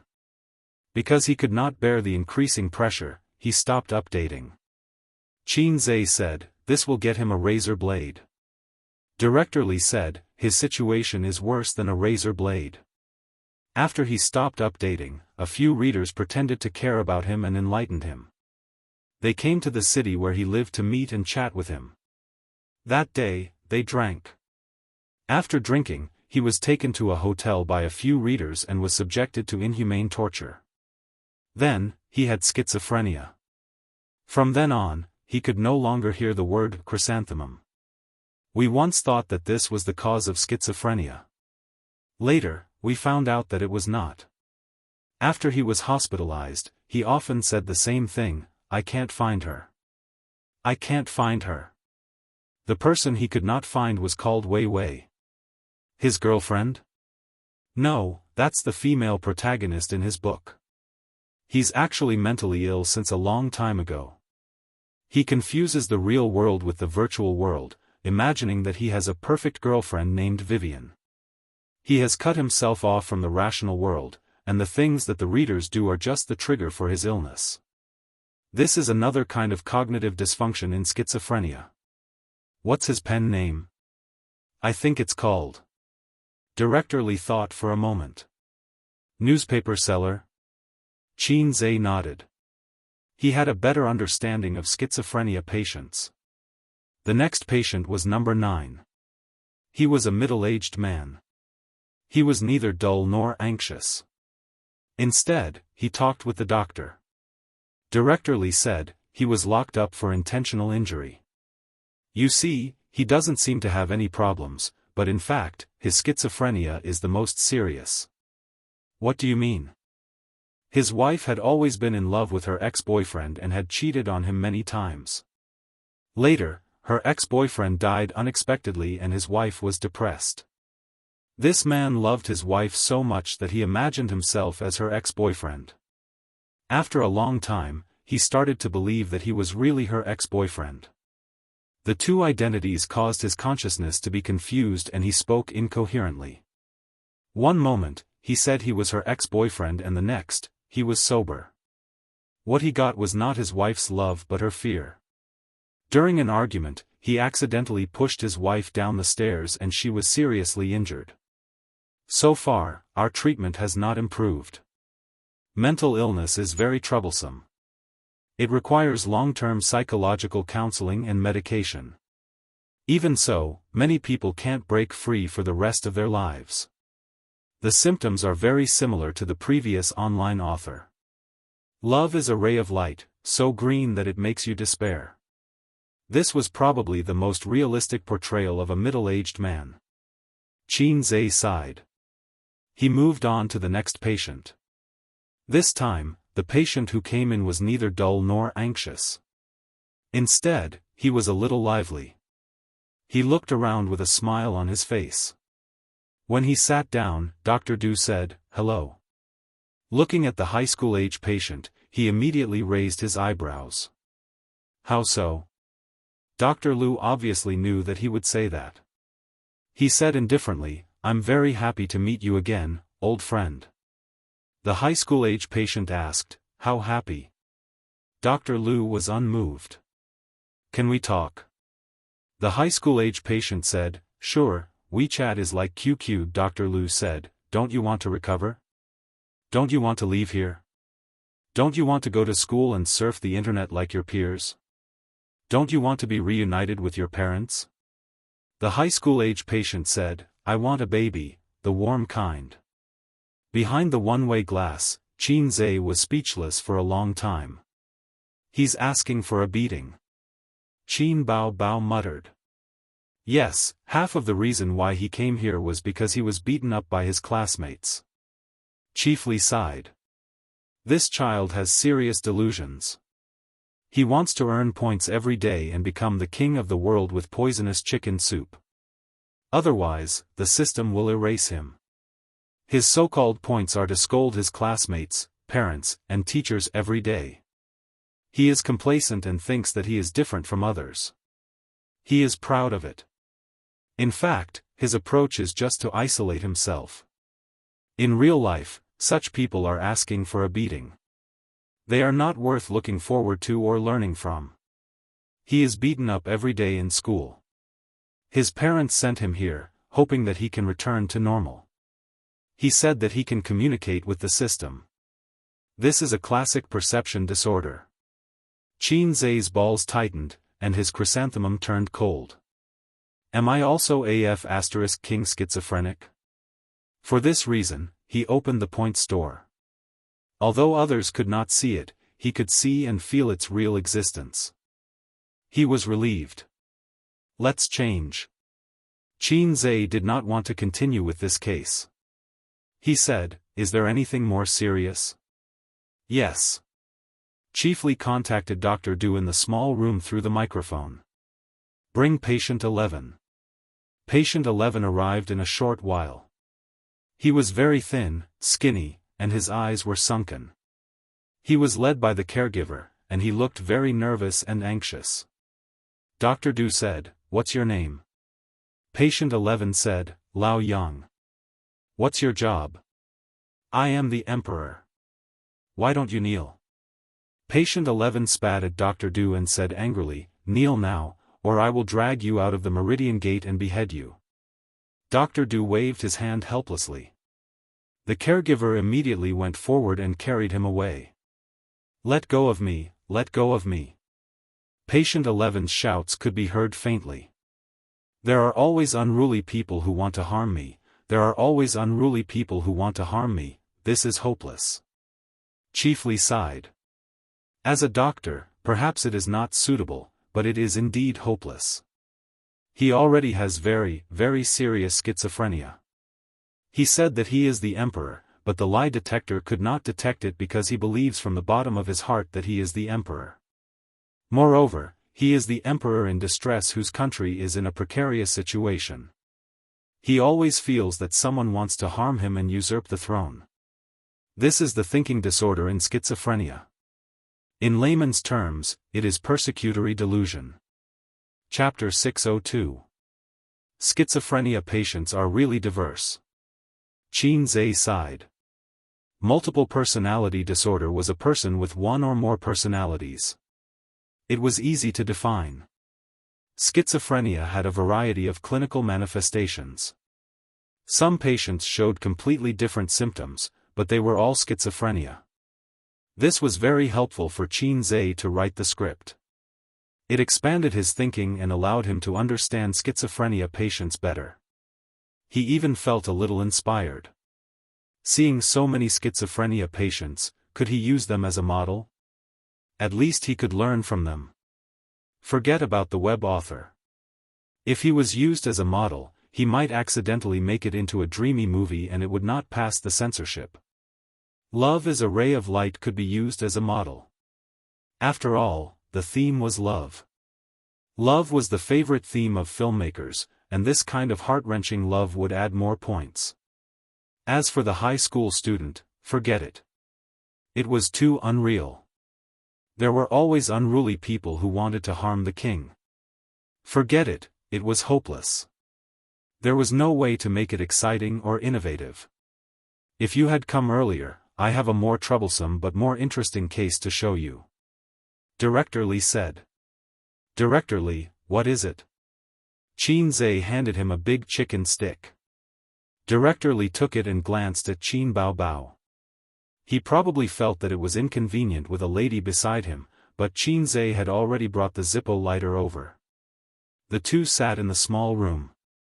Through the one-way glass on the left, Dr. Du was counseling a patient with depression. Smoke rose slowly and was sucked into the exhaust fan. When there was no one else, Qin Bao Bao would not let her brother smoke. When there was an outsider, she would be very virtuous and generous. She quietly listened to the conversation between her brother and Director Li. He was sent here about 2 years ago. He was a middle-aged man wearing glasses. He looked gentle and spoke very gently, but this person was abnormal because he kept saying that he was a university student and believed it without a doubt. Is this also a thinking disorder? Director Li took a deep breath and exhaled. He shook his head. This situation is more complicated. Schizophrenia patients may have thinking disorders or emotional disorders. They may also have both. I'm telling you this because I hope you can understand its inclusiveness. When creating a protagonist, don't cling to a single obstacle. Qin Zhe nodded. How complicated is he? Director Li said, the situation is somewhat similar to that high school student. He imagined himself to be a university student and accidentally discovered the true appearance of the world. He is cultivating immortality in the city. Chen Beixian? I'm sorry to interrupt you. Please continue. Director Li nodded. He's not crazy. His usual behavior is no different from an ordinary person, but he goes to the university every day after work. Stop classes there, go to school, and pretend to be a university student. At first, his family thought that he wanted to learn something, so they didn't pay much attention to him. Until one day, he began to bring along a green onion. Every day, he was inseparable, and claimed to be her demon pet. One night, she was actually awakened by his voice. Seeing him sitting by the bed and talking to the air, his wife felt her hair stand on end. The man discovered that his wife had woken up and said, I'm talking to my light of virtue. Oh, you can't see him. His family had no choice but to send him to the local hospital for treatment. However, he managed to escape 3 times in a row, causing quite a commotion and appearing on the local news 3 times. He claimed that he was showing his divinity in front of the masses and that he was giving a profound sage speech. Not long after, he was sent to our hospital. I analyzed it with a few students and found that his illness was very troublesome. He had entered a deep state of self-hypnosis. No, half of his body was in the real world, and the other half was in the cultivation world. In his brain, the two were perfectly combined into one. He said that he went on adventures every day, but in fact, he was working. Because of his family, he didn't spend much time in the university. In his own words, because he was busy cultivating, he had very little time to go to the university. At first, we didn't know where to start because the patient was too stubborn. But as time went on, his symptoms became more and more serious. When he saw people, he would shout, "Feel the love of a mother," and then stare at you. If the caregiver forcibly restricted his freedom, he would shout, "Senior White, save me." And then? Xianxia couldn't help but ask. For a patient with schizophrenia like him, the most important thing is to find a breakthrough. He said that he accidentally joined a cultivation chat group and embarked on a different path. But when we communicated with him, we couldn't find the chat group on his mobile phone. This was a flaw. We were very happy and were about to take measures, but later, he said that he didn't need the chat group on his mobile phone anymore. He had developed something called the virtuous network, and he could chat with his golden core. This is the problem with this patient. He imagines a world like a game, and he is a programmer, so he can fix the loopholes regularly. Later, we learned that he had been cultivating since, he said so himself. It had only been half a year since he started cultivating, but his achievements were something that others couldn't achieve in hundreds or even thousands of years. In fact, his schizophrenia appeared half a year ago. So, using this loophole, we did a deep hypnosis on him. Using his spear to attack his shield, together with medical treatment, we finally helped him return to normal. But, he didn't seem to be happy. His whole person seemed to have collapsed. Now, he is a little depressed, but overall, he is normal. Qin Bao Bao scratched her head. Listening to it, I feel like I'm going to have schizophrenia. Director Li knocked on the table and agreed. That's true. Among us doctors, we also regularly counsel each other. Because human emotions are sometimes interconnected. Just like the man in the cultivation chat group, he was actually very happy. He was immersed in his own world, and there were different adventures every day. It was very interesting. But we shattered his world and pulled him back to reality. The reality was that he was aging day by day, and he had achieved nothing. The reality was that he was just a greasy middle-aged man. We could feel the sadness of that moment. Qin Bao Bao went to the toilet halfway. Xianxia took the opportunity to say, "Director Li, I have a friend." Because of her family when she was young, she lacked love and a sense of security. So, she likes others to criticize her and whip her. If you talk to her nicely, she won't care. If you say sweet words to her, she will be happy. But after that, she will feel empty and insecure. But once you are fierce to her, you will be very strong and throw all kinds of things to her. She will be very satisfied and happy. Director Li said, "Your friend is a masochist, right?" Xianxia. You are quite up to date. Director Li, in that aspect? Xianxia, also, they were both adults. No, one was an adult, and the other was an old man. Everyone understood. Director Li, it's hopeless. Xianxia, it's just a joke. Director Li smiled and said, in a narrow sense, SM refers to sexual, crab, abuse. In a broad sense, SM is actually a psychological need. As you said, because of the lack of love and the indifference of her parents, she is extremely insecure. In her eyes, the lashing and criticism of others is a kind of importance. Don't you young people have a very good saying? Compared to him hating you, you are more afraid of him ignoring you. Is there still hope? Will it worsen? Actually, worsen was not bad.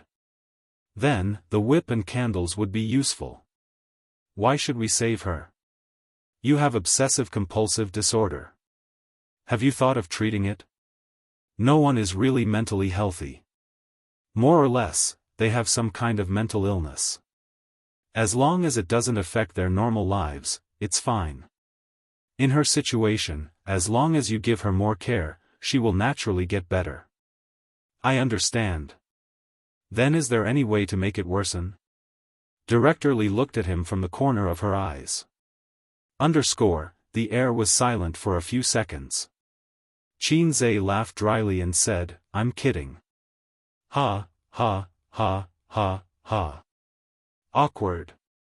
Leaving the hospital at 4:00 in the afternoon, Qin Zhe had gained a lot. He had a rough idea of how to create a protagonist. He and Director Li agreed to meet again in a week's time. They would also bring the script and ask Director Li to help fix the gaps in the professional knowledge. For this, Qin Zhe had to pay a not cheap consulting fee. Chapter 603. Qin Zhe drove his sister back. The afternoon sun was still very hot. His sister, who didn't eat well at noon, curled up in the passenger seat and ate a bag of Mimi shrimp sticks. Qin Zhe's culinary skills were excellent, but with Qin Bao Bao's current status, the food was very exquisite. The takeout was directly ordered from a 5-star hotel. The chef was good, but she always felt that the food was missing a familiar taste. She was such a nostalgic person. For dinner, Wang Zijin and Qin Bao Bao cooked noodles at home. Wang Zijin complained that Qin Bao Bao's noodles were not mushy enough. Her stomach had always been bad. Qin Bao Bao complained that Wang Zijin's bottom was muddy and not chewy. They could have ordered takeout, but they refused to do so. They claimed that the noodles they made were delicious and pretended to enjoy it. Give me a few. Qin Zhe said, I didn't eat lunch on the high-speed train. I'm hungry. Why don't you eat? The food must be delicious, his sister said softly. The lunchboxes on the high-speed train are too bad, and they're all frozen. It's not healthy. I'd rather eat instant noodles. Then eat instant noodles. Do I dare? Qin Zhe said angrily, who dares to eat instant noodles on the high-speed train? I can't afford to offend them. That's true. His sister handed her favorite snacks to him. When he was young, she liked to bully him, snatch his things, and watch him cry. When she grew up, she liked to share good things with him. Humans were so strange. Unlucky woman, I'm driving. How can I eat? Feed me. Qin Zhe looked ahead. Oh. Big sister fed him one by one, and soon, a generation of prawn crackers was gone. She said happily, Big sister fed you until you were young, right? Yes, yes, yes. Your juice is delicious. It would be better if you could make milk tea for me. Qin Zhe didn't care about his sister's teasing at all. Milk tea?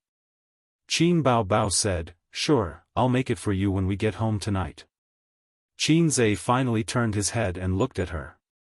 To be precise, he looked at his sister's chest. This might have to wait until you're pregnant. Passing by the Shanghai City Tower, the tallest city in the country, Qin Bao Bao sighed with emotion. I've always wanted to take a look. He didn't have the chance in the past, but it was inconvenient now. Oh, I promised you before that I would go up and take a look. Qin Zhe said. He suddenly had a strong urge to bring his sister up there to take a look. He remembered the first time he brought Sister Ziwei here. Afterwards, his sister looked jealous and disappointed. At that time, he really didn't have time. He had a lot of time, but his sister didn't. Later on, he forgot about it. No, the paparazzi are very annoying, and I might be recognized if I'm not careful. Qin Bao Bao said with a straight face and fixed her eyes on the screen. There are no paparazzi. Qin Zhe said, I observed on the road. There are no cars following us.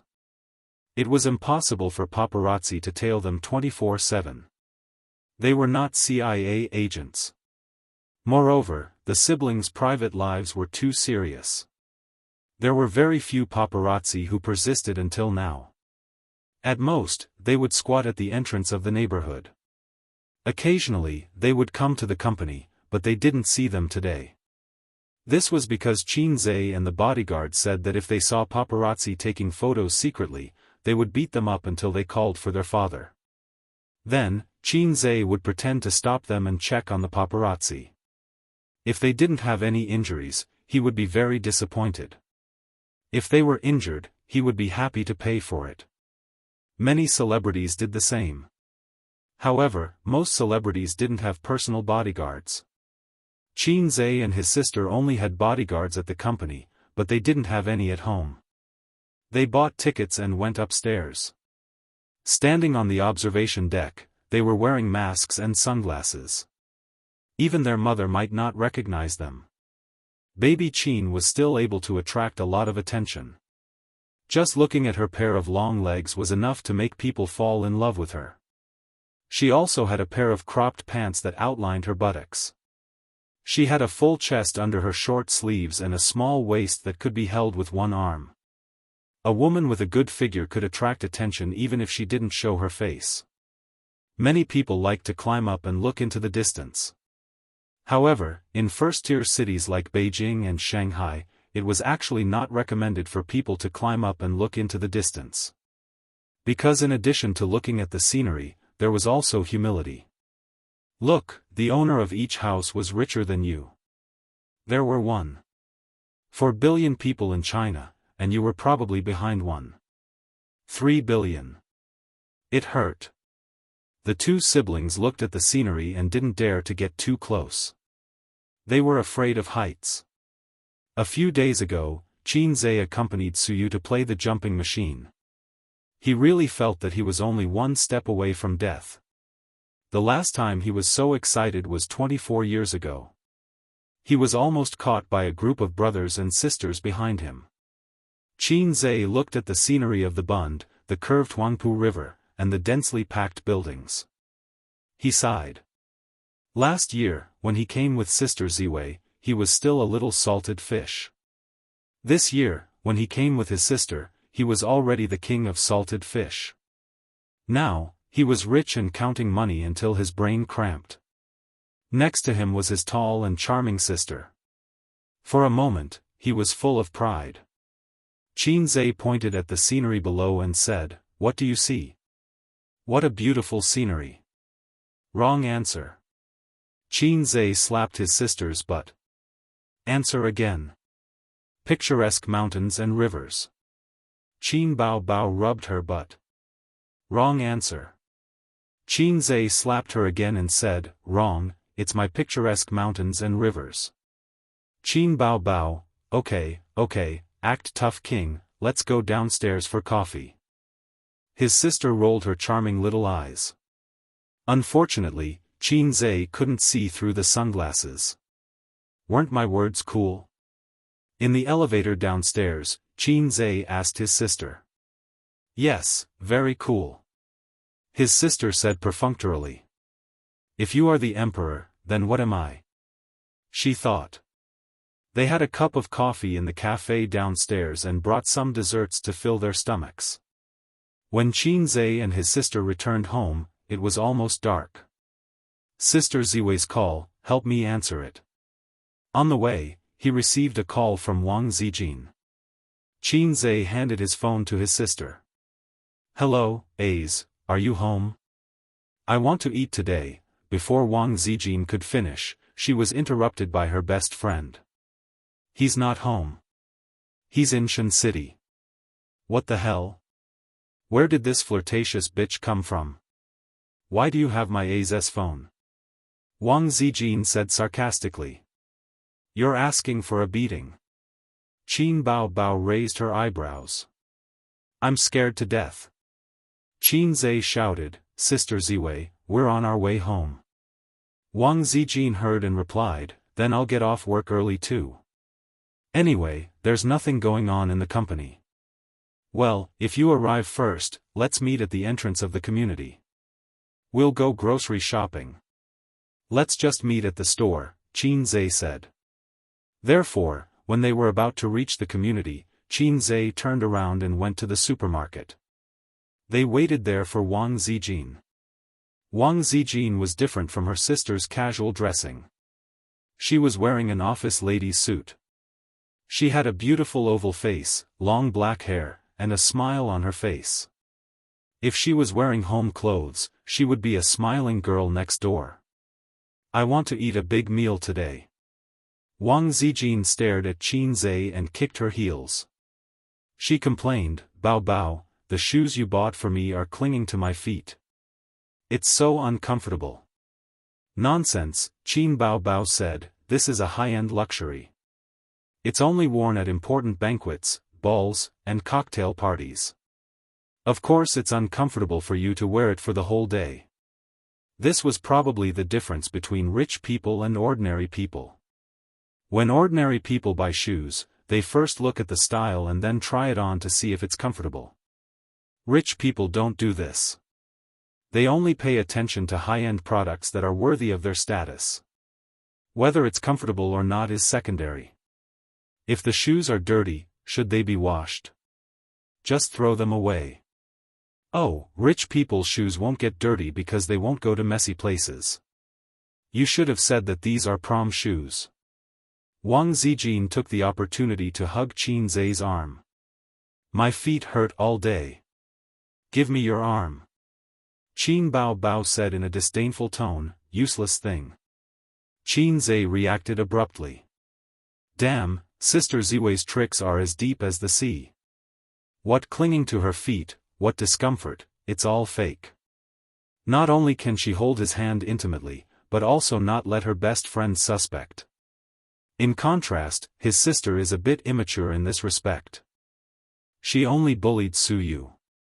Although Suyu likes to make trouble, her harem skills are actually not high. At most, she's a beginner master. His sister is an intermediate master, and Sister Ziwei is at least a senior master. Outside, with familiar people around, his sister would more or less restrain herself from hugging Qin Zhe's arm. Otherwise, with two great beauties on his left and right, even Hai Zhe King's thick skin would not be able to withstand the burning gazes of passers-by. Wang Zijin, who has always been a vegetarian, is picking meat dishes today as if she hasn't eaten meat for half a year. What's wrong, eating so much meat? Qin Zhe wondered. I want to eat it. Qin Bao Bao went to pick seafood, and Wang Zijin's tone changed from serious to coquettish. You ate too much noodles. Qin Zhe hit the nail on the head. Yes, yes. Not only did she eat too much, but she also cooked noodles with vegetables for 4 days. Her mouth is so bland. After shopping and returning home, the moment the burglar-proof door wrapped in a layer of sandalwood opened, the three of them covered their noses. What's this smell? Qin Bao Bao frowned. It seems like a gas leak. Wang Zijin said. You must have left the gas on when you cooked noodles last night. Bah, then we can't live to see the sun today. You got up in the morning to cook noodles. You didn't turn it off. Then it's definitely not a gas leak. It's something else. They are quarreling. Qin Zhe slowly took out a lighter and said quietly, Is it a gas leak? I'll try to make a fire. Slap. Slap. 2 small hands slapped the back of his hand at the same time, and the sisters shouted, Do you want to die? Blow it up. Qin Zhe said angrily, Then why are you still standing at the door? Turn off the gas. Fortunately, I'm back today. A few days later, do I have to attend your funeral? Chapter 604. It was indeed a gas leak. His sister had forgotten to turn it off when she was cooking noodles in the morning. She turned off the gas and came out of the kitchen. She was so guilty that she was afraid of being scolded by her brother. Qin Zhe opened the living room window and took a few breaths. Damn, it was leaking all day. What an unlucky woman. He took out a cigarette and put it in his mouth. "Oh, I can't smoke now." So he put it in his ear and went back to the living room. He saw his sister standing beside the sofa like a child who had done something wrong. She was not wearing a skirt, or she might have twisted her skirt or something. "Is the kitchen window open?" Qinze asked with narrowed eyes. His sister nodded immediately. Qinze sighed. "Fortunately, you didn't forget to turn it off at night. If you don't know how to cook, don't cook. Can't you order takeout? Why do you have to be so stubborn?" Qin Bao Bao complained, "It's all Wang Zijin's fault. She likes to compete with me. Sister is a little fairy." "Of course, I can't admit defeat." Qinze raised his hand. His sister was smart enough to admit defeat. "I'm wrong. I'm useless. I have to admit it." Qinze put his hand on her head and rubbed it. "It's okay. If you don't know how to cook, you still have me. Anyway, there are so many women in Shanghai who don't know how to cook. They don't need you." Qin Bao Bao smiled and leaned over. She stood on her tiptoes and kissed his face gently. "A's is still the best. Sister's kiss is a reward." Wang Zijin happened to see this scene at the end of the corridor from the living room to the bedroom. She stopped and stared silently for a moment. Then she turned around silently. The toilet window didn't seem to be open. The toilet should have a window. "I'll go check." There was a touch of sadness in her eyes that she didn't notice. At night, Qinze cooked a big meal for his sisters. They didn't care much about their table manners and ate with flying chopsticks. Qin Bao Bao hadn't eaten chicken stewed with mushrooms for 4 days. She couldn't wait to hold it in her arms and not share it with the wolf in the house. In fact, she was the only one who liked chicken stewed with mushrooms. Wang Zijin had long been sick of it, even though Qinze's cooking was delicious. "Eat slowly," Qinze said sarcastically. "That's right, sister, are you really not going to act with me?" Qinze said. "No." Qin Bao Bao said, "I'm preparing to hold a concert in a while." "Why didn't I know?" Qinze was stunned. "What do you know?" "I don't know what you're doing all day." Qin Bao Bao was full of resentment. Now that she was more and more familiar with the company's business, she didn't need her brother's help to hold a concert or something like that. "Where's Sister Ziwei?" Qinze asked again. "It's okay. The company plans to imitate PUBG and make a mobile game," Wang Zijin said gloomily. "Aren't many similar copycat mobile games banned?" "We're different," Wang Zijin said calmly. She did have the confidence to do so. Qin Bao Bao seized the opportunity to rebuke her best friend. "What's the difference? Did you grow up eating shit?" Wang Zijin snorted and sang, saying that we're different is actually the same, because we're all wearing plain military uniforms. She had been rebuked by Qin Bao Bao like this before. Now, she had already thought of a way to break it. "Let's see how you're going to respond." Qin Bao Bao thought for a moment and wanted to say a few words, but the image of the national emblem suddenly appeared in her mind. Her state of mind was suppressed and she was suddenly speechless. After dinner, her sister and Wang Zijin sat quietly for 10 minutes and then did a set of aerobics as an after-dinner exercise like on TV. After returning home, her sister changed into a short skirt. Her 2 white and firm legs blinded Qinze's dog eyes. The skirt itself was very short. Even if it was an after-dinner exercise, it would still float up. Qinze stared hard, trying to peek at the infinite scenery under the skirt. Unfortunately, she was wearing a pair of safety pants inside. Did she have to wear safety pants at home? Where's the trust between people? Who invented such an anti-human thing like safety pants? Wang Zijin was wearing fitted pajamas. Before she met Qin Bao Bao, she had unparalleled confidence in her figure and beauty.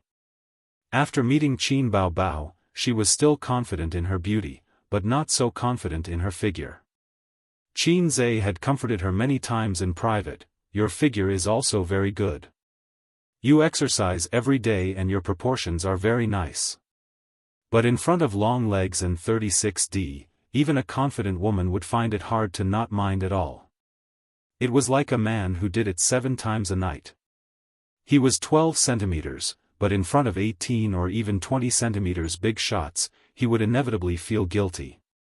Even if the big shots only did it once a night. Well, that was the truth anyway. After the aerobics exercise, her sister went to take a bath.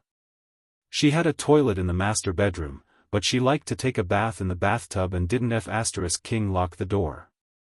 Wang Zijin was sweating all over. She ran to the kitchen and took out the tea leaves and tea tray from the tea cabinet and made tea in the living room. Little A's, do you want some tea? I have tea guanyin. Wang Zijin took out a can of tea leaves as if she was presenting a treasure. Zhao Taizhu sent it to me. He got it from his father. It's something that you can't buy even if you have money. Little sister, do you want some sex?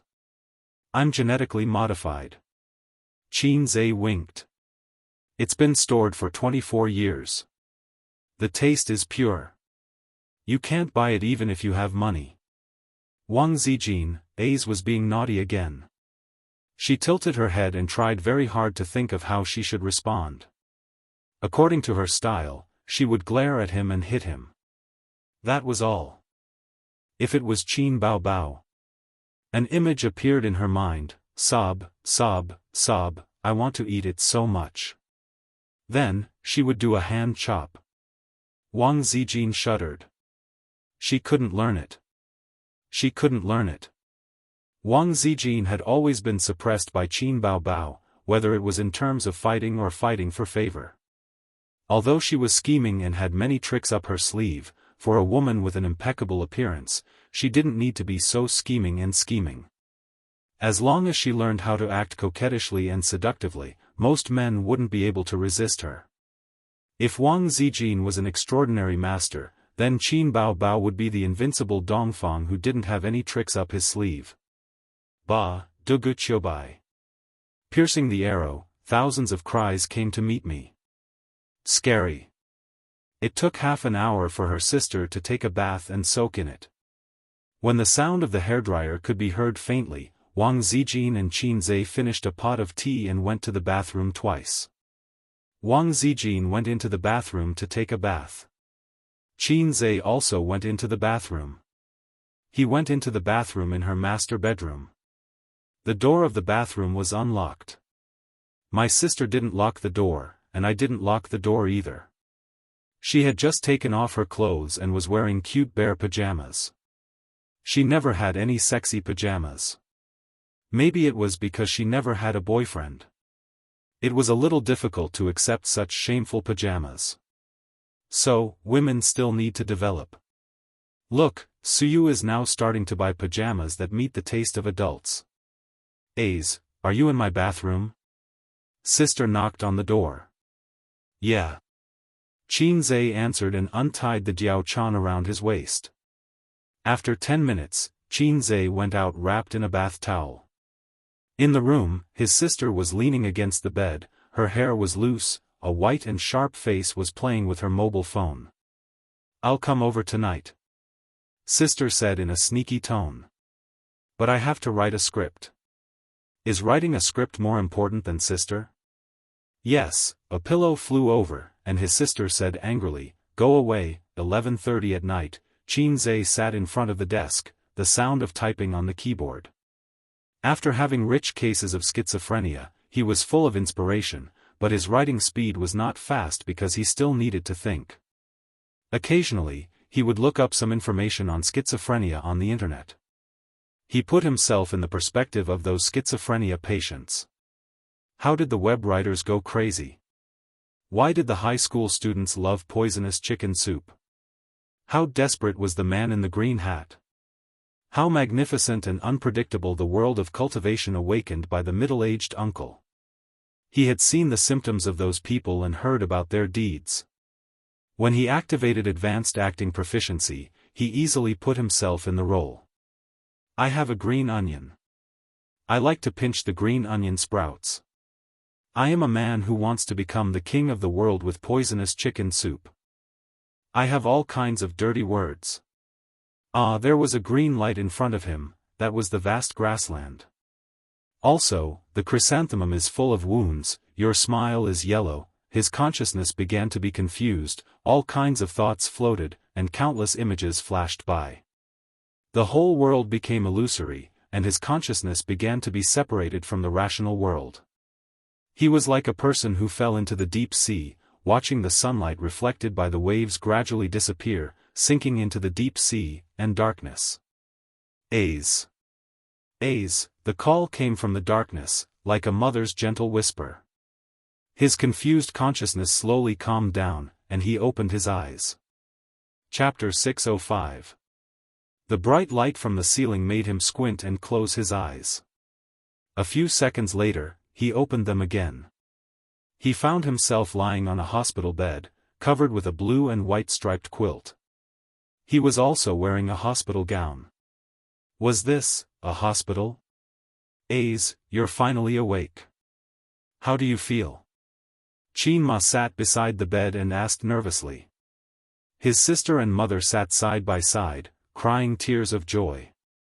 Aze, you're finally awake. Sister was so worried. Qin's brain went blank for a few seconds. Who am I? Why am I here? Damn, why am I hospitalized? He tried to get up, but found that his limbs were too weak to support him. Don't move, don't move. You just woke up. The doctor said you need to rest. Qin wiped her tears. I'll call the doctor. Her sister cried as she ran out of the ward. While the mother and daughter were talking, Qin looked around. Yes, it was a ward.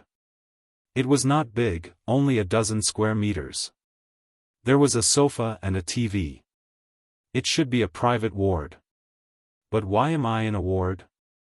They say that fortune favors fools. Rephrasing it, they say that ordinary people have a stable life. I don't have any disasters or illnesses in my life.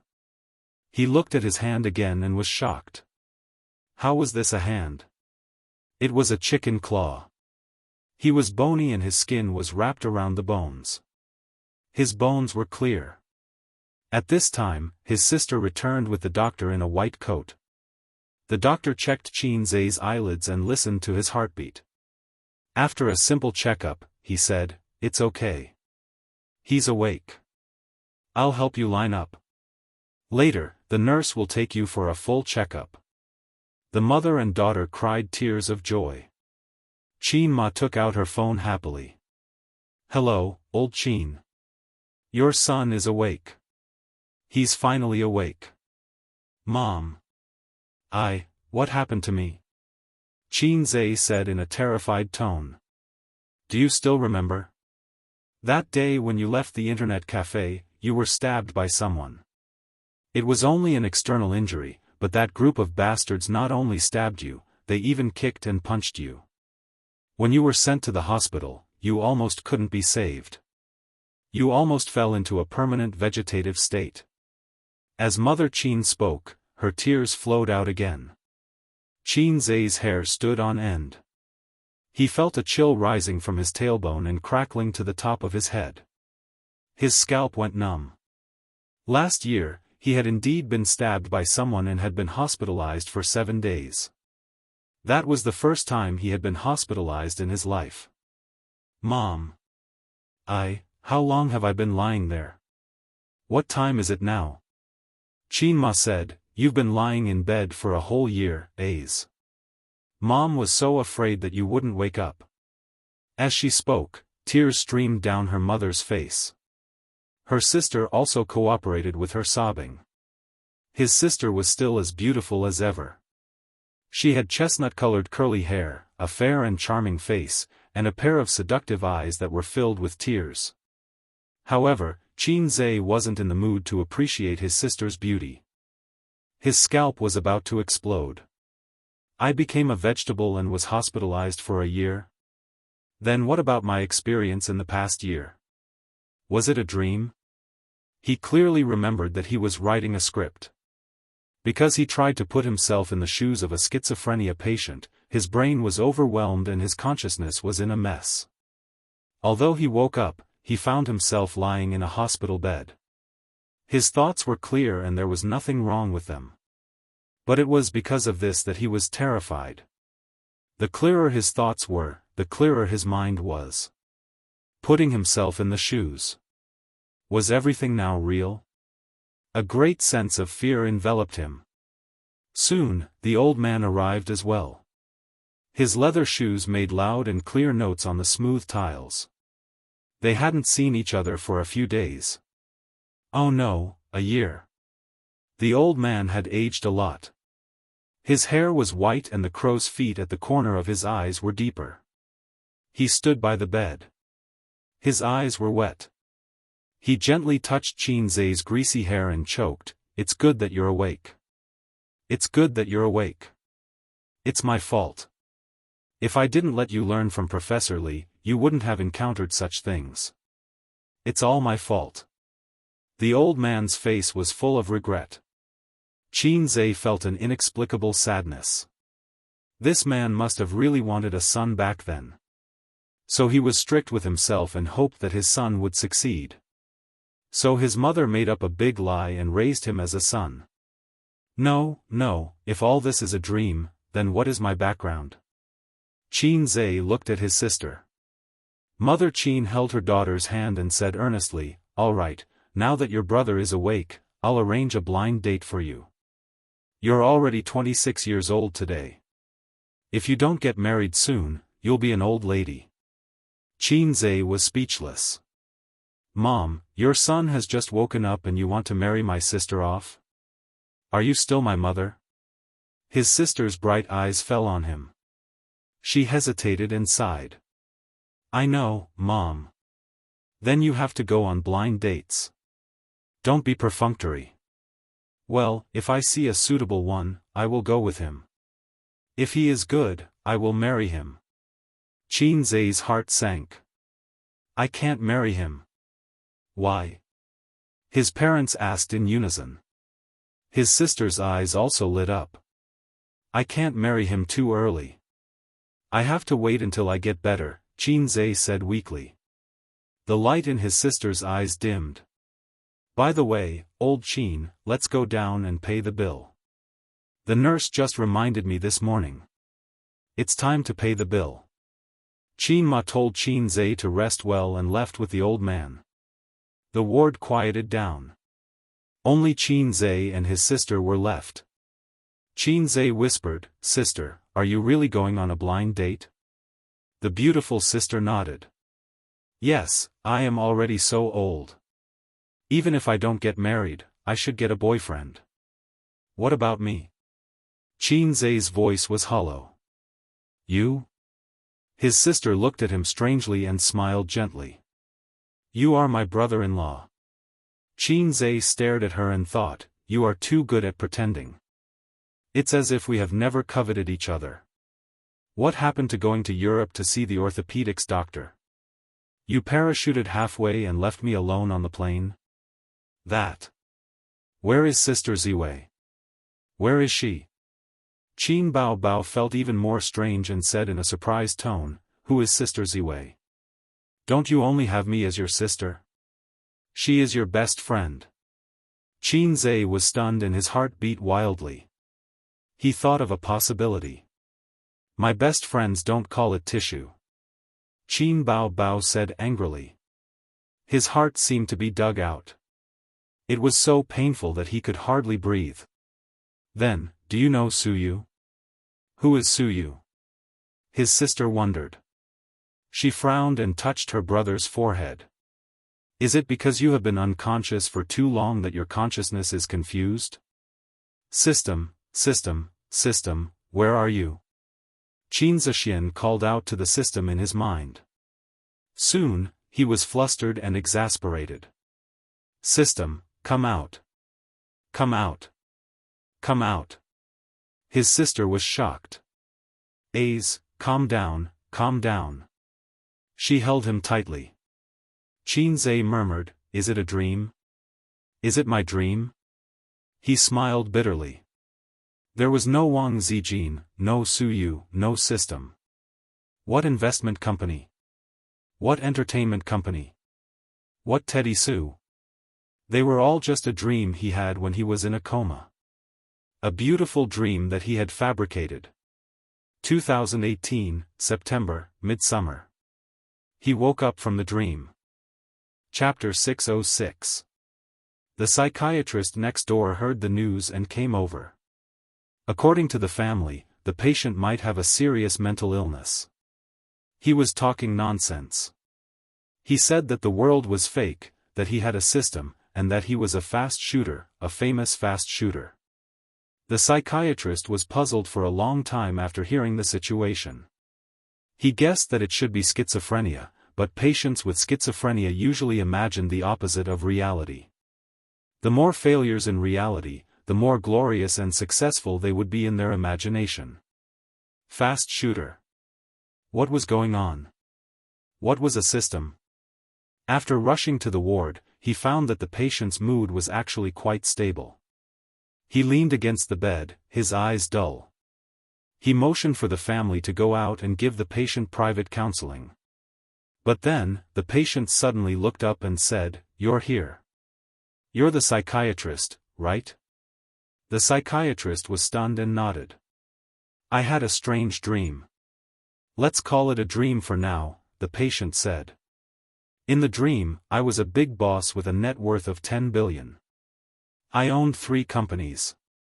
Besides, I was also a god of stocks, a fast shooter, and even knew martial arts. All of this was because I got the system one day. A system that could change my fate." The psychiatrist thought, "Damn, this illness is not clear. According to your professional terminology, I have schizophrenia, a typical sensory disorder. Because I am dissatisfied with the real life, my mind is stimulated, and my imagination runs wild. I peel myself away from the rational world and start to believe in the things I imagine. This is the so-called schizophrenia." The patient's tone was clear and calm. The psychiatrist started to get serious. He found that he had encountered a very difficult and rare case. A patient who knew that he had schizophrenia. "If you don't mind, I'll ask you a few questions," the psychiatrist said. "Go ahead." Qinze nodded. "Name, origin, school." Qinze, born in 1994, local, graduated from the University of Finance. "I didn't graduate, I was in a coma for a year." "What are you afraid of the most?" "Afraid of heights." "What do you like the most?" "Sister." The 2 sounds of came from the parents. The psychiatrist frowned. "Why are you still here? Didn't I ask you to leave?" The family left obediently. The psychiatrist said, "Ignore them, continue. Why do you like sister?" Qinze glanced at him. "Guess." The psychiatrist, was this really schizophrenia? Why did she look so normal and even a little naughty? But then, the doctor changed his mind. The patient began to tell his story. He said that he was a loser and a salted fish. He was born in a well-off family and had no merits. He was very stable in all aspects, so stable that it made people despair. This was nothing. There were many mediocre people out there. But he had a very outstanding sister, so outstanding that it made people despair. She was pretty and smart. She was a top student praised by her teachers and classmates in school. At home, she was the apple of her parents' eye. The boy had once longed to be like her. He had always longed for this sister of his. But no matter how hard he tried, he was still unknown and mediocre, like a salted fish. The only person in the world who overestimated him, oh no, the thing, was his bag. Until one day, an accident changed his life, giving him unlimited possibilities. His sister was no longer unreachable, and his life was no longer mediocre and hopeless. He had become a successful person in the eyes of many people. He was rich and handsome. His relatives and friends would give him a thumbs up whenever they mentioned him. No one would tease the tiger siblings anymore. There were many women who liked him, but he had only touched 2 leaves after passing through thousands of flowers. The psychiatrist thought to himself, "Damn, you really love this sister of yours." The doctor was silent for a long time before he confessed, "Your situation is different from many cases I've seen. Because you have a clear consciousness, you realize that you have schizophrenia. This is a good thing. It means that you can still be saved. How about this, I'll perform a deep hypnosis on you. Let's see the results. Okay?" Qianxia nodded. The doctor took out his pocket watch and began to hypnotize Qianxia. "Relax your consciousness. Lie on the bed. If you feel tired, you can sleep." Qianxia closed his eyes and did not make a sound. His face was very peaceful, as if he was sleeping. The doctor actually lied. He was not trying to hypnotize him, but to brainwash Qianxia. After listening to his words, the doctor concluded that the source of all the problems was his sister. There was no system, beautiful CEO, or best friend. They were just part of an illusion. The core was still his sister. So he had to erase the sister from the patient's mind. Erase all the longing and yearning he had for his sister. This was the knot in his heart. "Okay, that's it. Relax." After the deep hypnosis, the doctor spoke slowly. "Actually, you're a single child." The doctor observed Qianxia's expression. "Very good, very calm. Yes, you're a single child. Your parents have only had you from the beginning to the end. You may be ordinary, you may be mediocre, but you don't have a sister." The patient began to frown. "You don't have a sister. Forget her, get rid of her, forget her. Get rid of her." But at this moment, the patient suddenly opened his eyes. He was like a furious demon or a beast forced to the edge of a cliff. "Shut up." With a roar, he reached out his skinny claws and grabbed the doctor's neck. "If you dare to get rid of her, I'll kill you. I can't live without her, I can't live without her, it's all fake, it's all fake." "Then what about my year?" "Nothing." Qianxia was discharged from the hospital and his spirit recovered a lot. He no longer fantasized that he was a big shot worth billions. He lived a peaceful life, went to school on time, listened carefully in class, and lived a peaceful life. In the days without Wang Zijin and Suyu, his sister began to seriously go on blind dates, saying that she would marry herself before the age of 30. He felt that his life would not be too exciting, but it would not be too bad either. After all, his father was a professor and his family had a big house of more than 100 square meters. After graduation, he joined the workforce, hoping to find a girlfriend before 25, then get married, quietly live through his youth, and enter middle age, until one day, on campus, in the library, a girl's phone rang. Through the window, "I know what's on your mind." Qianxia was struck by lightning and questioned the girl, "Why is your ringtone a song I wrote?" The girl was confused. "Deep Well Ice, this is Jay Chou's song." Qianxia was furious. "Fuck Jay Chou, how dare he steal my song, I'll kill him." As he spoke, he broke down. He turned around and ran out of the library. His back stumbled like a panicked dog. On the rooftop of the teaching building. Almost all the rooftops of the school were locked. He searched for a long time, and only this one was open.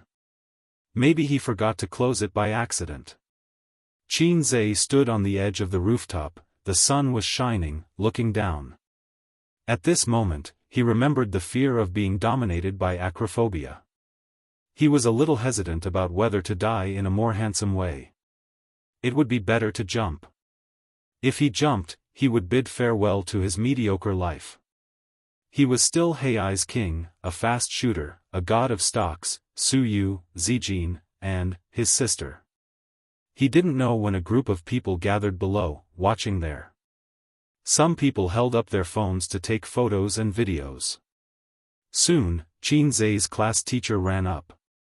Qinze, take it easy, don't jump, the class teacher said anxiously. Qinze turned his head and looked at him silently. Qinze, don't jump, although you are a little stupid and your exam results are a little bad, don't give up treatment. Qinze silently retracted his gaze and suddenly found that his acrophobia was cured. This boring life, it was better to end it early. So he jumped. Class teacher, thank you for your assistance. Chapter 607. Dong. The loud sound of his head hitting the ground and the pain woke Qinze up. He first covered his head and grimaced, then realized that he was lying on the ground with the window open. The wind blew in from the outside and lifted the curtains. There was a laptop on the desk and a half-written script. Outside the window, vehicles passed by, the wheels and the ground rubbed against each other. It was 2:30 in the morning. Qinze was lying on the ground with his arms and legs spread out, sweating profusely. He breathed out a sigh of relief. It was just a dream. Fortunately, it was just a dream. I'm still Hei's king, sister's little cutie, Su Yu's pillar, and sister Ziwei's boyfriend. This was definitely the most terrible nightmare in his life. It was 10,000 times more terrible than the dream of a cute little sister waving at him when he was a teenager. Suddenly, he felt that life was so beautiful. The reason why he had such a terrible dream, was it because of the script? What he thought about during the day, he almost had schizophrenia. Host, you're awake? The system's voice sounded. In Qinze's ears, it was simply the sound of nature. The sound of nature was just like that, it was countless times more pleasant than Su Yu's sound. System, say a few more words for me. Okay, host, you're awake. The system was very cooperative. Qinze burst into tears. This is the first time I found your voice so pleasant, like a girl's first love. This metaphor doesn't make me happy. Besides, you don't have a first love. The system said. Let me tell you, I had a dream, a terrible dream. Qinze sighed. In the dream, I had nothing, just a salted fish, not even qualified to be my sister's flute boy. I know. The system said. You know? I'm bound to your brain, of course I can receive your brainwaves. The system said, congratulations, you finally experienced the true feelings of a schizophrenia patient. What do you mean? You almost had schizophrenia just now. To some extent, acting can be linked to hypnosis. The system said. Bullsh**t. If I act as a dog, will I really be a dog? Qinze retorted. Some people pretend to be good people. After acting for more than 10 years, they really become good people. I once read a short story. In the past, there was a righteous and kind police officer. He sneaked into a gang as an undercover agent and tried his best to act as a heinous bastard. Many years later, he successfully completed his mission, but left the police force and became another gang leader. Because he doesn't know how to be a good cop or a good person anymore. He's rotten inside and out. The system said, acting is actually a form of self-hypnosis and suggestion. Hypnotizing yourself into the role of the character in the script and immersing yourself into the situation. The more profound the acting skills were, the more hypnotic it was. Activating acting proficiency, crazily hinting that you have schizophrenia, and then putting yourself in the shoes of those patients with schizophrenia. It's a crazy idea. Qinze was speechless and could only complain, this is the mission with the lowest sexual value I've ever received. Now that I think about it, I still have lingering fears. I almost had a grand finale. The fear comes from the bottom of your heart. The system said, the reason why you had that dream. It's actually not a dream. You were awake from the beginning to the end, and you didn't lie on the table to sleep. It's just that your consciousness was messed up. I didn't sleep. Yes, you sat on the table like a fool, talking to yourself, and occasionally doing body movements. Finally, you climbed onto the bed, stood by the bed, and jumped. It was wonderful, but I couldn't have a bucket of popcorn. Oh right, the reason why you had that dream is actually the fear in your heart. You're afraid that my existence is just a dream of yours. After all, it's too unbelievable. You're afraid that when you wake up, you'll have nothing. This fear has been suppressed in your heart until today. Through this opportunity, it's infinitely expanded, and expanded. If one day you really do have schizophrenia, don't doubt, the ending just now will be your ending in the future. Qinze was silent. Don't be sad. It's normal for you to have such fear. The system said, remember the high school student who said he had a system and wanted to rely on poisoned chicken soup to become the king of the world? And the middle-aged man who fantasized about his urban cultivation. They accepted it and believed it without a doubt. In fact, they are the real schizophrenia. I just want to know, will I really have schizophrenia? Qinze asked. This question is worth 500 points. Scram. It doesn't matter if I scram or not. You continue to write the script. You don't have much time left. The system reminded. I won't write this script again. Qinze smiled, I have a deeper understanding of schizophrenia. It can even be said that I've had schizophrenia once. The scene in the dream scared me. Why would I make up a fictitious protagonist, a story? I can adapt it based on a true story. In order to write a script, his body and mind were greatly damaged. Qinze closed the laptop, closed the windows, turned on the air conditioner, and fell asleep. For the next 3 days, he did not accompany his sisters to the company, nor did he go to the company to find Suyu. He began to write the script in isolation. His inspiration was bursting, and he wrote very smoothly. On the morning of the 4th day, he finished writing the script and came out of isolation.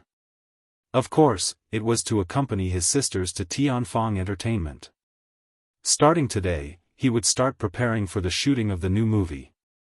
Before that, he promised to write a new song for Huang Yudong, Guangdong Brothel until lost contact. But before he could write the lyrics and music score, Su Jiao walked in with her pair of tight legs in high heels and knocked on the CEO's office. As soon as she saw him, she put on a bitter face and pretended to be pitiful, saying, "Boss, you can't favor one and discriminate against the other." He didn't need to guess to know what she meant. Although it was just a casual mention over the phone, Huang Yudong's manager was very happy. This person was famous in the company for being a chatterbox and a big mouth. If it wasn't confidential, he wouldn't hide it. While he was chatting with Su Jiao's manager, CEO Qin is going to write a song for Yudong. I heard from Yudong that the quality of the song is very good. Oh right, does your Su Jiao have a new song? As a result, Su Jiao's manager felt it was unfair and ran over to Su Jiao to chat. CEO Qin has already written a song for Huang Yudong. I heard it's a hit song. Jiao Jiao, don't wait around. Hurry up and ask CEO Qin for it. A crying child gets milk. I want a hit song too. CEO Qin, write one for me too. Su Jiao sat across from him on the sofa and shamelessly insisted. A woman's greatest weapon was to act coquettishly and shamelessly. Smart women should learn this trick. It didn't necessarily have to be used on their husbands or boyfriends. Occasionally, they could act coquettishly and shamelessly towards their close superiors and elders in the family. As long as it wasn't too much, it was very easy to get promises. Qinze had always been known for his friendliness. Other than his assistants, all the employees in the company said that he was very easy to get along with and was easier to get along with than Qin Baobao. Therefore, the A-list and B-list artists in the company rarely respected him as their boss. To put it simply, it was 30% respect and 70% intimacy. For old acquaintances like Huang Yudong and Qian Shishir, it was 20% respect and 80% intimacy. This kind of interpersonal relationship in the company had both advantages and disadvantages. The advantage was that it wasn't easy for artists to change jobs, and the relationship between friends was always more reliable than the relationship between superiors and subordinates. The disadvantage was that you had to be impartial. You had to be more tactful and intelligent when dealing with matters and allocating resources. The business-like approach wasn't very effective. Where's the hit song from? Do you think it's a street vendor's product? Qin Zhe said grumpily and casually through a lollipop of his sister's. Then I want a song anyway. Su Jiao peeled off the lollipop and took a bite. He took it from his year-end album. I didn't give it to him for free. I know. Qin Zhe couldn't think of a suitable song at the moment. He hadn't listened to a song in a long time, and he rarely listened to the female version. How about this, I'll give you two a song for free. But it's not one song for each of you, it's one song for both of you. Su Jiao's eyes lit up. Then I want to hear the quality of the song first. Look at what you're saying. Which of my songs isn't quality? Chapter 608. Yes, yes. Su Jiao kept pecking his head. Boss Qin's songs are all top-notch and can all be popular. It's my fault, I admit my mistake. Qin Zhe closed his eyes in pleasure, enjoying the pleasure of being flattered. This gave him a sense of fulfillment and satisfaction. I'm still that fast shooter. Happiness. Humans were like this. In the past, when they carried the title of fast shooter, they couldn't wait to throw it away and kick it away. But when they lost it once, even a sniper would gladly endure it and be filled with happiness. Schizophrenia was really scary. The system was right. He was infinitely close to schizophrenia last night and had a clear mind, but it automatically blocked out a lot of key information, such as his knowledge, his vision, and so on. These things had already become his own. But he didn't remember at all last night and was terrified. That wasn't a dream, it was the feeling of a schizophrenia patient after their consciousness was disrupted. If it was in a Xianxia world, would probably die from an inner demon tribulation. Su Jiao blinked and didn't know how she got CEO Qin's G-spot. Look at his satisfied face, he even squinted his eyes. Is Huang Yudong in the company? After reminiscing, Qin Zhe suppressed the satisfaction and happiness in his heart and recovered his composure. Yeah, he pushed away all the unimportant jobs in order to wait for you to come to the company. He's anxiously waiting. Now that you're here, he's probably looking forward to it in the office, Su Jiao said. Qin Zhe asked his sister's assistant to call Huang Yudong over. Huang Yudong was dressed in high-end casual clothes. Even if he didn't go on stage or perform, his hairstyle was still very handsome. The man was 30 years old and didn't have any wrinkles, but he had a more mature temperament. His figure was also very well maintained. He was the top handsome guy in his age group. Yo, why are you here? Huang Yudong sat beside Su Jiao and crossed his legs comfortably. He tossed a cigarette to Qin Zhe. When Qin Zhe put the cigarette in his mouth, he took out his lighter and leaned over to light the cigarette for the boss. Don't smoke in my office. Not far away, Qin Bao, who was flipping through documents at her desk, frowned. Huang Yudong's hand paused in the middle of lighting the cigarette. He couldn't help but look at Qin Zhe. When men talk about things, smoking is to improve their relationship. What are women blabbering about? Unexpectedly, Qin Zhe quickly put the cigarette on the coffee table and was very obedient. He even coughed to cover it up. I don't smoke. My throat is uncomfortable. Huang Yudong. All right. Yudong, Jiao asked me for a song, but I've been busy with the script recently, so I don't have the energy to compose a song. So, I'll compromise and let you guys sing a duet. Qin Zhe asked, what do you think?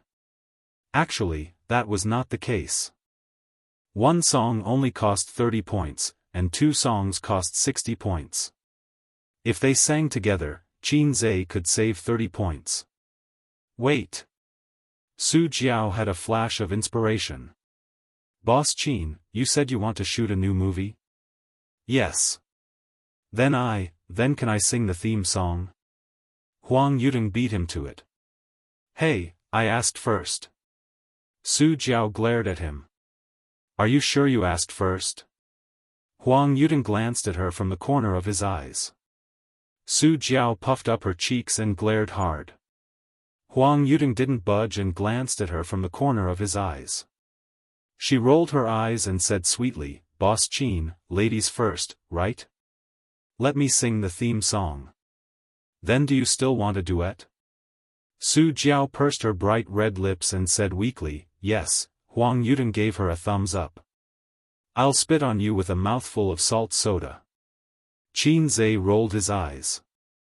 I plan to use the song I sang before for the script's theme song. You must give me the rights to the cover song, Huang Yudong said. We'll talk about it later. I'll write the duet song first. You guys try to record a demo, Qin Zhe said. They prepared the staff and 2B pencils.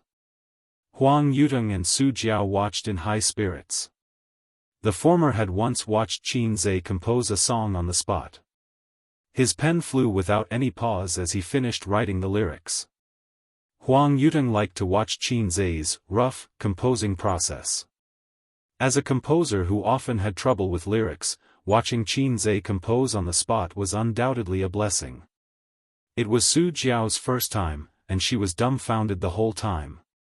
She wasn't a singer-songwriter and had tried before, but she realized that she wasn't cut out for it. She had seen many excellent composers composing songs. They were like shitting, squeezing out a little bit and squeezing out a little bit. Very few people could pull out a whole string. Once they were disturbed, they would tighten their buttholes and break the sh*t. Then they would fly into a rage. Su Jiao had never seen someone pull out a whole string so smoothly like Qin Zhe. Moreover, his composing process was different from others. Normally, he would compose the song first, then fill in the lyrics. But Qin Zhe started from filling in the lyrics. If he had already written the song beforehand. How was that possible? A fast shooter always composes the lyrics and music on the spot. Otherwise, how could he be worthy of such a dazzling title? Su Jiao was shocked beyond words. While composing the song, Qin Zhe paused and raised his head to look at the sky at a 45-degree angle. Su Jiao and Huang Yudong looked at each other, thinking that he finally got stuck. In fact, Qin Zhe was looking at the interface of the point store. He remembered that there were several versions of this song. The song he clicked on now was another version, a failed version that was shackled by the dynamic soundtrack of online songs. It was clearly a song with a sad tone, but it had to be paired with a very dynamic tune. It didn't match at all. The other version's soundtrack was very good. It was mellow, melodious, and had a hint of sadness. Just like the song, Perfume is Poisonous, that he once copied for his sister, there were also two versions of the soundtrack. One was the typical, ping ping ping ping, and the other was very good. It matched the song's theme very well, and the tune was soft and sad. His fingers moved, and he switched songs. After finding the correct tune, he lowered his head again and started writing rapidly. I'm done. Take a look. Qin Zhe pushed the song over. Huang Yudong and Su Jiao sat next to each other. They were very close and couldn't wait to see the song title. Let the whole world know I love you. A male and female duet. After going through the song and lyrics, Su Jiao said disappointedly, CEO Qin, is it a saliva song? Huang Yudong said, to be precise, it's an online song. There were still differences between online songs and normal songs. From a professional point of view, the characteristics of online songs were, the vocal structure was fixed, the tune was fixed, and the lyrics were forced. 10 online songs that talked about the bitterness of love, from depression to climax, the tune was similar. At the climax, there would always be a FGC harmony. In layman's terms, it was like the difference between online novels and traditional novels. Online novels were all the same. They just changed the background and characters. Traditional novels, on the other hand, had many types and expressed different ideas. Therefore, the latter could be passed down for decades or centuries, while the former could only be popular for a few years. But online songs are easy to get popular. They're catchy, and they're easier to be accepted by the public than songs with deeper meaning. For celebrities, it's easier for them to become famous, Qin Zhe said. It was just like how there weren't many people who could calm down and read literary novels, but there were many people who liked to read online novels. You guys sing, Qin Zhe said again. I no longer have the right to love you. We can't go back to the past. Goodbye, you're both strange and familiar. I cry because I'm happy. After singing the song once, they stumbled a little. Sing again, Qin Zhe said. The second time they sang the song, it was much smoother. The catchy characteristics of online songs were reflected. When they sang the song for the third time, Su Jiao said, "It's so magical. My head is full of this song now." Huang Yutong was pleasantly surprised. After singing for a while, your emotions will be stirred up. It feels, not bad. Especially when you sing to the climax. Qin Zhe, right? It's not a problem to let you guys be popular for a while. Huang Yutong and Su Jiao left happily. Qin Zhe lay on the sofa and stretched. Beloved concubine, come over and massage my waist. Beloved concubine, you're so young, but your waist is failing. Qin Zhe, young people need to take care of their health. They don't know how expensive their waists are when they're young, and they'll be haggard when they're old. Sister was in a good mood today and happily agreed to help her brother take care of his waist. She lay on the edge of the sofa and rubbed Qin Zhe's waist with her two small hands. In the hot summer, she was only wearing a shirt with 2 buttons on the collar. If Qin Zhe was lying down instead of lying on his stomach, he would be able to observe her breasts up close. The 2 white and round hemispheres were exposed. Sister, make a movie with me. Qin Zhe repeated the same old tune. No, get lost. Qin Bao Bao spat. No, I changed the script. I feel like I can't do it without you. Oh, you can't do it without me, right? Now you know how important I am. Qin Bao Bao smiled with her eyes squinted. Qin Zhe groaned twice. This job should be handed over to Suyu. After all, she was the one enjoying life, and she was also the one collecting public grain. Is there a kissing scene? It can be added. What about a bed scene? It can also be added. Then I'll think about it. Chapter 609. Late at night, in an inconspicuous restaurant. The location of the restaurant was not remote, but it was not very good. It was not even as good as the ordinary hotels in Shaxian. However, there were a lot of customers here. The store had countless loyal diners. Could you imagine that an inconspicuous store would have people lining up from morning to night? The popularity of the store was no less than that of a specialty food store with a good reputation in the CBD. But tonight, after the young store manager closed the store, he left 2 more hours for the crew and promised to play a cameo role that didn't need to talk. The camera slowly moved from the brightly lit neon building to this small shop on this street. After work, Qin Hao, who was 28 years old, asked his friend out for a drink. He ordered 2 bowls of noodle soup and a bottle of wine.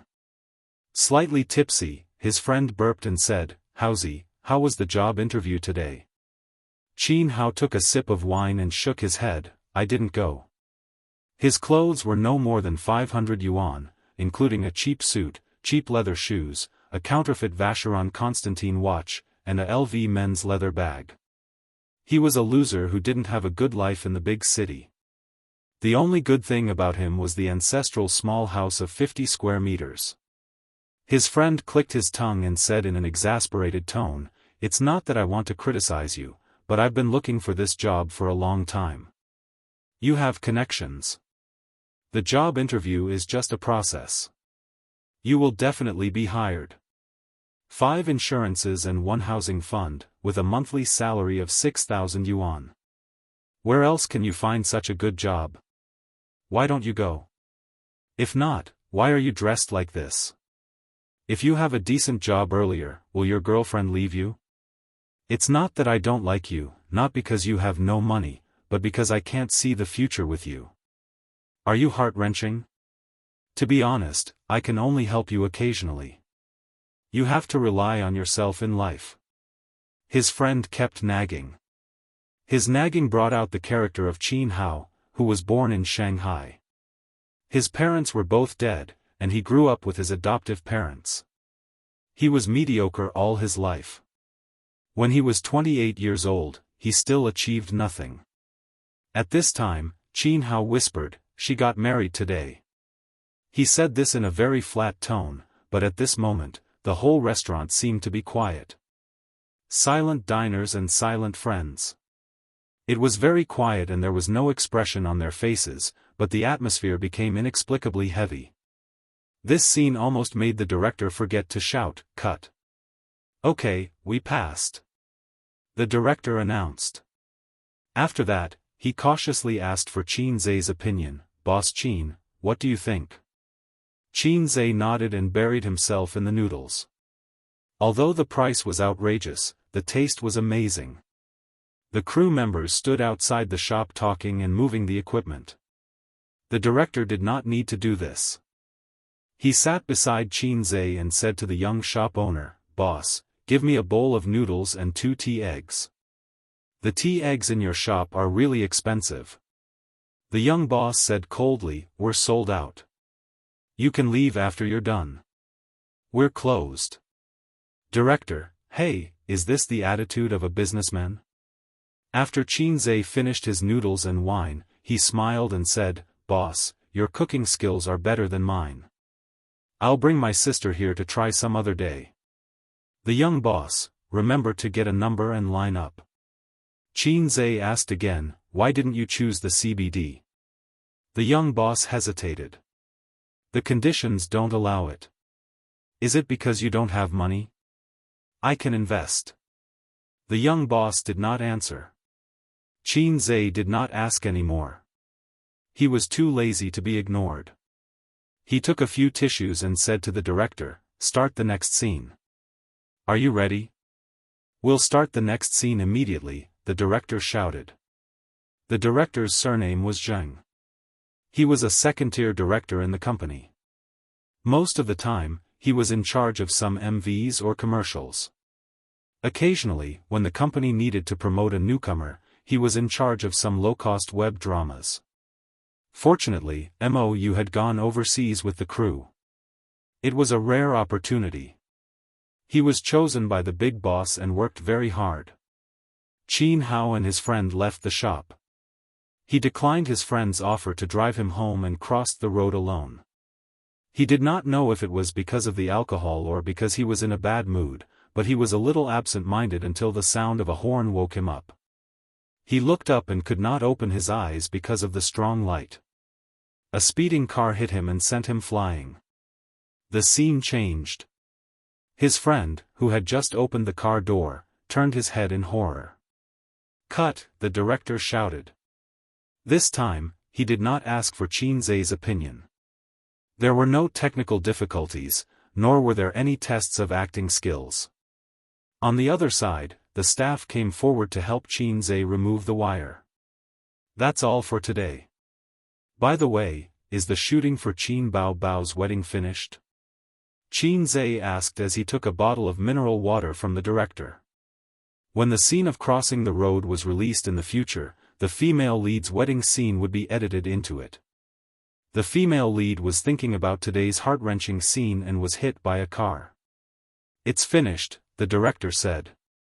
In the shop, the young manager stood at the door and looked at the busy crew. He asked curiously, "Don't you pay attention to the rules? Why did you ask me to make an exception today? I feel like I met an old friend." "An old friend? I'm not sure. Maybe it's an illusion. The other party has a special hiding technique. I can't catch it. Oh. The door closed and the lights were turned off. The shop was plunged into darkness. Qin Zhe drank some wine and could not drive. The director personally drove him back. He was willing to be his lackey and serve him everywhere. The law of the workplace, sucking up to the boss will always give you a better chance of promotion than working hard. So far, Director Zheng's performance was average, which satisfied Qin Zhe. As long as he was not too useless, Qin Zhe was still willing to train him. Perhaps it was because of the perpetual system, but Qin Zhe was more casual when it came to using people. As a self-made entrepreneur, he was more rigorous in the use of talents. After many years, he would often be able to cultivate the skill of identifying people. But Qin Zhe did not need that. His success and rise came from the system. As long as they were not useless, Qin Zhe would use them and was willing to use them. In other words, even if all the directors and artists in the company all jumped ship, given some time, he could still build a new entertainment industry capital company. I have countless good dramas and songs. I can do well wherever I go. I don't produce works. I'm just a porter between the two worlds. Chairman Qin, why don't you act in a TV drama? On the way, Director Zheng tried to change the topic. I don't have time, Qin Zhe said. A TV drama would take a few months to half a year. He did not have the energy to do that. There were also those that could be done in a month, such as low-cost and fast food dramas. Director Zheng laughed dryly. Oh right, you've seen the script. What do you think? Good, very good. Tell me the truth. It's very average. Suddenly, he felt a stab in his heart. Director Zheng said, it's actually very high quality. But compared to Chairman Qin's previous scripts, it's a little worse. Qin Zhe thought to himself, because this was my original work. You didn't read the script carefully. Qin Zhe said, go back and read it carefully. Once you understand the feelings and the tears at the end, you won't say that. Oh. Director Zheng felt that Chairman Qin was a little angry. But he really did not study the script carefully.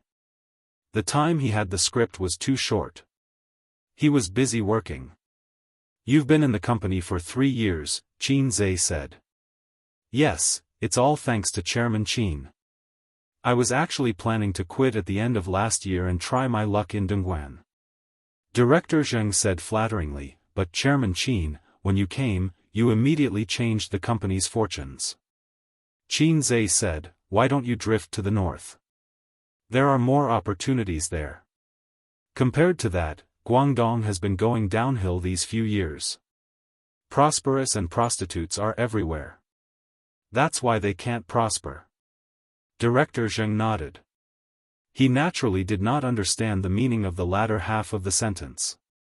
They did not speak for the rest of the journey. Qin Zhe opened the chat app. He wanted to ask his sisters if they had dinner. The university group was bustling. He opened it silently, scrolled through the chat history, and then exited. Nowadays, it was very difficult to joke with his old friends. In the past, they could still chat, talk about beautiful women, and talk dirty. But now, he couldn't do that.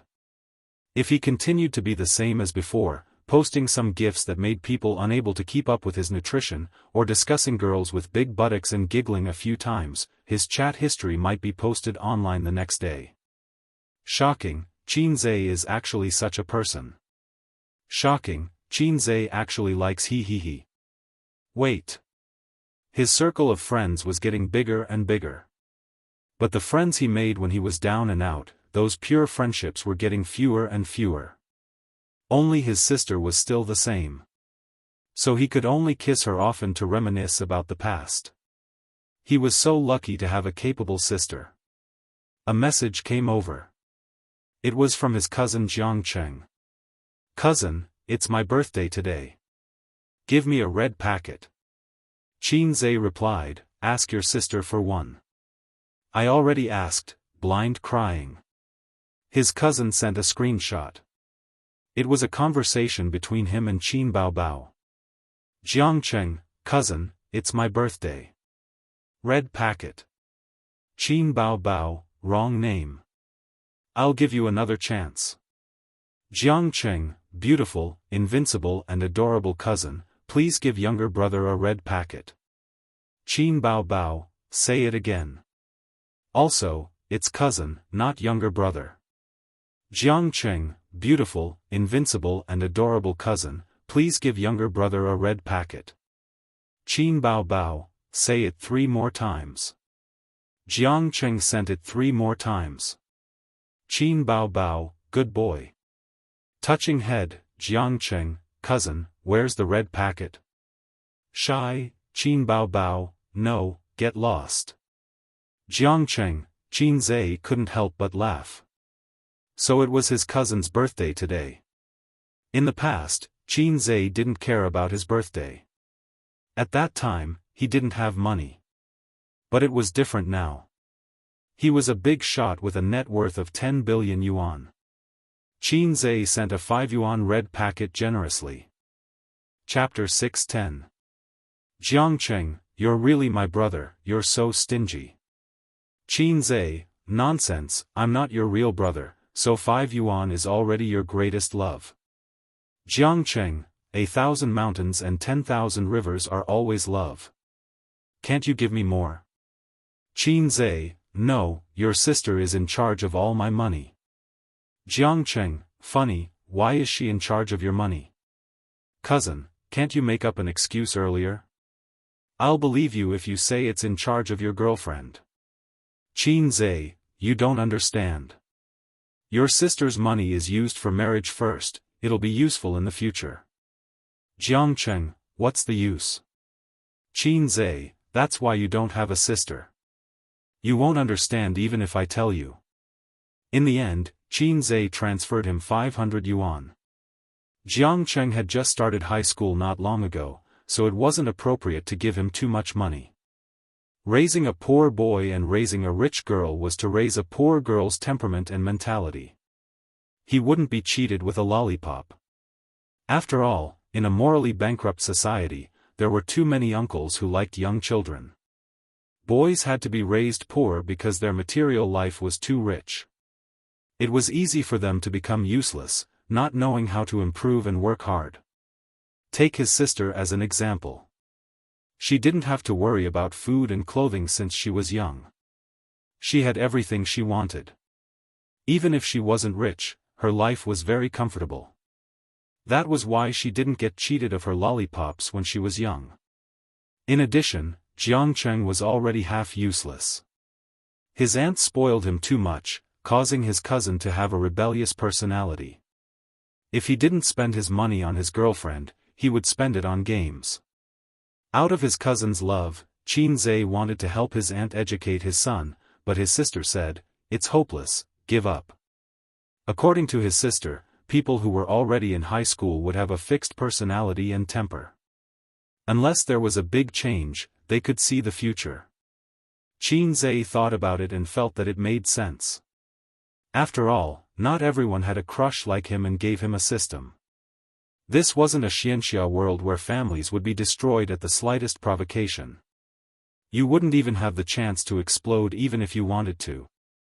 Unless it was like what those losers on the internet said, men realize their poverty, but women don't realize their dirtiness. It sounded like a chinibu. Abandoned by the female voice and then exploding. Although her cousin was not tall, rich, and handsome, he was still a local. His family was well off, and he was handsome. This trick would not work. Furthermore, this was the plot of the main character. His cousin's fate wasn't good enough. If he forced the plot, it would shorten his lifespan. Cousin is still the best. Cousin loves me. Jiangcheng said something mushy. Can red packets represent true love? Of course. Why would someone who doesn't love you give you a red packet? Qin Zhe had an idea. He opened the album and found a set of pictures that he would download in the future. He had downloaded the picture of fancy red envelopes last year. He had wanted to use it, but after the new year, other than the red envelopes from his parents, he had not received a single cent. His sister asked him for it, Suyu asked him for it, Wang Zijin asked him for it, and the children of his relatives and friends asked him for it. Everyone tacitly asked for red packets from him. Qin Zhe sent a message to his sister first. Sister Bao, are you there? Yes. Qin Zhe sent a picture over. It was a picture of a simple and honest koala bear with the caption, "Give me 10 yuan."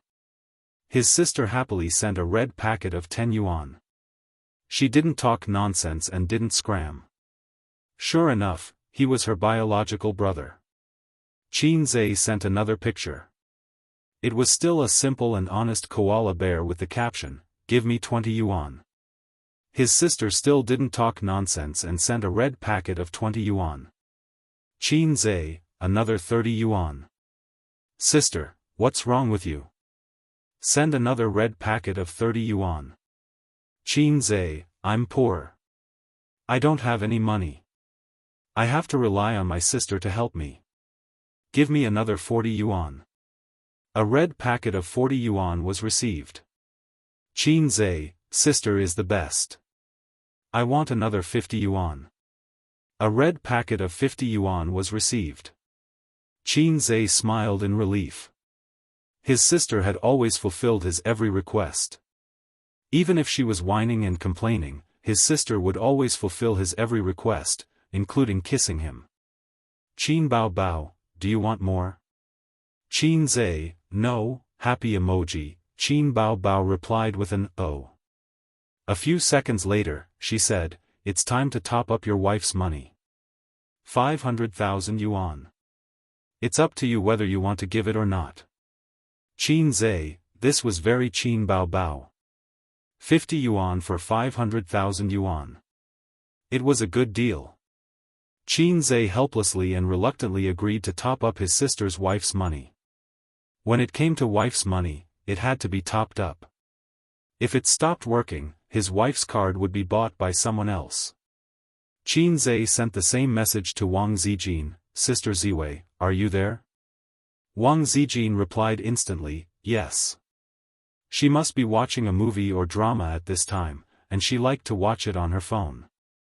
Qin Zhe sent a picture of a simple and honest koala bear, give me 10 yuan. Wang Zijin sent it. Until he sent a set of pictures, Wang Zijin didn't say anything, didn't ask anything, and sent him 5 red packets. Qin Zhe, thank you, Sister Ziwei. Moi. Wang Zijin replied with a touching head emoji, well, I'll continue to watch TV. Sister Ziwei was so good. She loved her brother and didn't bargain with him. Bah, she loved her boyfriend. He sent the same picture to Suyu, give me 10 yuan. A few minutes later, Suyu sent a red packet of 10 yuan, okay, honey. Qin Zhe, give me 20 yuan. Suyu, okay, honey. Qin Zhe, 30 more. Suyu transferred 5,000 yuan to him.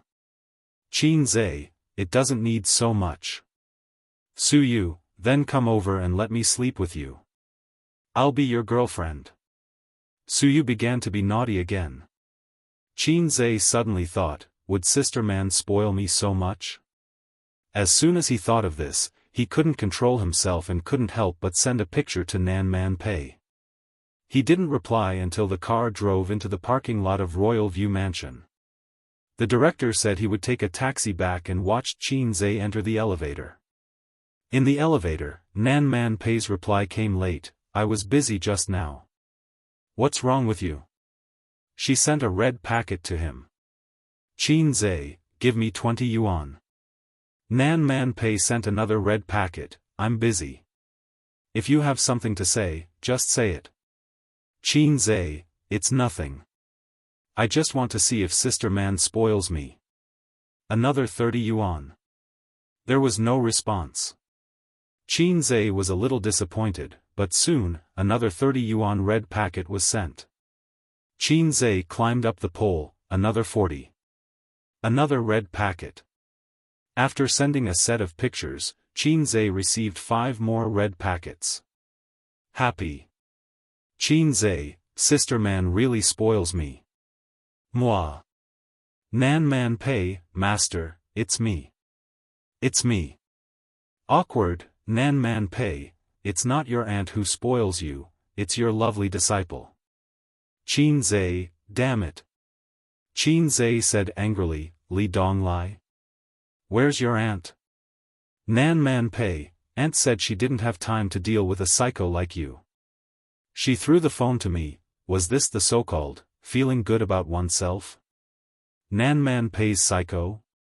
Qin Zhe was melancholy for a moment and typed, forget what you said just now. We can still be master and disciple. Nan man pei, you want to be my uncle, don't you? Qin Zhe, scram. After you scram, delete the chat history. I can't afford to lose face. Nan man pei, Ziki was watching from the side. She looked at me with disdain and disdain. Do you want me to take a picture for you? Qin Zhe.